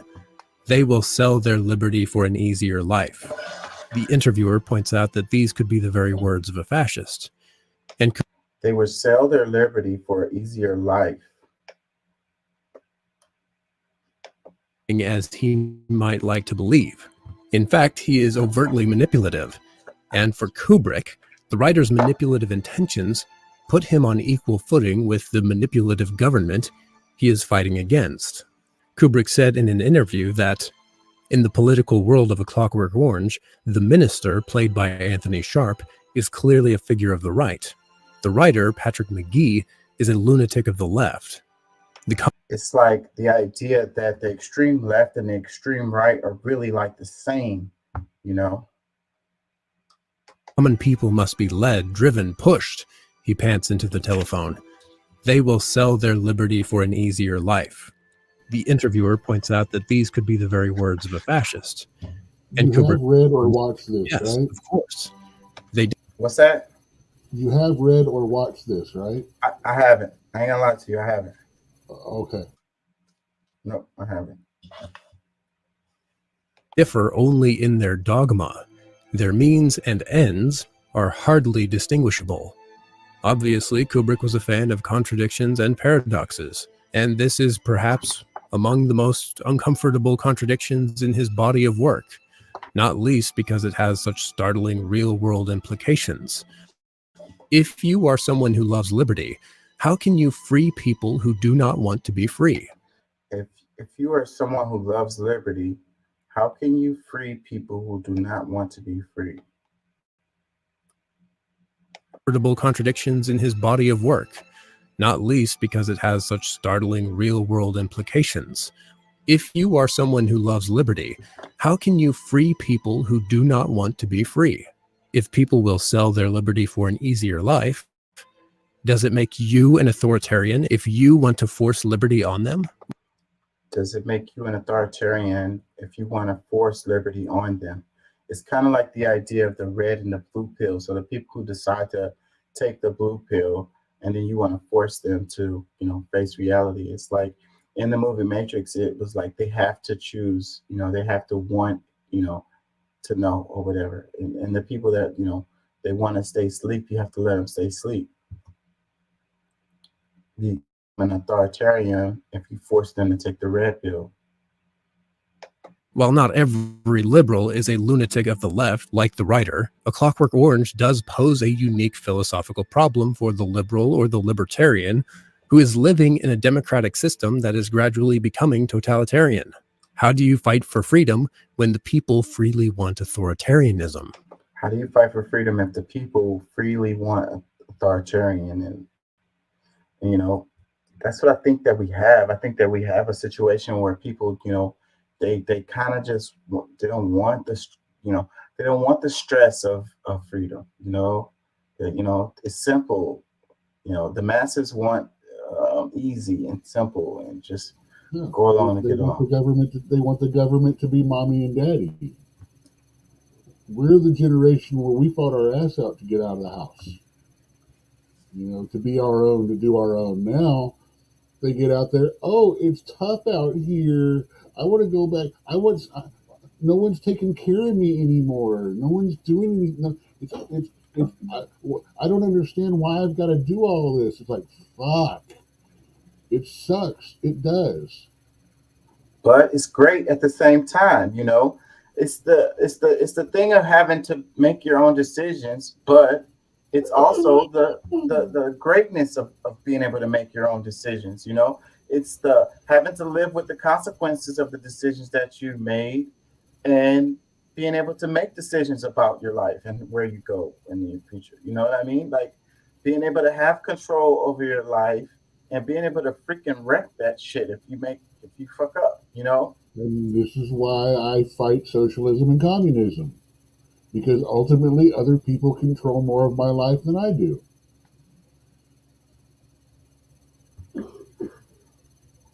Yeah. You're going to have to digest that one for a little bit. That's about 2 layers deeper than you're ready for right now. Yeah, yeah. Let me give me a minute to think about that. Let's play some more of this. This question is never really answered. Instead, Anthony Burgess, the author of the novel itself, simply says that A Clockwork Orange is, ominously, the dream of liberalism going mad, and it is a madness for which we are never given a cure. We are simply left with a nightmare of kindness that opens the door to strangers and gets brutally assaulted. The nightmare of kindness. A horribly lucid dream of mercy that fights for the rights of criminals, but when the crime is committed against them, they exact a more cruel vengeance. So they fight for the rights of criminals, but when they are a victim of the crimes, then they're more cruel than, you know, they go overboard. You know, as long as it doesn't affect them. Yeah, as long as it doesn't affect them, you know, they're like, you know, be soft and nice to the criminals or whatever. But something happens to them, then they go overboard with it.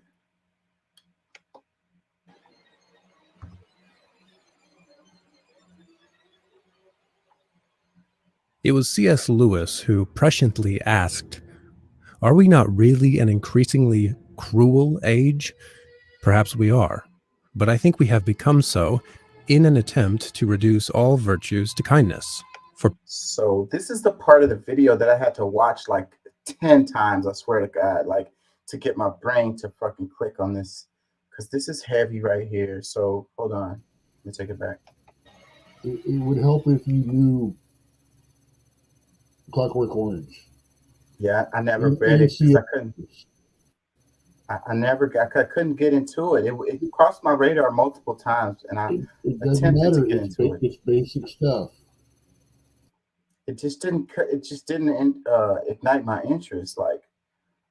But now I'm a little more interested. So you got to understand, I was reading Kubrick. I read Clockwork Orange when I was 11 years old. Yeah, no. When I was 11, I was reading horror fiction. Well, it kind of is in a way. Yeah. But this stuff didn't cross my radar until much later. And then I just wasn't interested.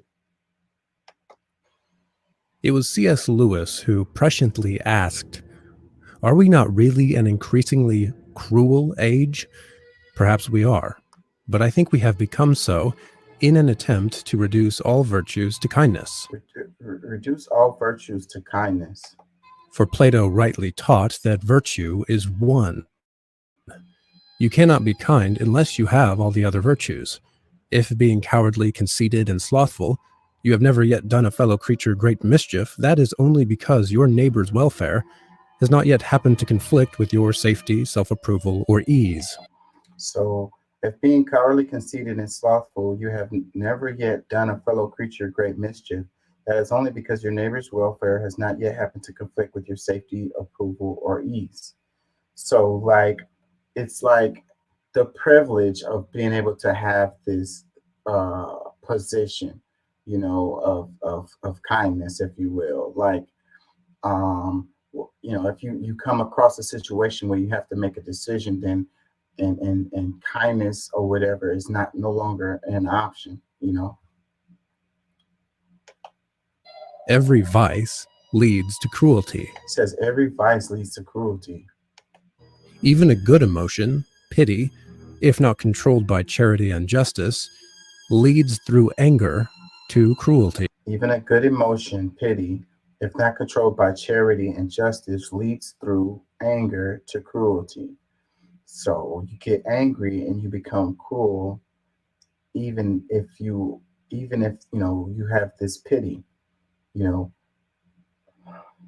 This is heavy right here. Most atrocities are stimulated by accounts of the enemy's atrocities, and pity for the oppressed classes, when separated from the moral law as a whole, leads by a very natural process to the unremitting brutalities of a reign of terror.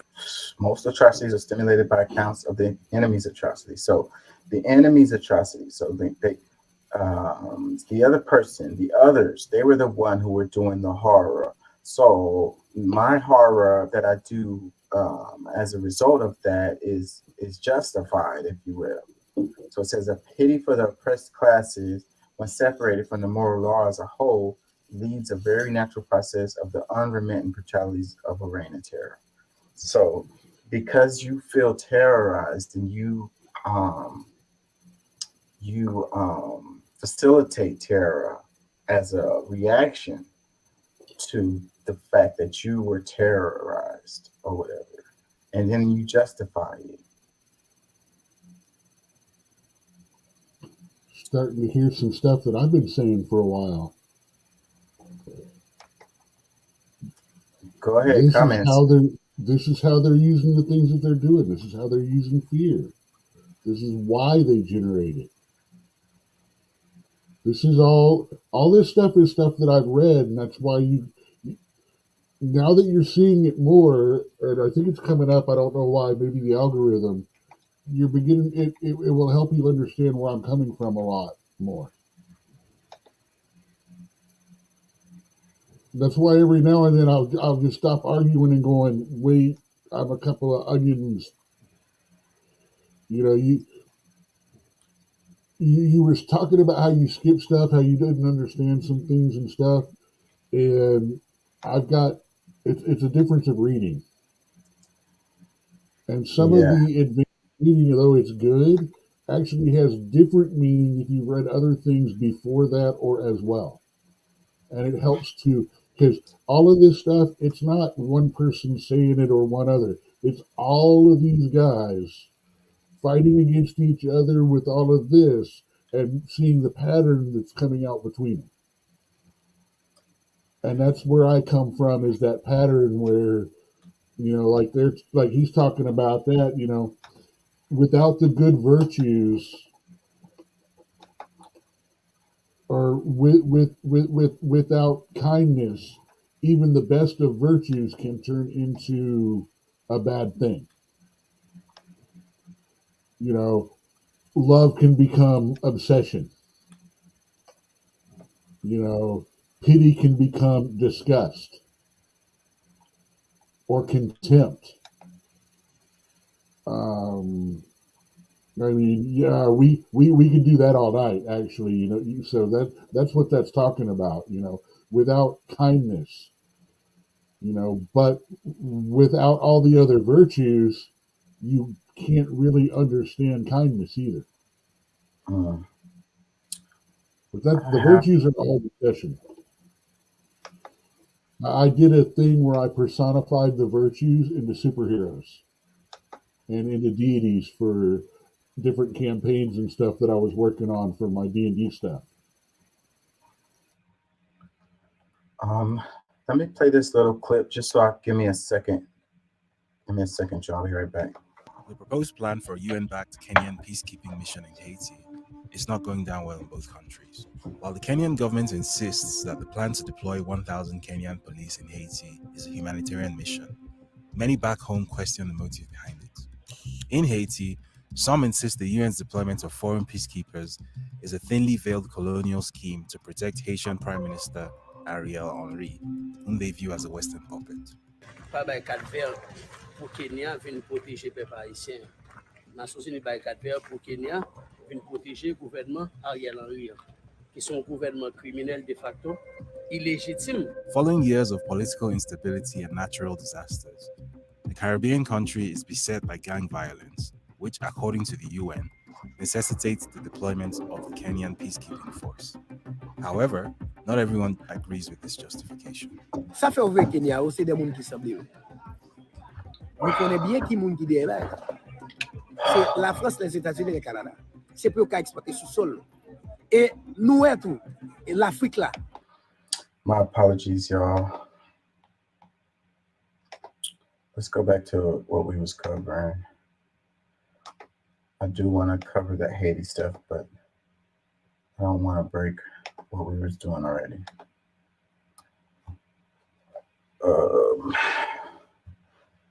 Let's see. Let me read some more comments underneath this. Where did I stop? It says, beauty's attractive, and we don't want people to be attracted by old things. We want them to like new ones. Or as they say in 2022, update it for a modern audience. God help us. Yeah, so that's a part in the video that I didn't play. It was showing how like even the art is controlled. Like they don't want you to even something that's that's beautiful and classic. They don't want to acknowledge the beauty of that thing simply because it's old, and then it controls the way people think about things. And it's kind of like it really sounds like us now, and the things that we look at as like art, and we say it's so like, what is the word for it? I can't even think of it right now, but there's a word for a certain type of new age art. And then it's like, a lot of times it's just not that good. It's like, and we're supposed to look at it and like appreciate it and whatever. And it's like, it's just really just not that good. Like the art from like the Renaissance, like, I took like an art class, and like, I ain't gonna lie, like some of those paintings, all the detail that they put into those things, like it's freaking amazing. And I understand how people can like look at them, and then it's like kind of like watching a movie, even because there's so much going on, and how that people can look at a piece, and then it's like a lot of conversation comes out of it when you're analyzing it, because there's so much details going on in it. But our stuff that we have now is not like that. It doesn't have like all of that stuff going on in it. Anyways, read another comment. It says, Kubrick was depicting a stylist version of 1970s British youth culture using Burgess' 1950s book in his storyline. The Drews are quite an accurate depiction of skinheads, or boot boys, as they were known at the time the film was made. It was far too true to life, much of it filmed in the outer suburban areas of West London, where Kubrick resided. Around Eastleigh and Boreham Wood, the urban scenes were filmed in Thamesmead in southeast London, a new town that really did evolve into a dystopian nightmare of drugs and violence. The film really upset some people, and there were copycat crimes being committed around the country. Kubrick was forced to withdraw the film due to massive opposition from the middle-class friends and neighbors who felt utterly terrified by the prospect of the surprise visit, and the film was banned and never shown again in Britain until Kubrick's death. It remains the most accurate depiction of early 1970s youth subculture that has ever been made, although obviously highly stylized.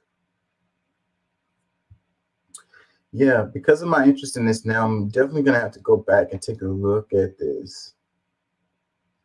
Let's play a little bit more. I think this was all the part that I wanted to cover. Let me see.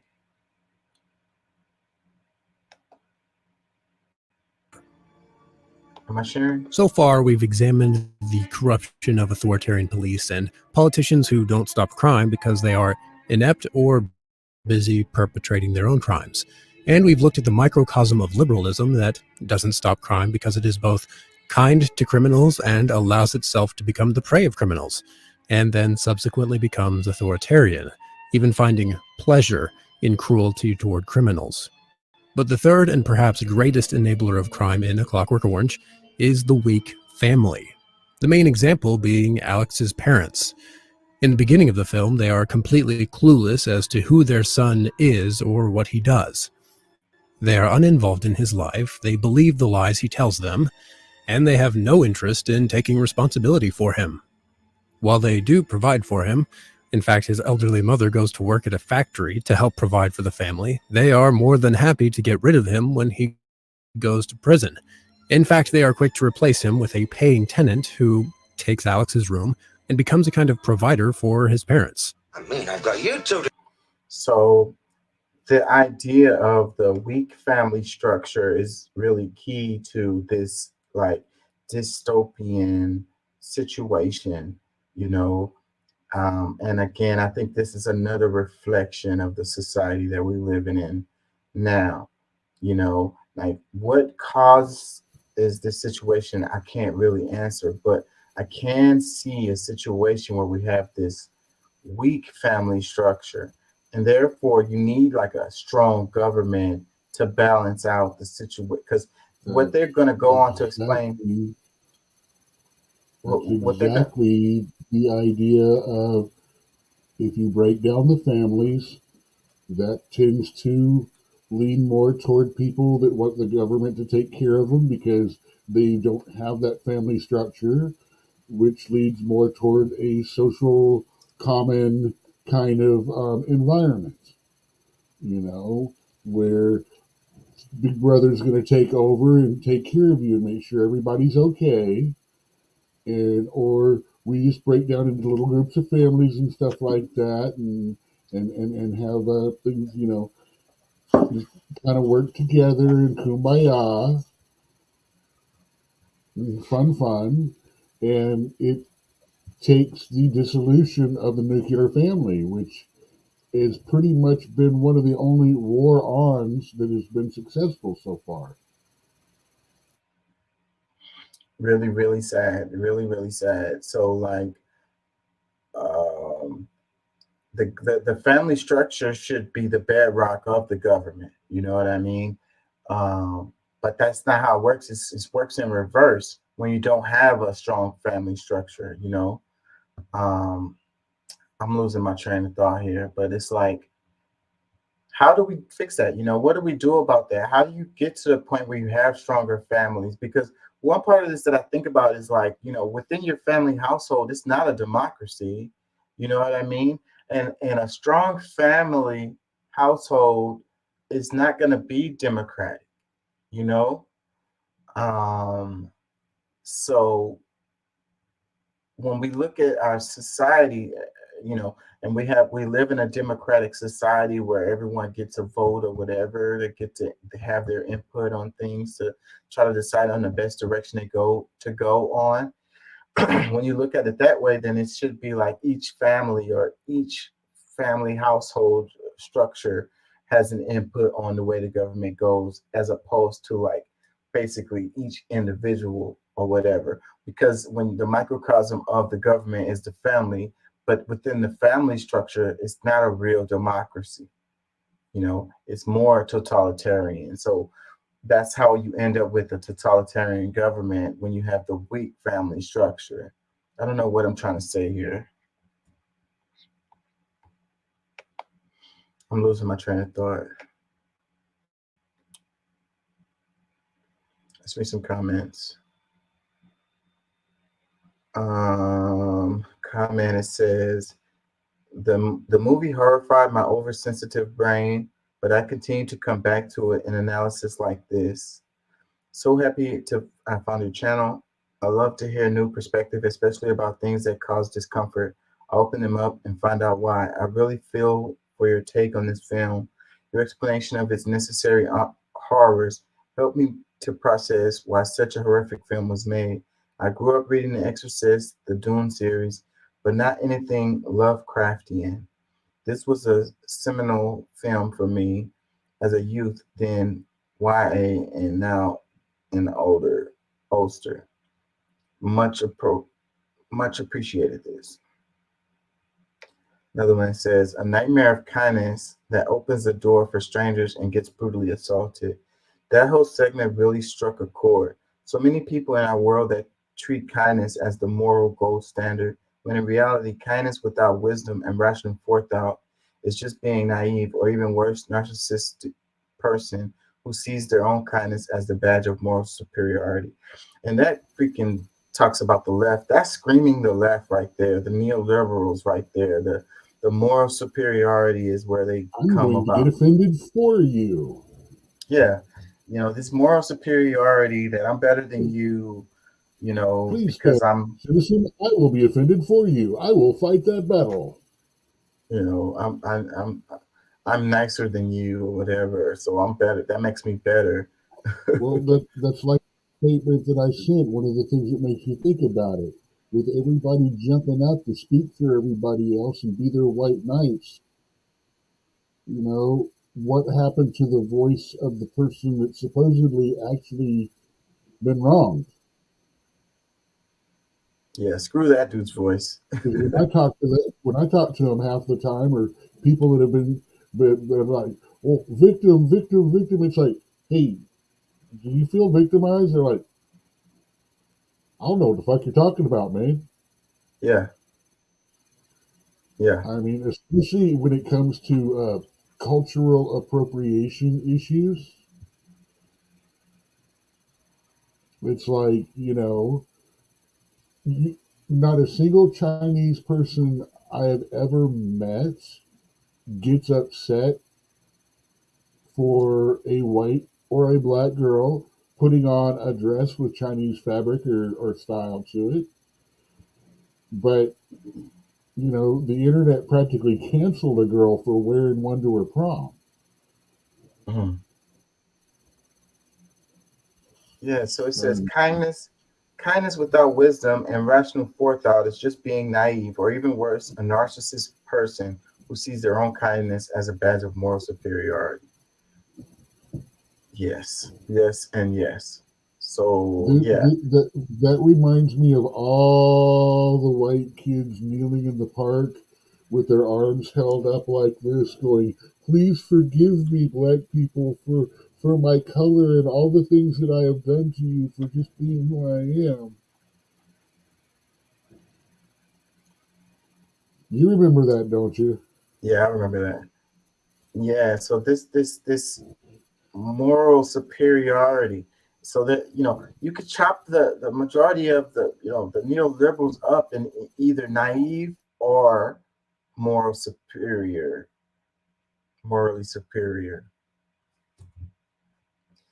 Let me read another comment. It says, it seems that most of the 1970s dystopian sci-fi movies are prophecy personified.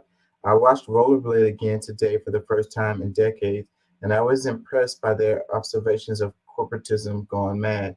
It seems far more pertinent now than when I last watched it in the 90s. I think that they aren't really allowed to make movies like, just like the music back in the days, the music had huge impacts on people, and then they realized that. So, that's why I think we have a lot of this trash. And same thing with the movies. We got a lot of trash. I don't think that they will let them come out or let them make movies that actually say something about society. You know what I mean? Something that can have an impact on people, like, you know, get them to reflect and to maybe change things. You know, the corporate world, they benefit from things being the way that they are. So No, dude, they make movies like that all the time. It's just we don't agree with the messages. They're not inspiring to us because we look at them and go, "You're white knighting."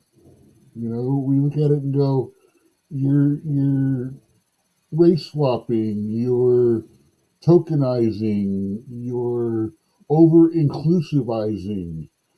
You're trying to appeal to so many people and not offend anyone. You've actually gone and pretty much offended everyone."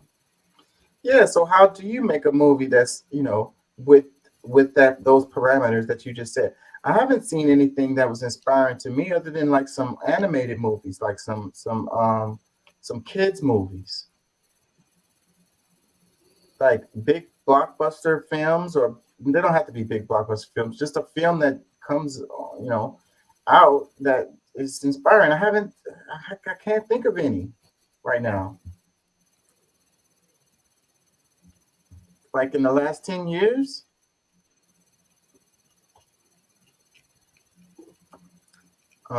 Maybe the first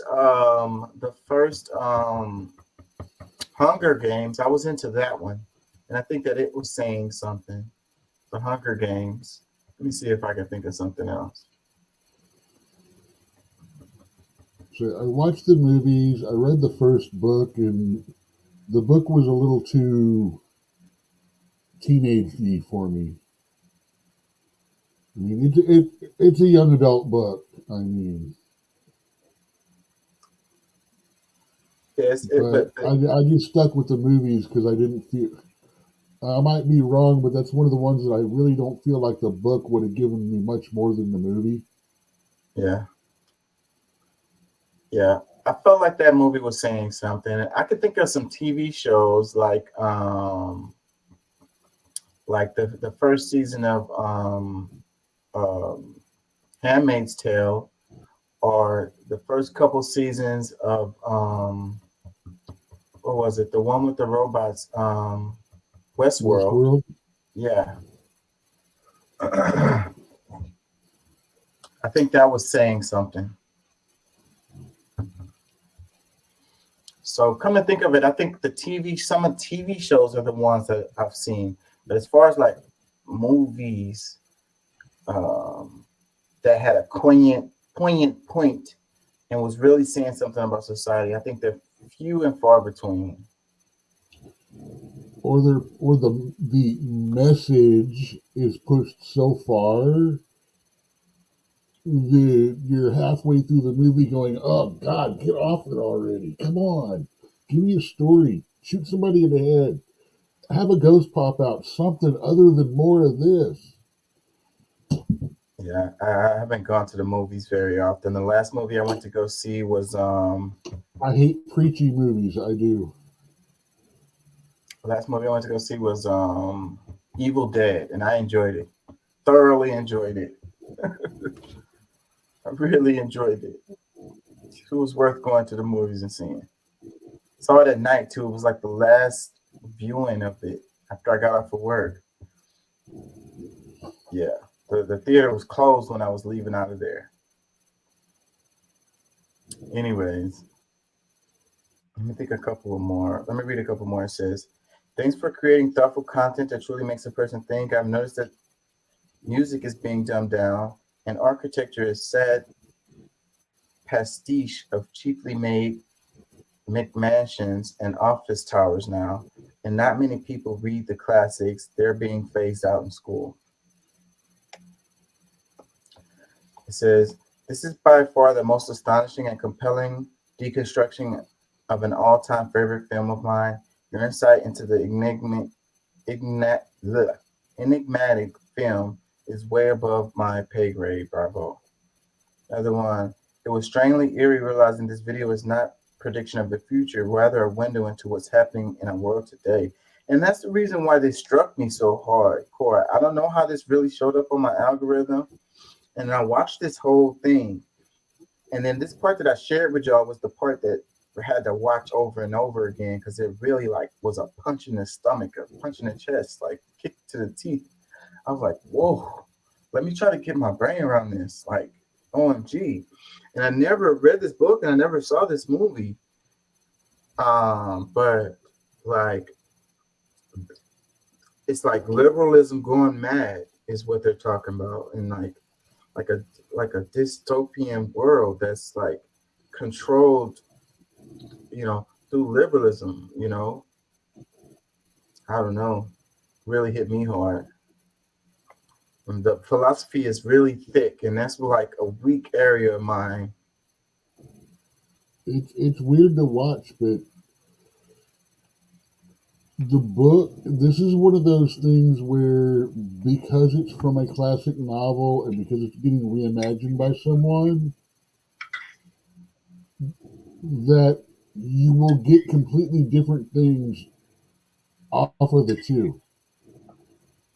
And I honestly can't tell you, because I read the book before I watched the movie. I read the book 4 years or so before my parents would let me watch the movie, because it was an R-rated movie and it was weird and they didn't like it and it made them feel weird, and they preferred that I waited, so I did. So I read it and then watched the movie. So I don't know if someone watching it and then reading the book, it would hit them differently. Yeah. But either or, they both, they're trying to go the same direction, but they have slightly different visions, but they're still both like, whoa, dude, in the same kind of way. I recommend doing one or the other. It's a hard watch and it's a hard read too. It's not something that you're going to want to sit down and watch the whole thing at once, because you're going to be like, okay, I'm going to stop this. This is just, I don't get it. Yeah, because that's why I never watched it, because I tried to get into it, but it just didn't do it for me. And that's the reason why I never got into Kubrick's weird, dude. Kubrick is weird. So he did a He's comparison. kind of like a Picasso of film. Yeah. Everything's just not quite in place in the right shapes and sizes, but somehow it all works. He did a comparison. The guy in this video did a comparison of Brave New World with Clockwork Orange. Yes, Let's play a little. I've talked about Brave New World too. Let's play a little bit of this. Brave New World paints a portrait of an unsettling utopian world where human life is controlled from beginning to end.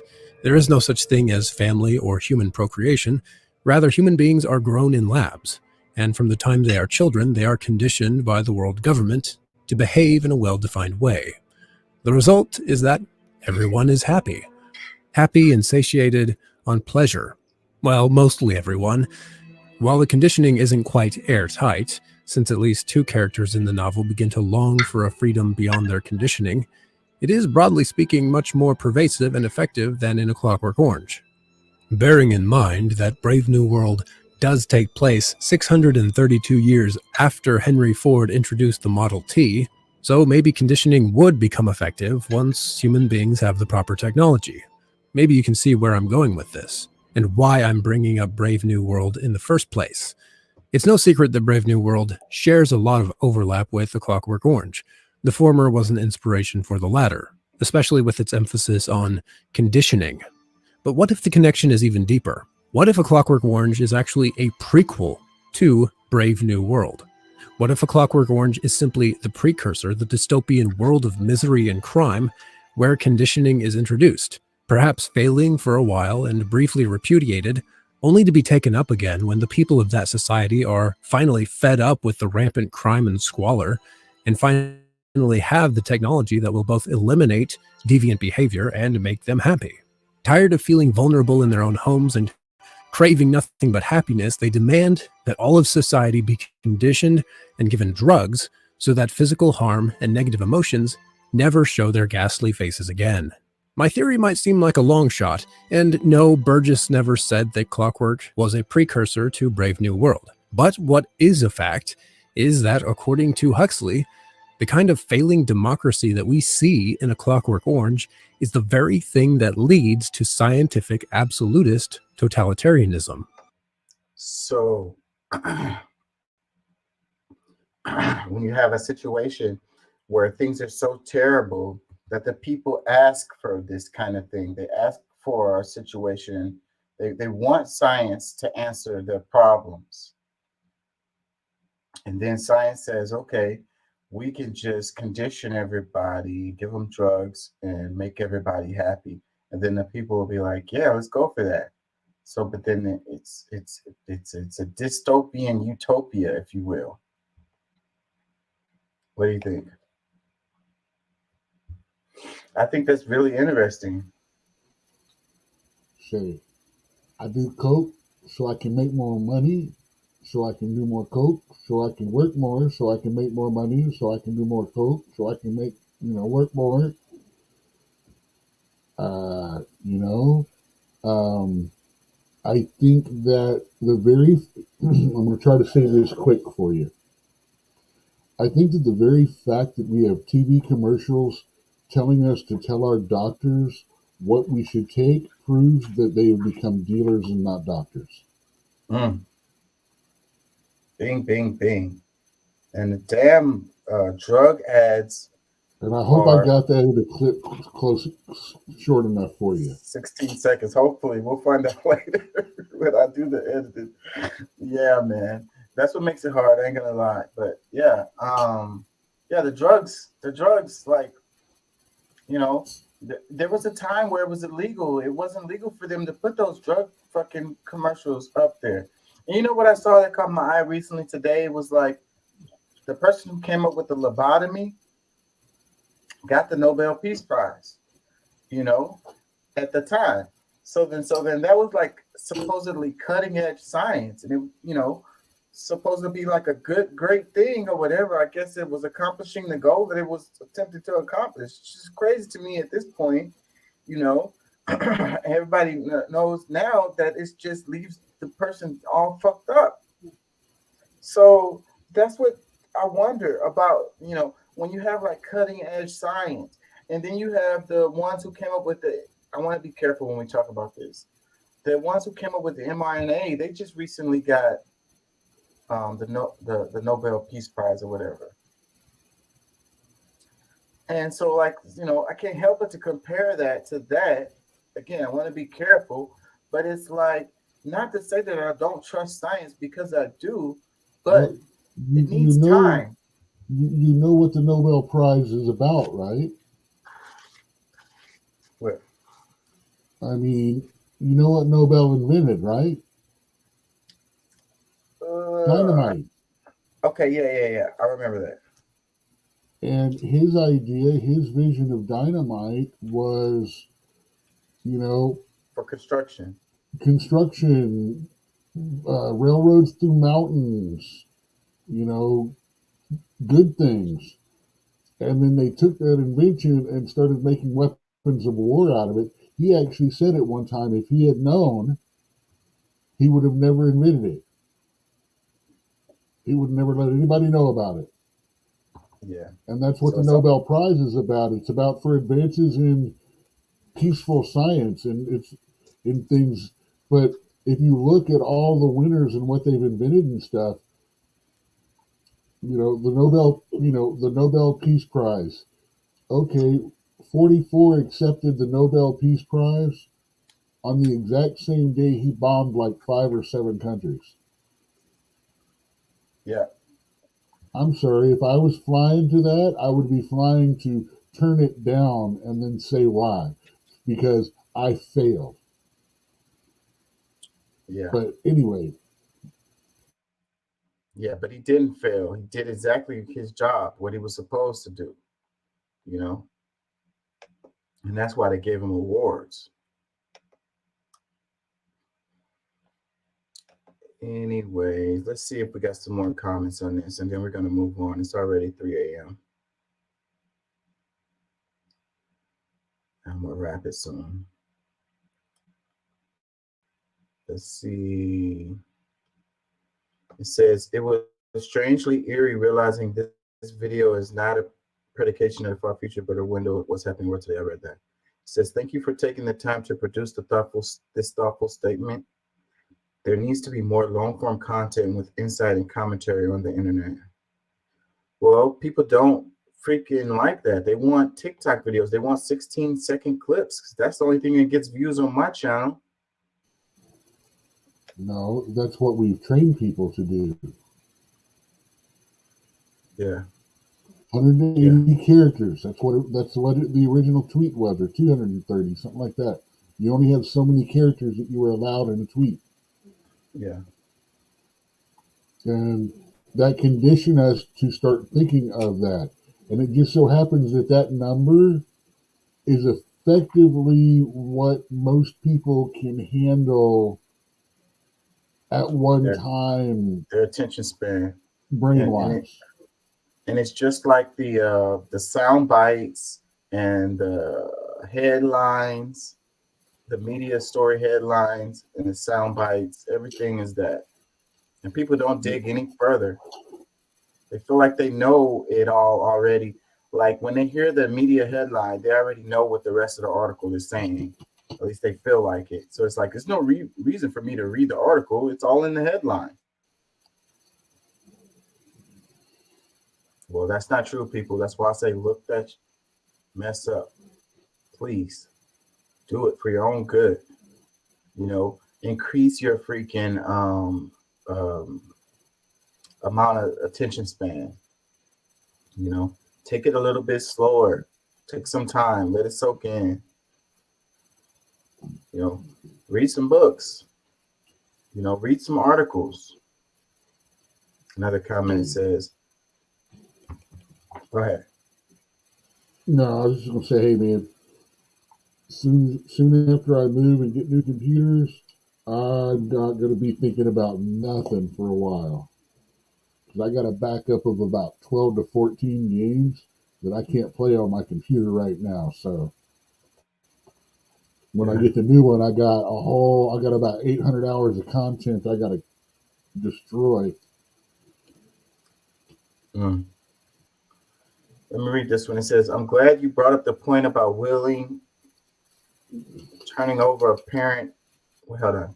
I'm glad you brought up the point about willing turning over of parenting to the state. The result being angry, parentless adults who demand their own satisfaction and whims while savagely challenging dissent. They seem to subconsciously act out their anger toward their own neglectful parents on others, while becoming the very neglectful parents and authorities they most hate. Wow. So yeah, so they are acting out their angers. Like, so the kid, the movie followed, right? He was a terror, right? So, but it's like him being neglected by his parents led him to that, being that way. And then it's like, what did she say? Willingly turning over of parenting to the state. So it's like, that's what it is. And then people complain, people complain about the schools and what they're teaching them in the schools. And it's like, you expecting the schools to teach your kids about being polite to each other. And I believe that should be in the curriculum. Don't get me wrong. But what I'm trying to say is that on one hand, we complain about, what they're teaching our kids. And on the other hand, we don't take the time to teach our kids. We don't take the time to actually be parents. And then we're mad at the other kids that are in the school acting out or whatever around your kids, because their parents aren't being parents. I don't know, I'm tired now, so my thoughts aren't that clear. Another one, it says, this is incredible. You're doing good work, friend. These types of ideas need to be talked about. We need to wake up to what is happening before we find ourselves living in a brave new world. I read Brave New World for the first time last summer and told myself that I was going to outline the part that felt relevant to our current world. Let's just say I began to regret it within the first few chapters. There was simply too much to underline. It was one of the most frightening yet awakening experiences I've ever had.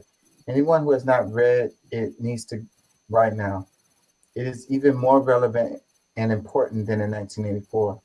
Thank you for making this piece of true art, which makes us question things and pushes us out of our comfort zone. If we keep choosing comfort and happiness, we will lose everything that makes life beautiful and worthwhile.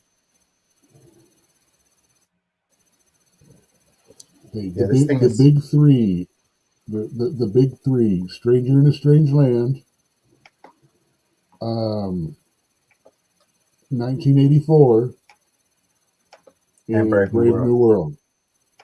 That is the trilogy. That is the tripod of dystopian literature and stuff like that. From there, you stretch out to stuff like Clockwork Orange, Fahrenheit 451, Animal Farm, a bunch of others, and it just goes on from there. But that's the Holy Trinity. If you well, fuck it, I'm going to use the word whether people like it or not. But that's the Holy Trinity of dystopian fiction right there. Let's move on to this. It says, at this point, I think we might be living at our in-laws' house until we are old and gray. Why is 1 bedroom, 1 bath, 800? Rent is absolutely insane. You can't save anything to buy a place. They don't want us to own anything. They want us to destroy your dreams of even starting a life. 1 bedroom, 1 bath, 800,000. I think it's the ones you're looking at.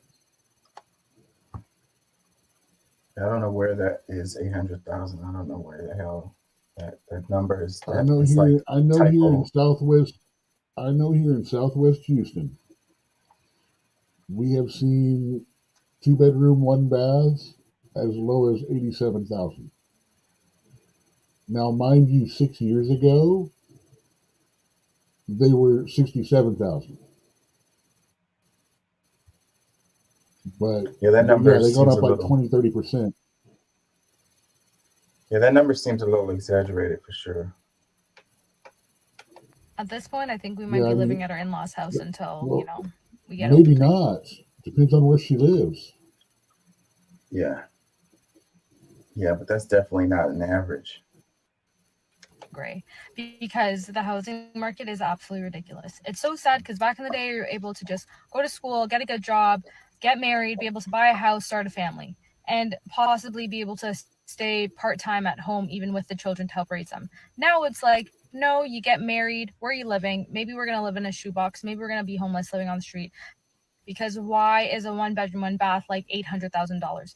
Like, I'm just trying to wrap my head around how things are going right now, because it's pretty hopeless for this generation, for us that are trying to start our lives and get a place. It's like rent is absolutely insane. You can't save any money to be able to buy a place. They don't want us to own anything, and they literally want to destroy your dreams of starting a life. It's just so embarrassing. At this point, I think it's a little exaggerated, but the point is still valid.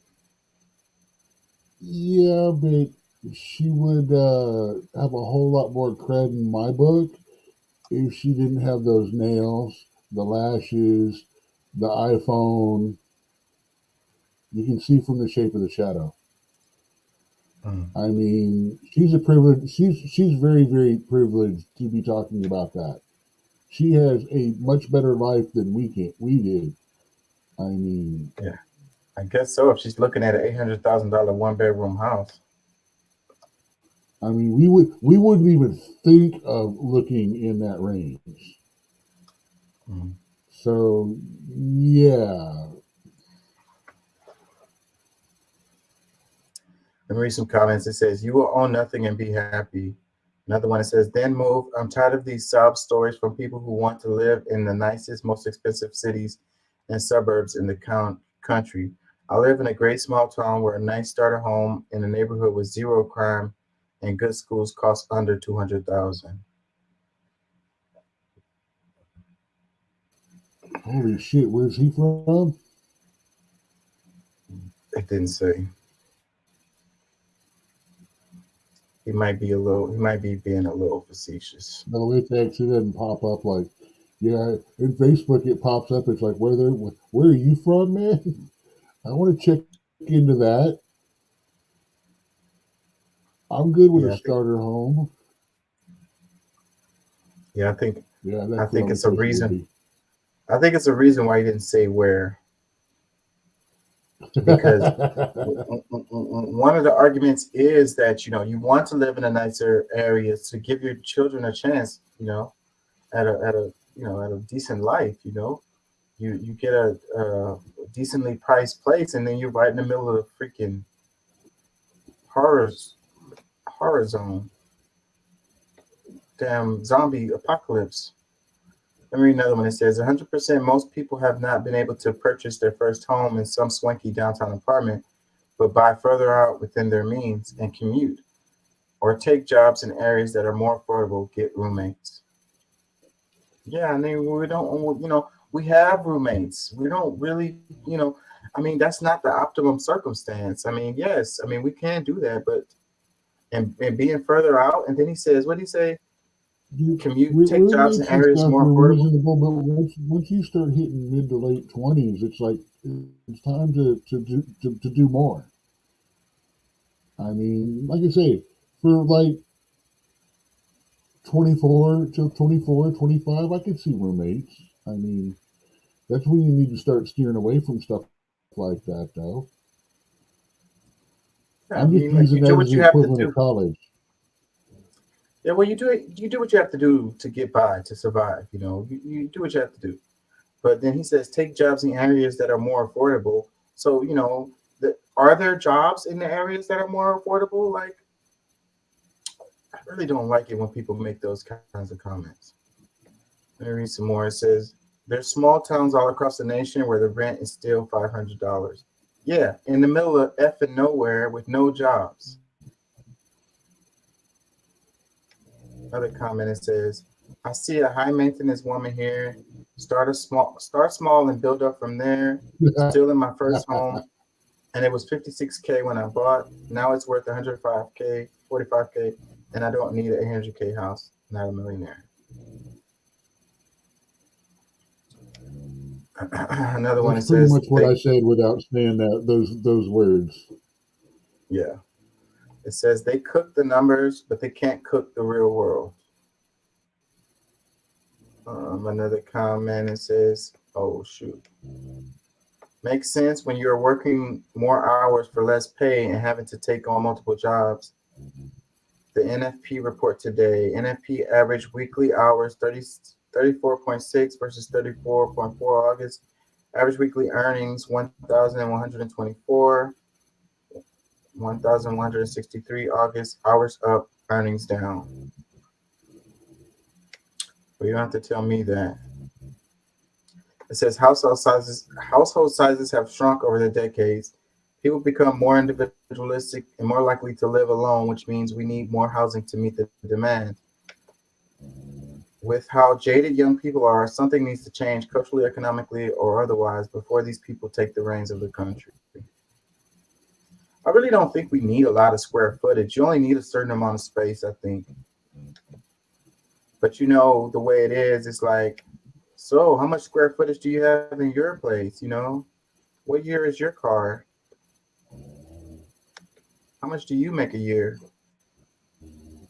How big is your dick? I have a use for a certain amount of rooms and space and stuff like that. It's a little more than I probably should need, but I could probably fit it all within about 1,400 square feet. Yeah. That's not a lot. Yeah, that's not a lot. Now, I could use up to 2,500 square feet, but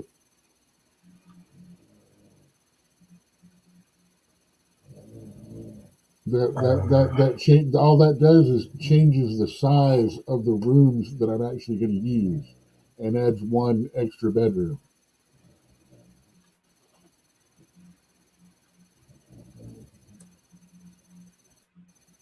Let me play this. It says, Ice Cube is right. Democrats do not have a plan for Black Americans.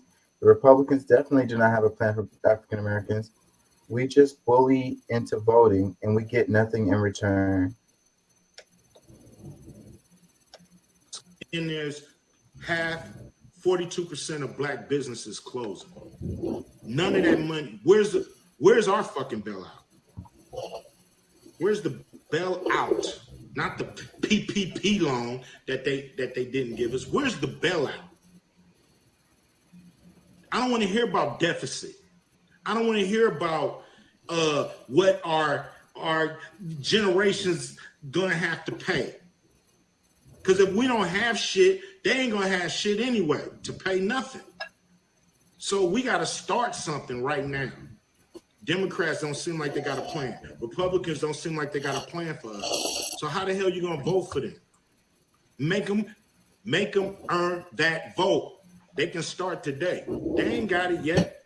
They can start today. Make their ass earn that vote, man. Stop playing with these people, and they'll stop playing with you.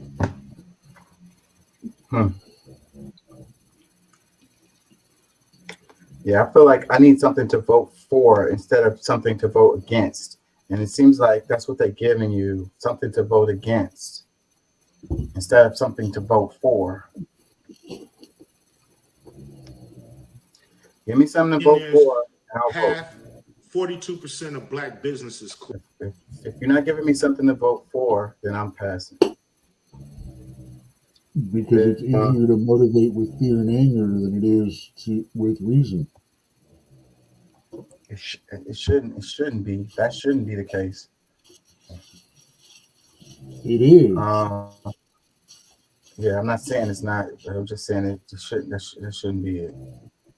It's just human nature weaponized is what it is.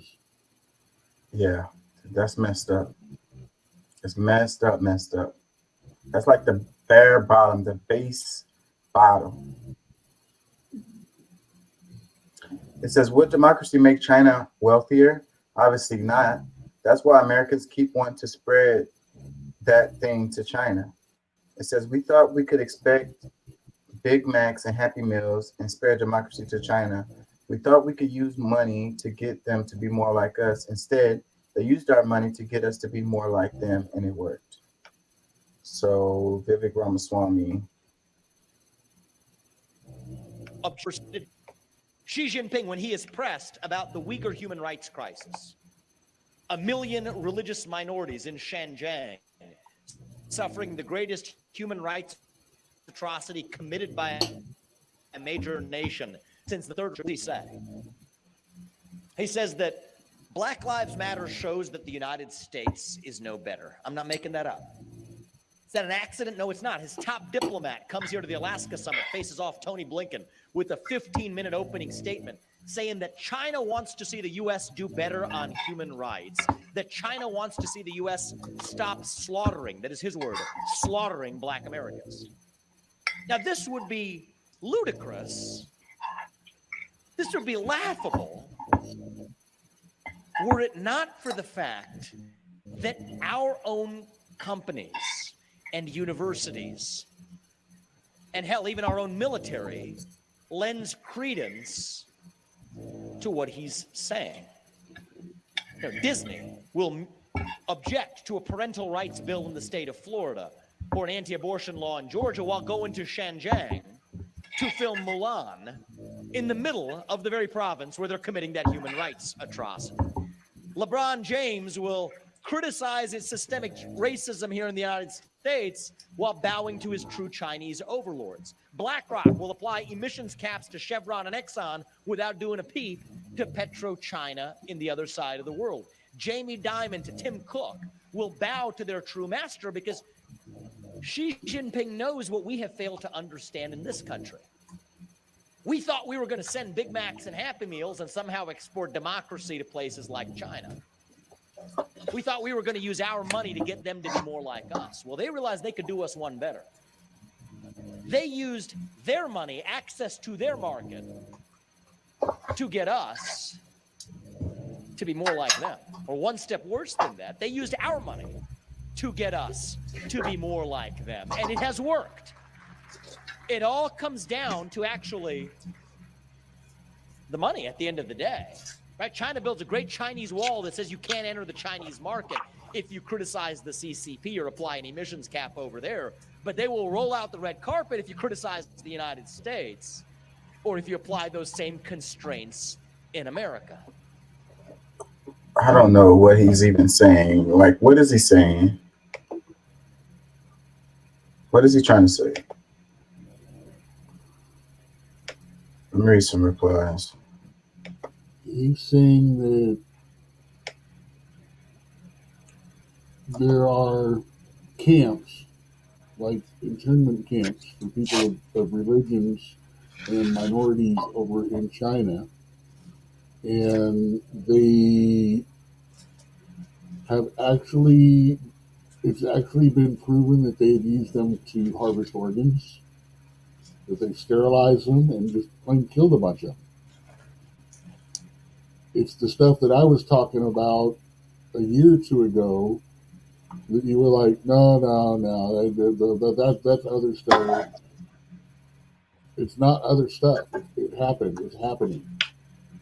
I mean, they filmed Shang-Chi in the same province that was going on in. Or Mulan. I mean, it's,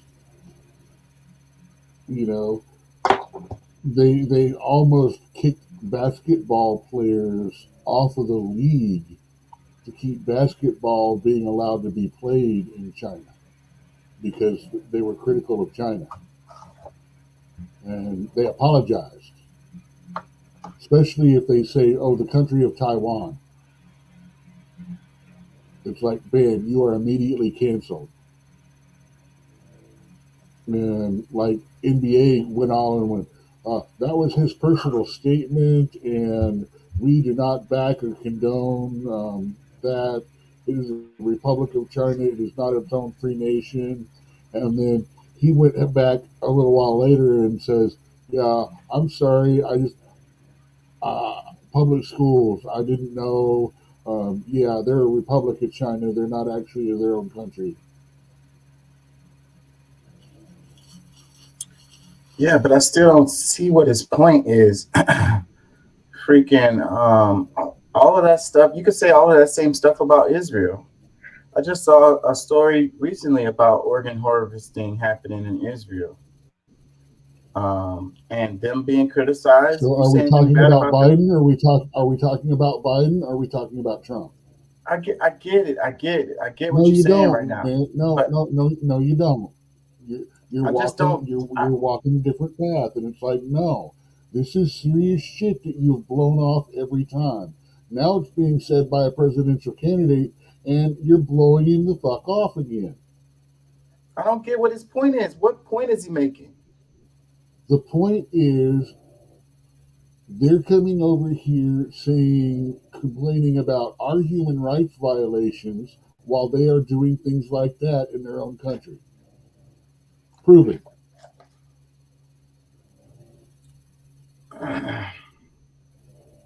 And it's celebrated. It's applauded that they do that.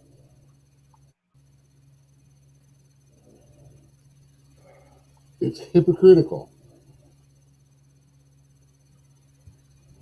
Just like it's hypocritical for us to be ignoring the human rights violations that are going on in the Arab republics. Israel, the United States. But how does it relate to our politics here in the United States? You always go back to Israel, but I could also say Palestine. How does what he's saying relates to our politics here? That's what I'm saying. Because we're bending the knee to them.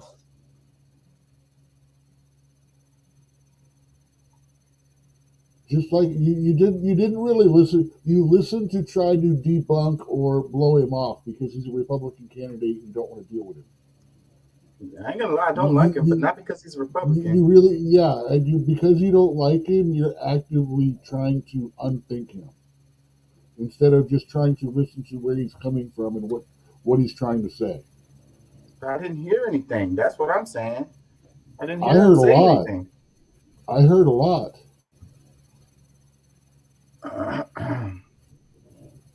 That as it pertains to our politics here in the United States, I mean, us bending a knee to China. How does not Pelosi's visit over there not affect the politics of our state when the big chip thing went off afterwards? How does the whole Hunter business thing not affect our politics? How does possible collusion and criminal activity with the current potato in chief being linked to stuff going on not affect our politics? That's what he's saying.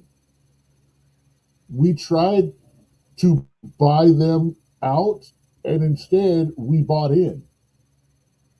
We became more like China, and our politics and our system is more like it is over there, is becoming more like that, to where we actively deal with people and literally flagrantly say things in their face. Like I said, like he said, you have to bend the knee to China or they cancel you, but they feel absolutely free to come over and criticize in another country if they want to.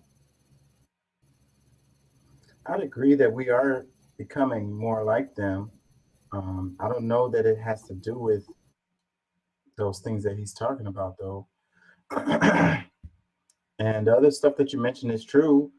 Those do affect our politics, you know, because then it's all about the corporations, you know, United Corporations of America. Let me read some comments. It says, democracy in American lingo means not only McDonald's, but more importantly, CNN, Wikipedia, Google search, YouTube, Facebook, etc. Things to control the mind. Citibank, BlackRock, Google Pay, etc. to control the financial system. Microsoft, Cisco, Apple, Gmail to control technology, collect data, and spy on everyone, especially the elites. American weapons, American military bases, elections between two candidates, both being pro-US. That's what they really mean by democracy.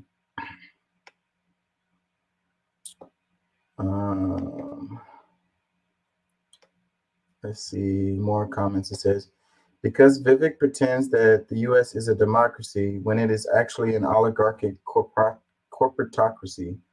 His complaint is that in China, the government is not subservient to corporations.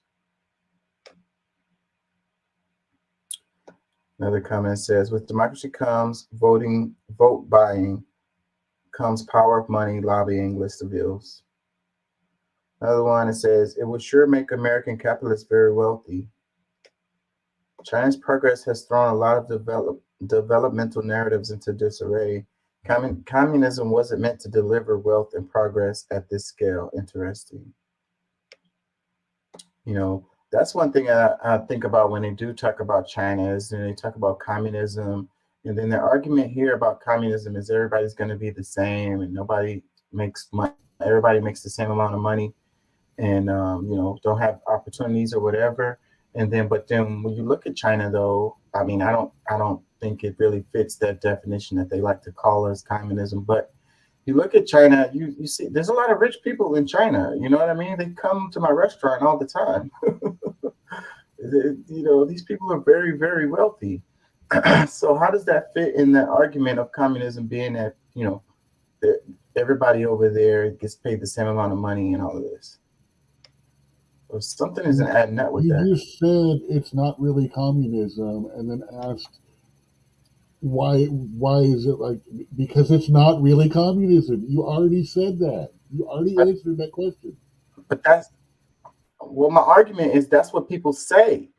Go to communist China. Go be a communist in China and see how happy you are. So in their Because brain, you how know does what it work? happens to people that are not part of the party?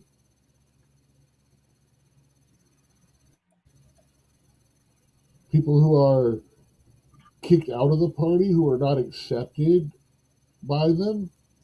Have you read? Never mind. Never mind. Yeah, we can't do this right now.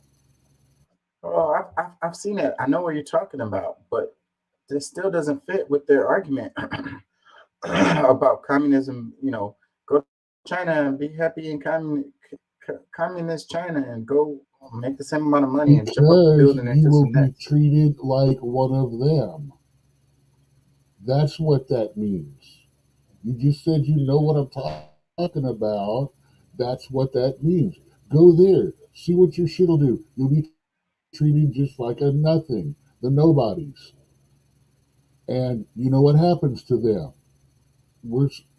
Or maybe you don't. Well, they do have elite people in China also. You know, rich folks. You know, they have oligarchy. They have that. Let's move on to this. It says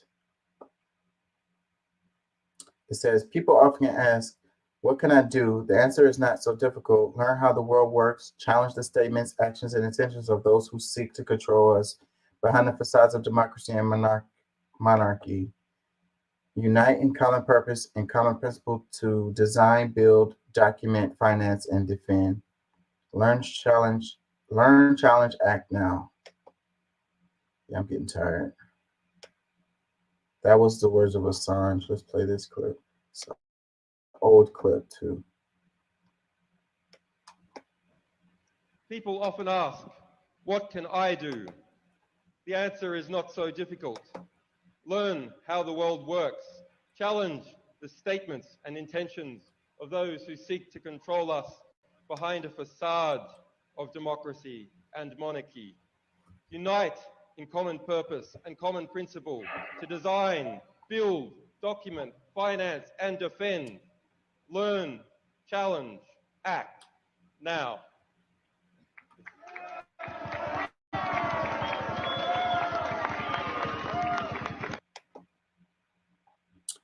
This guy's still going through it behind the stuff that he said.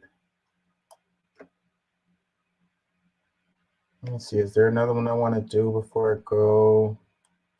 Oh, I mentioned this earlier, so I have to do this one. It says perhaps the issue isn't actually Democrats. CNN. Right, Let's play this. McCarthy ousted. Paul Ryan quit in disgust over his right flank. John Boehner pushed out by the Freedom Caucus.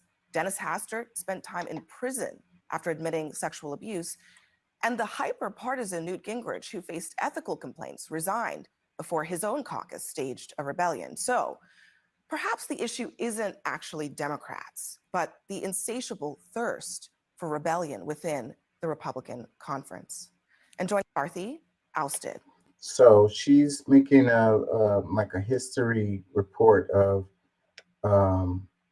Senate majority leaders on the Republican Party. So the last 5 Republican speakers. Let's play it one more time. McCarthy ousted.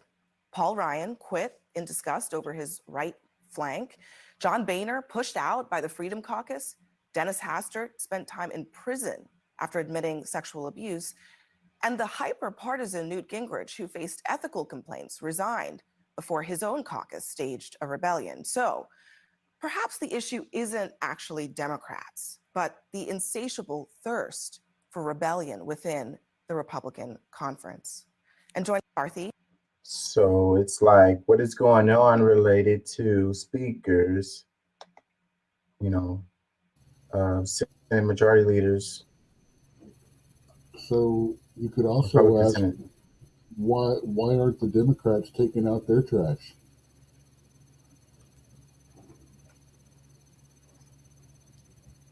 What do you mean? I mean, it seems like the Republican Party is throwing the trash out.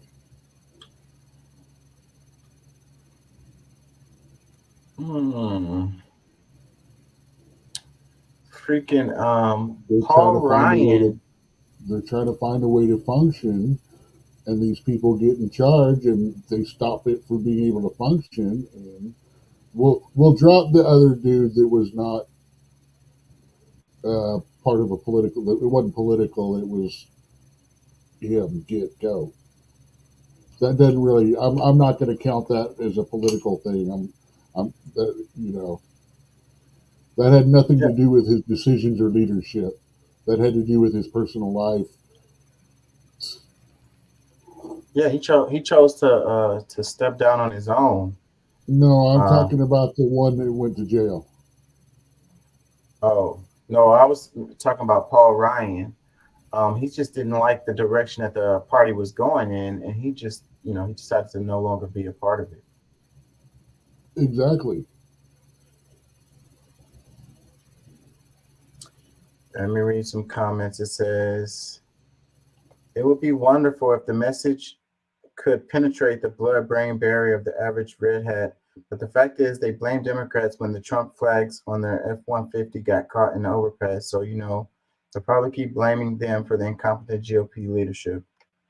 Another comment that says, the issue is CNN, and like many of the TV and news media, they are all garbage, distorting, omitting information, and are only dedicated to giving their opinion instead of just reporting. The problem is that there is corruption within some government agencies. Another comment that says, no, it's the Democrats.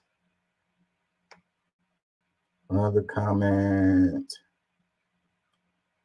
defunding the police and bad policies is backfiring on Democrats. Americans are more concerned about our open border and crime on the streets. Take notes, Democrats. Have you noticed they now trying to distract you? Keep digging. Let's see. It says, perhaps the issue isn't actually Democrats, contrary to the narrative my profession has pushed for decades.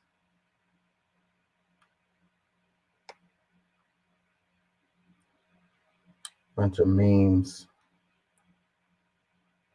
Well, that's pretty funny right there. Lollipop Guild. Another comment, it says, so curious why she didn't know it was sexual abuse of kids in his charge as in pedophilia, especially in this moment of groomer accusations towards Dems. She's better than a lot, but still needs to do better. Another comment, it says, interesting point, the far-right factions in the House has been causing problems for the GOP since Newt was in office. Another comment, GOP even managed to get a sexual predator in the list. Big surprise. Now want to seat Jim Jordan, a sexual predator enabler. Another comment, it says, perhaps what does it take for these people to fully and completely blame the party at fault? The party that decided way back under Gingrich that they're the real Americans and they don't have to compromise with the more than 50% of the country who are Republicans. Sheesh. Let's see.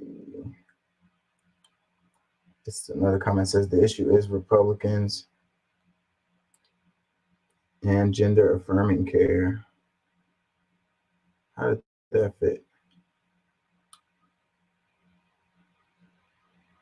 More of this, please, CNN. Need more of this in the media. Good stuff. That's some primo shade right there. Respect.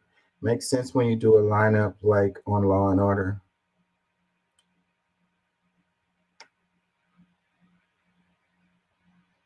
Says, narrator, it was in fact the fascism. In the saddest way possible, the funniest thing to ever air on TV. The call is coming from inside the house. Says, oh damn, CNN finally spoke the truth. Another one, an organization based on selfishness and intolerance is bound to have a few internal squabbles now and then. Another one, thank you for pointing that out. Let the American people know who's really to blame for all this. It's new QOP party, extreme MAGA, so-called Freedom Caucus. So just vote blue and give the voice back to the people and the choice to make their own decisions. that, okay, I hear sarcasm in that.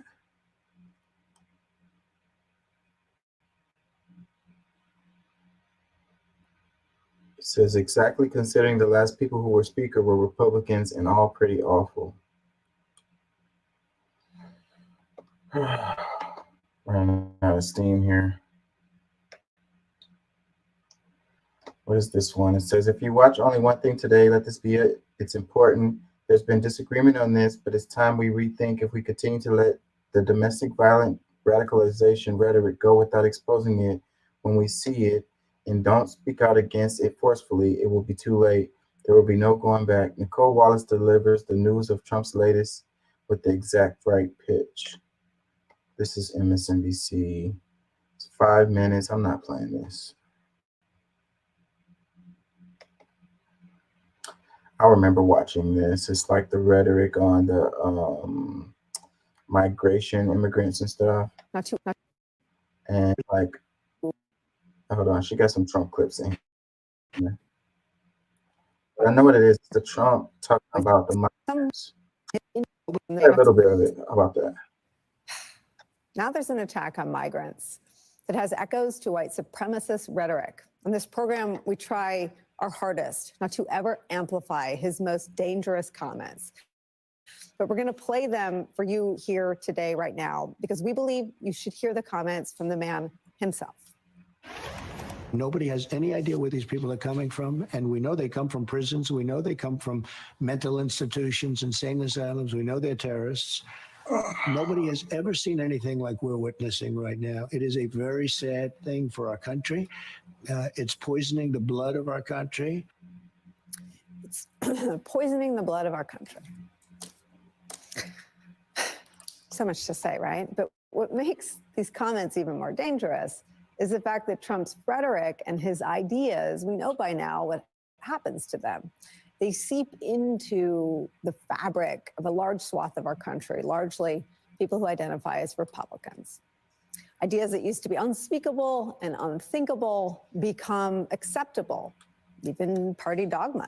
New York Times reports this, quote, the first time Trump talked privately about shooting missiles into Mexico to take out drug labs, as far as his former aides can recall, was early 2020. And the first time those comments became public was when his second defense secretary, Mark Esper, wrote in his memoir that Trump had raised it with him and asked if the U.S. could make it look as if some other country was responsible. Esper portrayed the idea as ludicrous. Yet I think they give Trump way too much credit. You know, I do think that a lot of the rhetoric is dangerous. People take it to heart and then they go out and try to do things, and that's what leads to some of the stuff that happens. But again, they give Trump too much credit. A lot these sentiments were there before Trump was in office. You know, Trump is smart enough to know what to say sometimes. You know, like he tells people what they want to hear, what they already believe, or whatever. You know, he's entertaining them. You know, putting it all on Trump's lap like it's all him is giving him way too much credit. He's found a way to tap into something and use it to his advantage. That's what he's done. These exact same people that are saying this about him now, 2-3 years ago, were saying he's the absolute most moronic person on earth. Could he pass an IQ test? Let's get him a cognitive ability test. Stuff like that. Just a few years ago, they were saying that. And now they're like, he's supervillain level IQ Lex Luthor planner. I mean, you really can't have both. Yeah. And I think it's only being an idiot. Just an idiot that's a good businessman, but a bad politician. Well, what I will say is the rhetoric is dangerous. You know, the rhetoric leads to actual actions that people do. And he gets the degrees of separation, and he could say, you know, I didn't have nothing to do with it or whatever, even though, you know. But again, this sentiment was there before, you know, and you had people talk like that before, long before Trump. Let's read this. It says the top 10 dumbest things empire propagandists ask us to believe: that the U.S. war machine has been surrounding its top rivals, China and Russia, with war machinery in an act of defense rather than an extreme provocation act of aggression. 2, that the war in Ukraine is simultaneously A, was completely unprovoked, and B, was coincidentally happens to massively advance U.S. strategic interests and therefore should be funded as much as possible. 3, that okay, all those other wars were based on lies and resulted in disaster, but that couldn't possibly be the case for this current war. Can't read right now. 4, that your country's foreign policy is determined by our official elected government, even though the foreign policy remains the same regardless of who is in office. 5, that it is only by pure coincidence that your nation's population remains in a perpetual 50-50 deadlock, which prevents anyone's votes from changing the status quo, and the status quo just so happens to be perpetually frozen along lines that usually advantage the rich and powerful. 6, that the only reason anyone could possibly be critical of the most dangerous impulses of the world's most powerful and destructive government is if they are a secret agent working for the enemies of the government, of that government. 7, that the Western Empire, which spent the last 2 decades murdering Muslims in the Middle East, suddenly cares very deeply about the Muslims in China. 8, that Putin invaded Ukraine solely because he is evil and hates freedom, and that the empire is pouring weapons into Ukraine because it loves Ukrainians and wants to protect their freedom and democracy. 9, that foreign propaganda and influence operations are significantly manipulating the way Westerners think and vote, but the plutocrats who fully control all the most influential platforms in the Western world are not. 10, that we need to be worrying about the tyrannical enemies in Beijing and Moscow instead of tyrannical enemies a lot closer to home.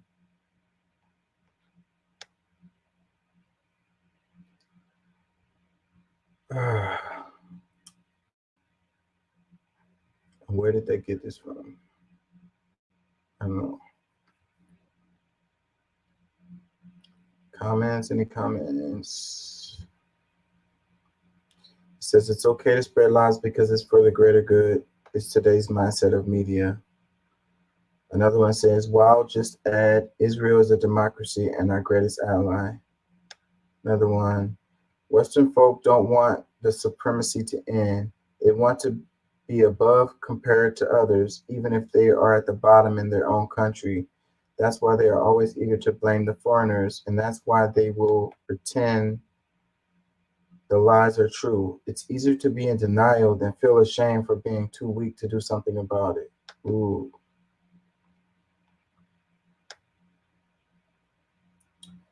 Let's see.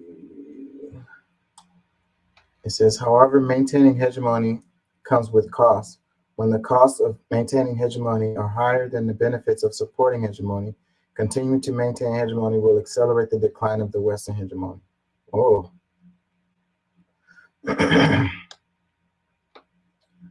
U.S. Zog regime spent $2 trillion on wars. China's CPC spent $1 trillion on high-speed train. U.S. regime priority is Israel. China's CPC priority is Chinese people. Another one, wow, this might be too much truth for my brain to handle today. Another one, the thing is, Catalan, there is a process in play that may alter the whole fiasco, which is Russia defeating Ukraine and the Russians also defeating the move for establishing an NWO. The destruction of any influence in Western government of the WEF and the Western economic failure.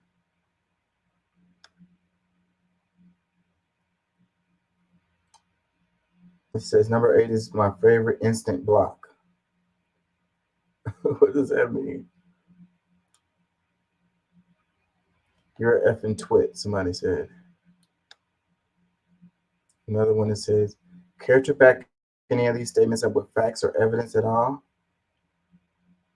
Another one that says, and 11, that somehow the currency issuing Fed government is broker or needs to scrape together taxes on U.S. from foreign governments that can't even issue U.S. dollar to afford public purpose spending, but sky's the limit on war. Yeah, like they don't have any money, but somehow they got a lot of money for that. It says 11, U.S. is a democracy. It says, whenever you hear that the U.S. is attempting to promote democracy in a nation, you should automatically be suspicious because the U.S. is not a democracy itself. So we should know that whatever they are trying to promote in that country has to be the opposite of democracy.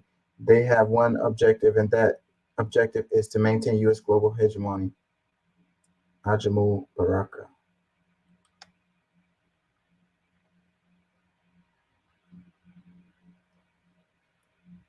It says, your enemies are not poor people in other countries.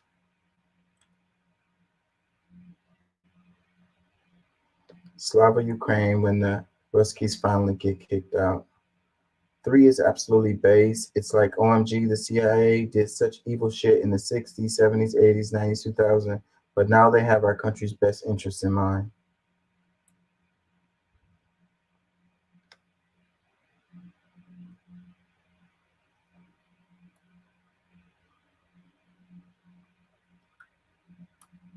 It says you could write that article just by watching an episode of Rachel Maddow or Anderson Cooper's shows.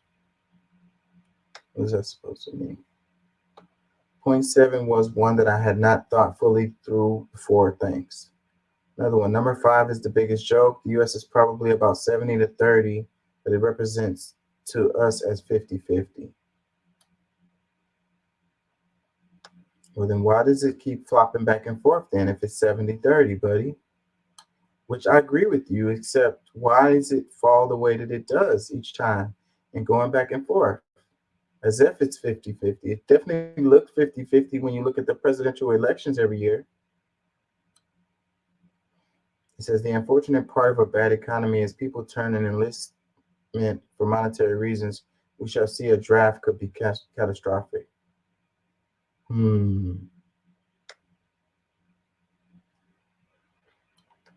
Let me see. I might do one more. Let's see if there's another one I want to do before I go.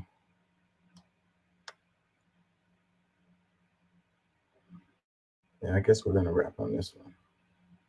It says, I asked MTG on Rising whether she support cuts to military budget. She said, no, I don't want to cut military spending.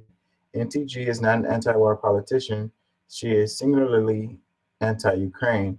There may be narrow opportunities to work together, but we should be clear about what she believes. You can hear it for yourself here. Number one, I don't want to cut United States military spending. I want to stop all of the money being spent in the proxy war against Russia in Ukraine. I believe that's where the American people can save a lot of money. Ukraine is not a NATO member nation. This was something that President Biden acknowledged from the very beginning. And we should not be defending Ukraine's border while our border is completely out of control. So I would like to see changes there. I strongly support our military, and I want to fund the strongest military in the world, and that being our own military. But I don't want to fund a war. Number one, I don't want to cut United States military spending. I want to stop all of the money being spent in the proxy war against Russia in Ukraine. I believe that's where the American people can save a lot of money. Ukraine is not a NATO member nation. This was something that President Biden acknowledged from the very beginning.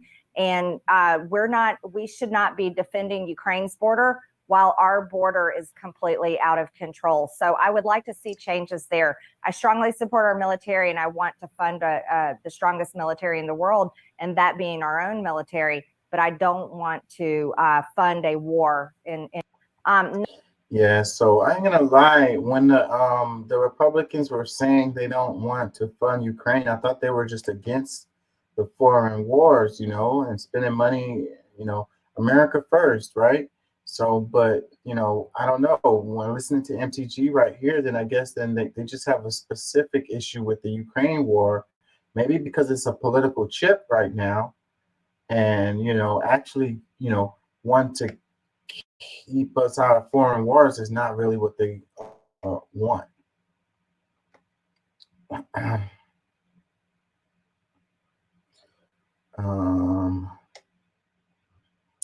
Max Blumenthal, he says, this kind of unity is what terrifies the U.S. war state. What is he talking about? The war in Ukraine must end. Today, I met Code Pink activists who protested for peace in Bernie Sanders' office. He had 11 of them arrested. Peace and free speech shouldn't be a partisan issue. We don't agree on most things, but we do agree Congress should stop fueling the war in Ukraine. Yeah, so, but is it just a political chip? Listening to MTG right there, MTG sounds like it's just using it as a political chip. I don't want to see us in any wars around. I feel like we should be spending our money on American people. You know, America first, right? That's my motivation to not get involved in the Ukraine situation. Not as a short-term political chip. So I can agree with MTG on that part. But as far as unlimited funds to the military industrial complex, I don't agree with that. We already got by far the largest, military in the world. Why do we have to keep on giving them $800 billion every year? Trillions of dollars lost, unaccounted for. Let me read some replies. It says, it might be a narrow opportunity, but it's homogeneous. Oh, I cannot read. And when opportunities with opposing views can come together to obtain common goal, such as defunding a bloody war, such as the one in Ukraine, is a win-win situation. We should be highlighting this moment rather than distracting the public with possible future discrepancies.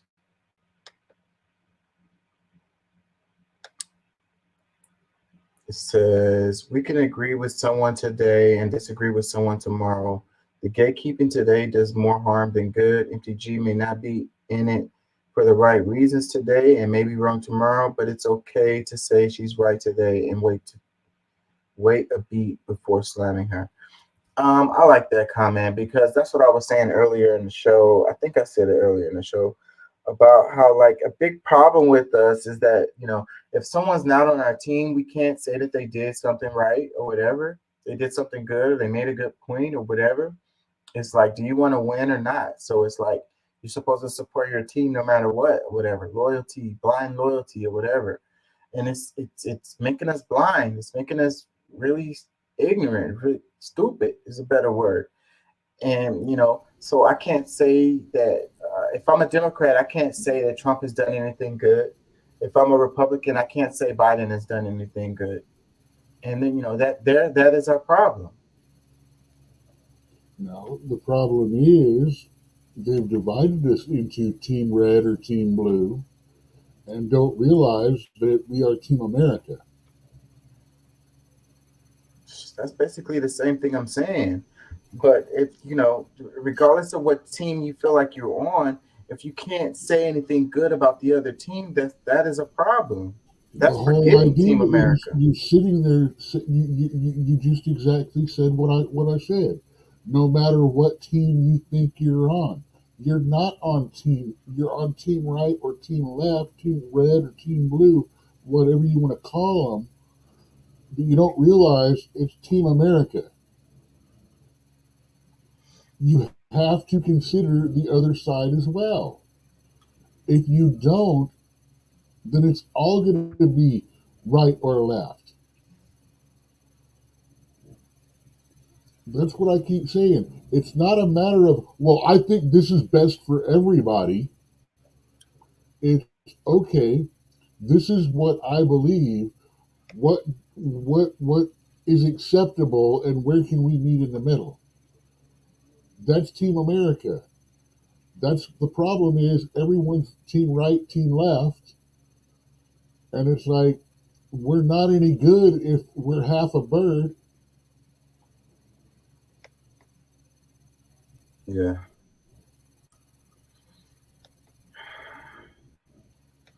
Yeah. we can't be looking at our fellow Americans as enemies. You know, I mean, how many times have I been so on something and it's aggravating you, and then all of a sudden I come around and go, but other people feel like this, and you have to take that into consideration, and you're like, okay, now I'm seeing more. That's the whole idea, is we have to reach out beyond ourselves and understand what other people need and want, but at the same time, not compromise ourselves. Because, that's where it has to come from. It's the issues that matter to you are going to be the ones that you make your decisions on. You're not going to look at the other dumb shit that they say or think.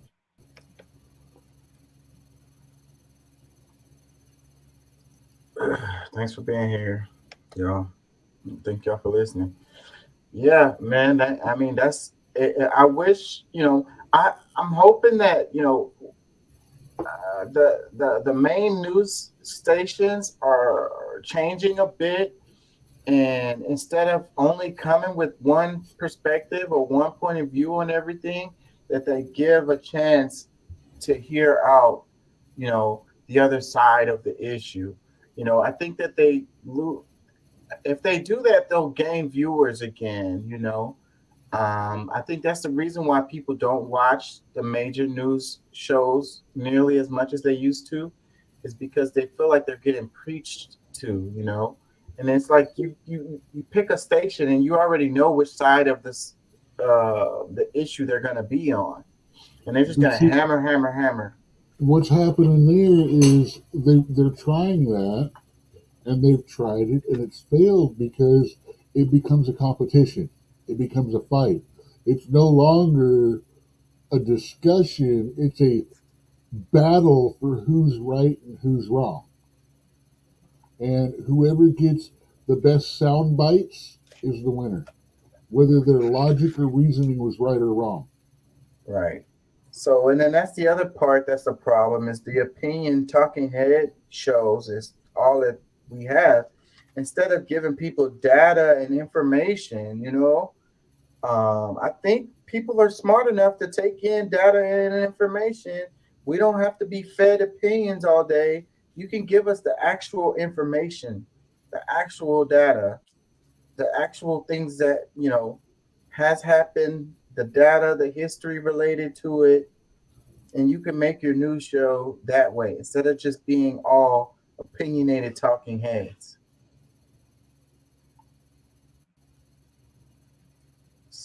I got my opinion. Everybody's got an opinion. I don't see how that gets us anywhere. Hey, I don't have one. I've got several. Just depends on my mood. I'm saying, man, like it's not. And then the news shows just draw on all day, and the whole thing is just the next person's opinion. It's 2,000 opinions on the news show. How much information did they actually give us? Very, very, very little. 2,000 people with their opinions, but strangely, there's only about 3 messages.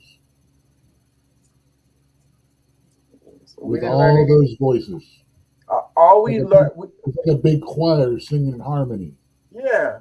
We didn't Left learn. bad, right bad, orange man bad. But we learned what everybody's opinion, everybody in the world's opinion was. Everybody in the studio's opinion. We learned that. We learned. We didn't even learn the host's opinions. We learned the writer's opinions. Or the funding people's opinion, the opinions of whoever's funding the show. No, what the producers chose from the writers. Yeah. Anyways, it's crazy times that we're living in, Every half-hour show has about 2 hours of dialogue written for it originally. Yeah, and they edit it out. And then they pull out, they just sit there, it's like, nope, don't like it, don't like it, don't like it. That's good, that's good. And then they get that up, and then they move that up, or, work that into whatever their show is going to be.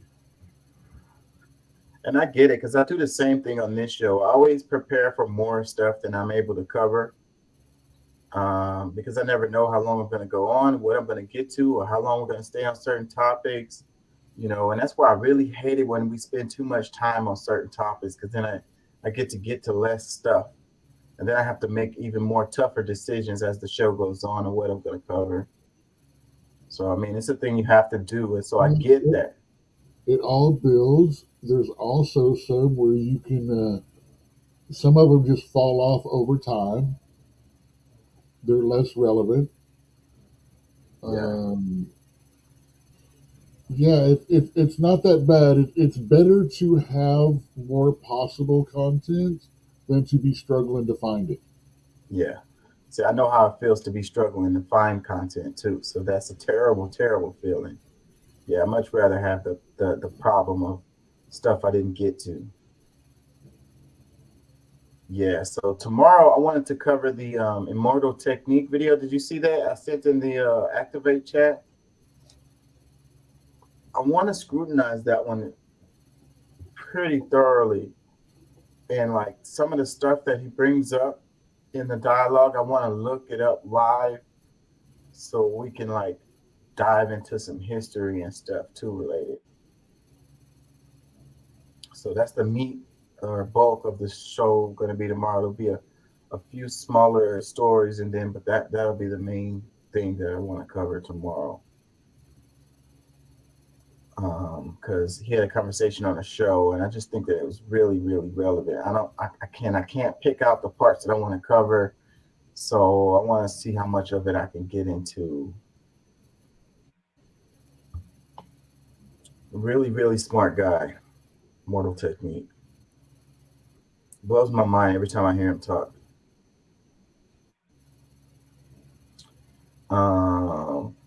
So just before we go, what did you think about the McCarthy, the ousting of McCarthy as the Senate Majority Leader? How that went down? All the Democrats voted him out. They're the ones who made it happen, really.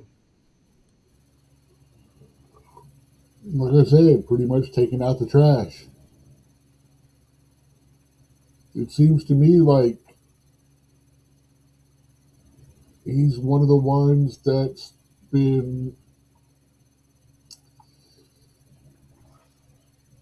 a little flip-floppy as far as his, am I Republican or am I a Trump-Republican?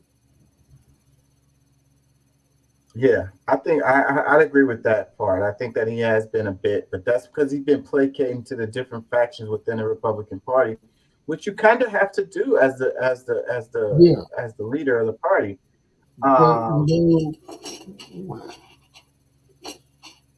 When you change the way you talk, like a teenager can change genders right now, it's not good, and you're not a leader. You're a flip-flopper. You're pancake man. Well, I have to say, the thing that he did that finally got him out of there was actually a good thing. Working with the Democrats to get the government to not shut down. I think that was a good move. Oh, yeah. But that's what got him up out of there, which is regretful.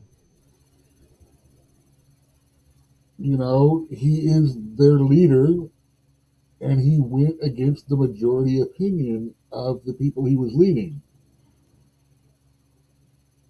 There are consequences to doing that, whether it's a good move. It's very hard to do the right thing in a situation where it's going to go badly. And he did the right thing. He took a chance. And it went badly for him. Yeah. But fair is fair.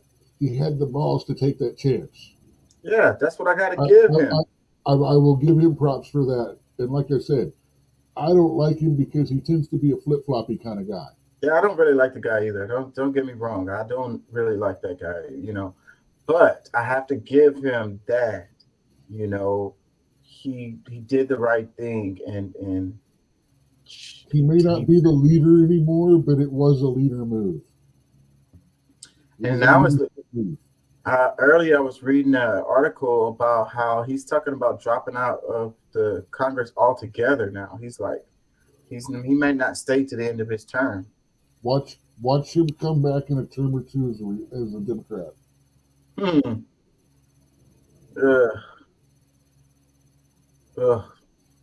didn't think of that, but I don't know about that. I don't know if that would work out for him. But it's crazy times. We definitely got a really crazy election coming up. I'm gonna definitely be covering the primaries heavily, and the presidential, the main race. That's gonna be this one's gonna be one for the books, man. This is gonna be one for the books for sure. Crazy, man. I'm hoping that a third party person can just really just surge in there or something. Somebody that's not a Democrat and not a Republican that has an actual shot. At least give the 3 to 5% that it takes for that party to get full funding from the government next year. Yeah, for the next cycle. Yeah, because that's the main reason why we don't have the parties is because there's no one rich enough to fund a campaign. They can't get enough campaign money together to combat the main parties. Well, they could pass a law to make it like put a real cap on the amount of money, because each year, that's one thing that's been happening. The amount of money that's been raised for presidential campaigns, it keeps going up every year. It's big, huge amounts of money. So yeah, you can't compete with that. You don't have no chance at all if you can't raise like $100 million or whatever the hell the damn number is now. So yeah, they could make it so where it's, you know, it's only a certain amount of money that can be used in the presidential election. They don't want that though. That would cause a more even playing field, and some Joe Blow can come out of nowhere and win. You know. Anyways, I got to get out of here. It's after 4, and I got to work in the morning. So, peace and love. Thank y'all for joining. Thank y'all for listening. We will be back tomorrow. Peace.